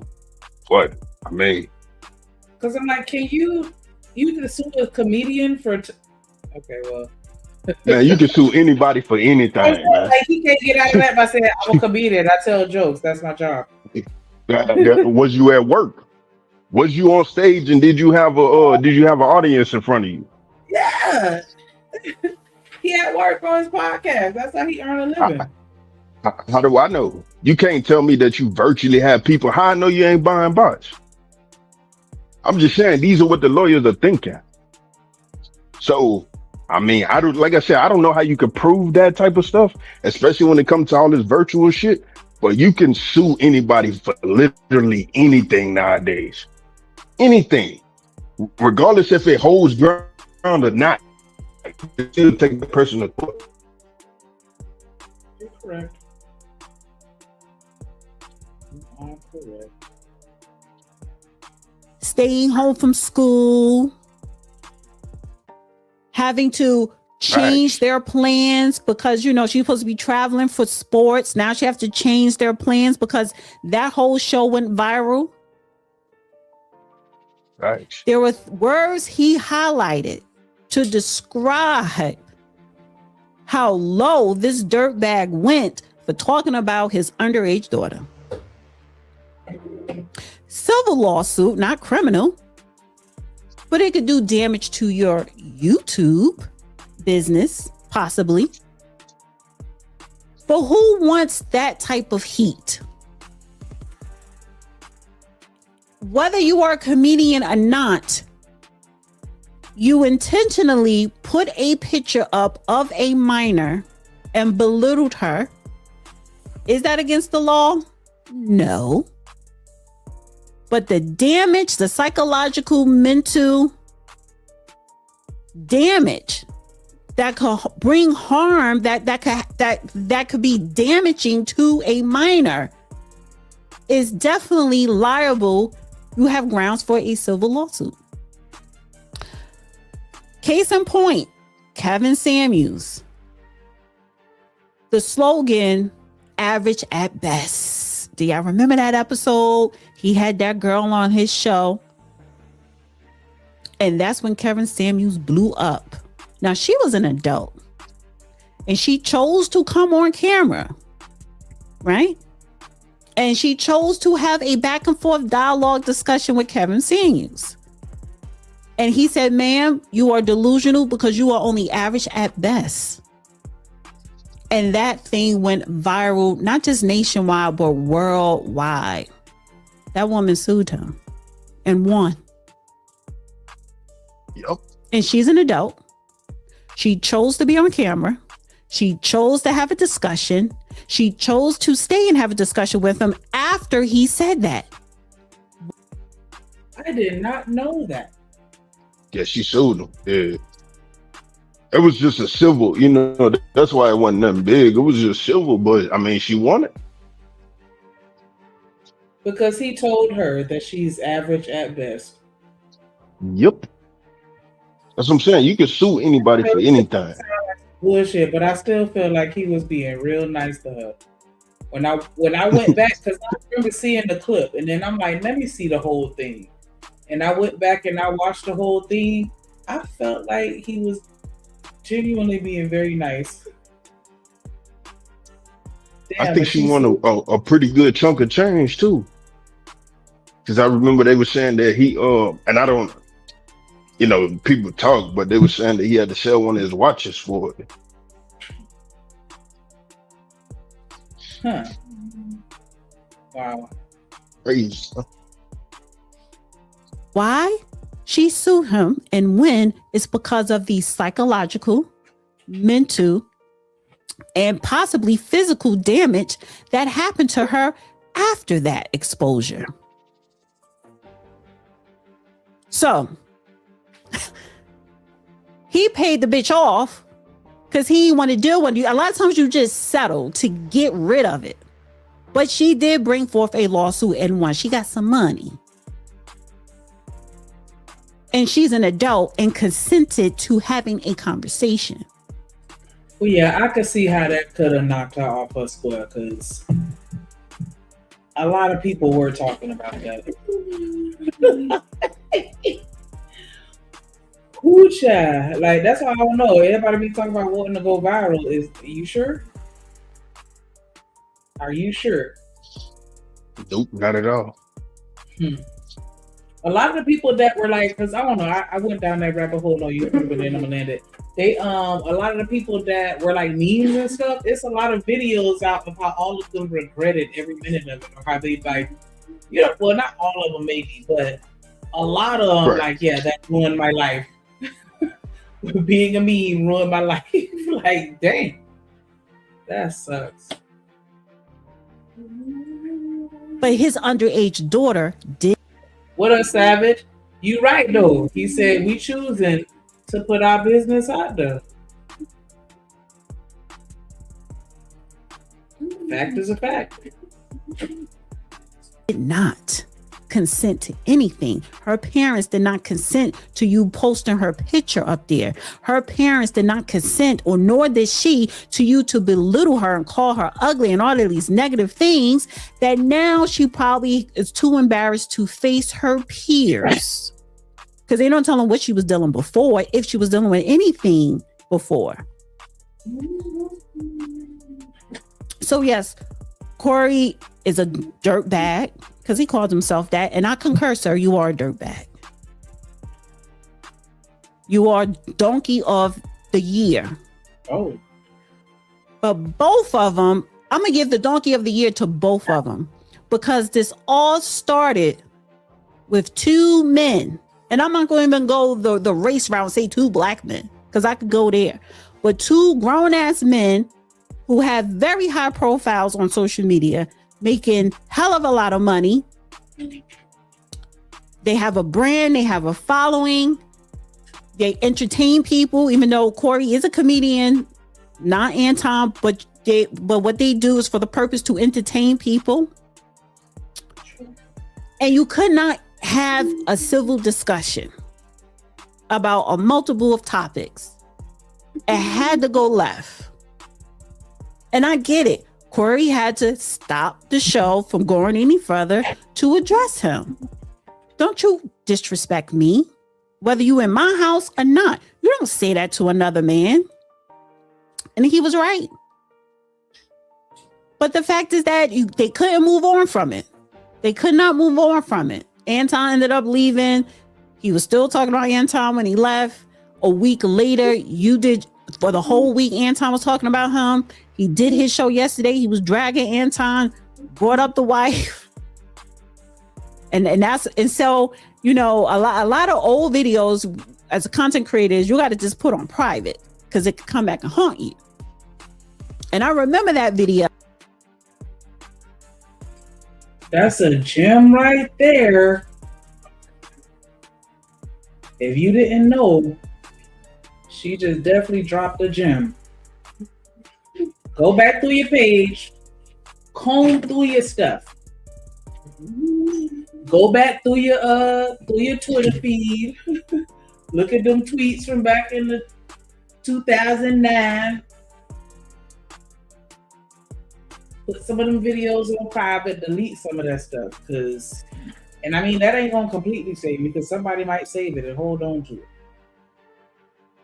But delete. Don't leave it up. Oh, when I first saw Anton Lapeef and you go to their channel and you look at the old stuff, I'm like, oh, his wife is there talking about, you know, how their marriage was in the beginning. But when Corey played it last night, it's like, well, you know what? It kind of makes sense now on why Anton says the things he say. And I get that. But for me, and maybe for a lot of other people, and definitely for the legal system, when you bring a minor into a situation, all bets are off the table. I also heard, to give another example, that Pearly things, that's her name. She got a lawsuit. I think it was when she was in London because, you know, people have the microphone to go out in public to interview people and ask them questions. And one of the people that she put the microphone to was under 18. Ooh. And the parents probably said, who the hell are you to interview my child without my consent? And I don't know what happened with that. This is what I heard allegedly. You know, that it was some type of civil lawsuit. Then YouTube demonetized her channel. I think she got her monetization back after a while. The point that I'm getting at here is when you include minors, when you include anybody under the age of 18 in any type of discussion, you open yourself up to major problems. In America, we can sue you for anything. Whether you win or not, it's something totally different. Well, y'all bring these jits up on these podcasts and these channels. Oh no, you might want to make them flash their ID in the back. I know ain't nobody doing that, but I'm just saying, like, it's just crazy out here, like, cause you know, that don't crack. So sometimes you really honestly don't know how old these people are on here. Child, you just.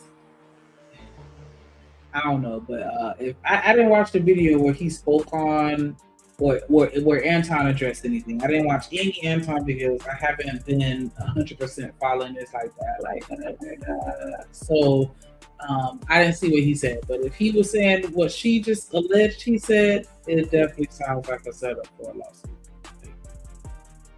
And I don't know. He just seems like, and I don't know him from a can of paint, but he seemed like he might vindictive enough to actually do some shit like that. Sinead, can you hear me? Yeah. All right, there you go. Damn, my shit fucked up. Nah, but I really think on the cool, like, I think the wife and the kid was the nail in the coffin, right? But at the end of the day, Anton said a lot about Corey. A lot. So just because he said this one thing and all the memes and things Anton said with all the daily shows, y'all just gonna hang up to them? Nah. I ain't messed up about it. Nigga, go in. Go to hell. I ain't showing no sympathy. That nigga tried to get me canceled. I ain't showing no sympathy. His daughter look like that. That's on him. Nigga, stop out here trying to be Capolite. You out here trying to be Capolite Dan. Nah, nigga. Show your real family since you lying. And you trying to have Mika on your side just to make you look like you doing big things with women. Nigga, please. That's all Capolite. That's what I'm saying. So, nigga, that shit cap, man. These niggas is not having women like that unless it's some type of situation involved. You see how she spoke to Corey? I'm sorry, Corey. I don't want to ever have this incident with you again because I respect you and woo up the bam and everything. Come on, man. What are we doing? You could tell what's going on when Anton say, yeah, I'm always with a baddie. Yeah, you fly Mika around everywhere. That's cool. She cool. But if she married, that's not cool. Because you on here lying about your situation. But I don't think nobody ever called him out about the chick before.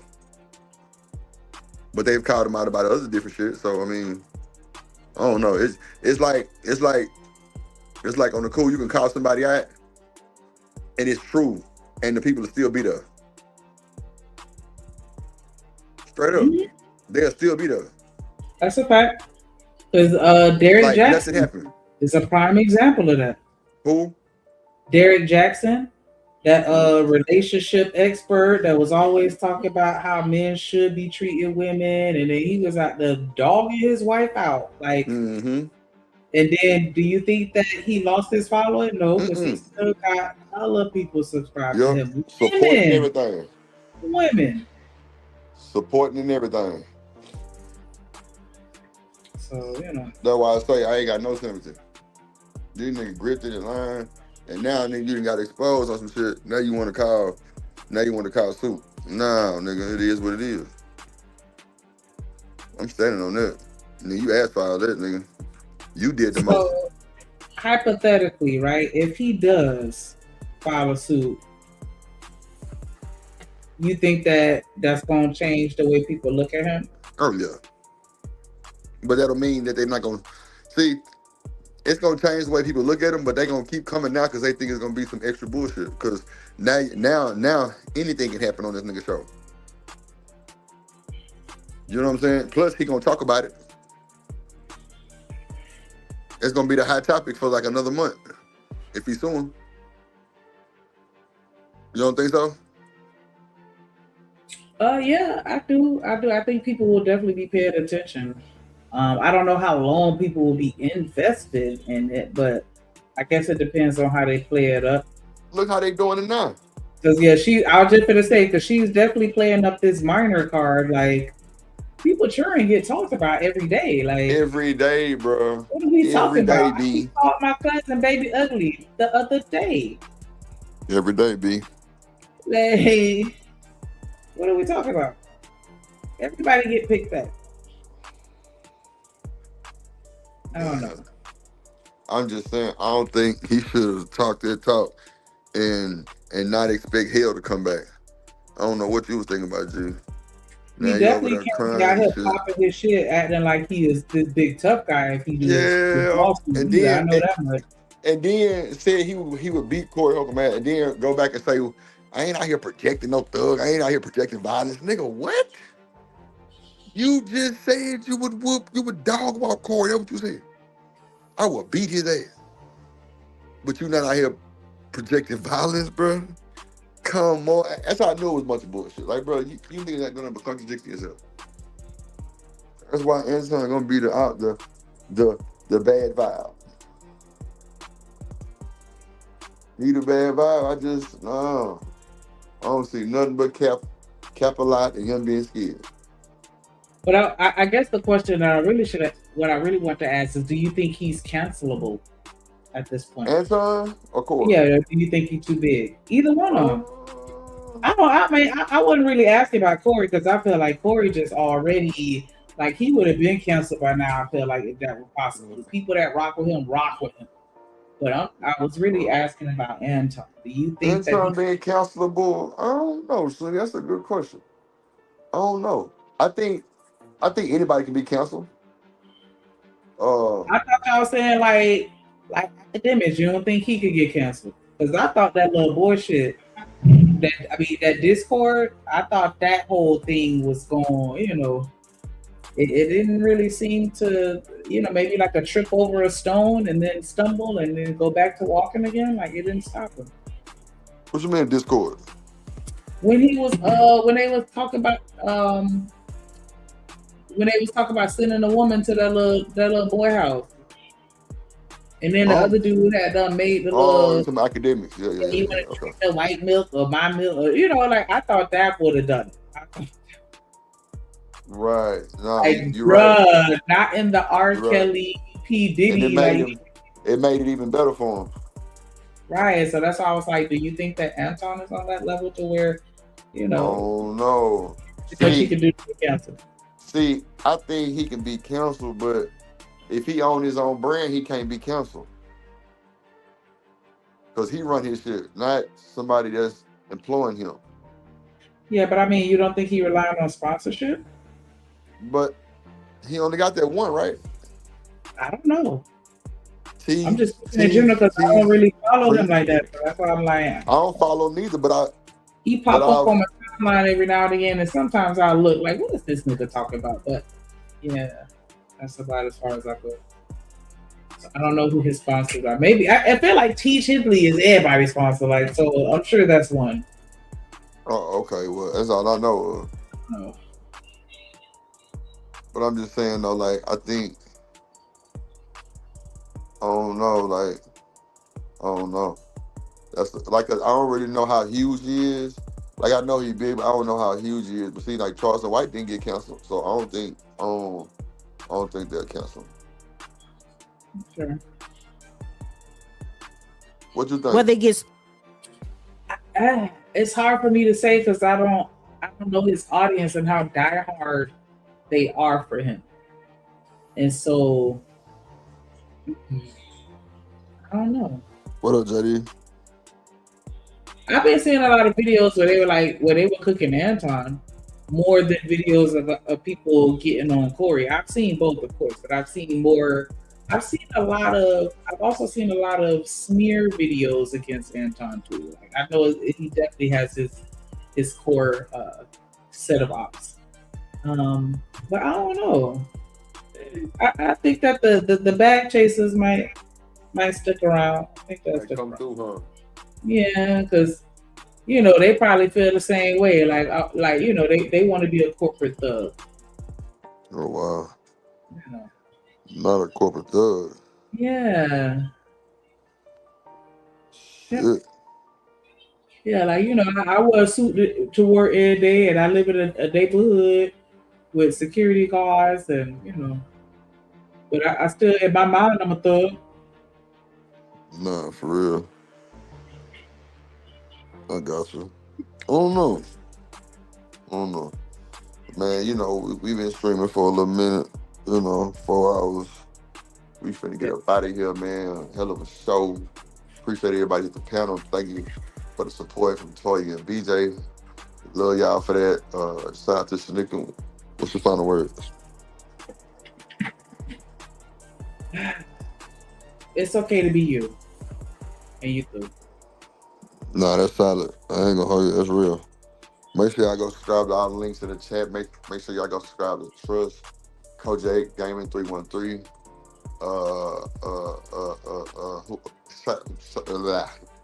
Go follow the Hideout.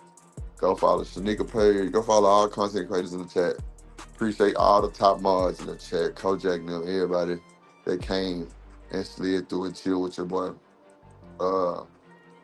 Shout out to co-host, man. Shout out to whole Plug Nation. Shout out to Drip Nation. You know what I'm saying? By the way of the plug. Make sure y'all go look at the pre-recorders and the shorts, man. A whole lot more pre-recorders coming. Like literally, I'm trying to do 2 a day. You know, just to kind of get tossed in the algorithm. They trying to bring me in, but it's still a little low. But we gonna do it. We gonna do it. We gonna do it. We gonna do it. We gonna do it. I got a lot of business handled today, which I'm thankful for. Shout out to the folks that participated in my business handling. It was definitely worth everything today. But nah, that's it, Shanika. Anything else you want to say? Shout out to everybody on Twitter. I can't count on nobody. I can count on y'all. Pull up and rock out from the beginning to the end. Much respect to y'all. Come on through to the YouTube side. We ain't gonna bite too hard, but I get it though. I get it. We like Twitter too. But that was like, I appreciate everybody that came through, everybody that supported, everybody make sure y'all pull up every time we pull up, because it's about. And we out.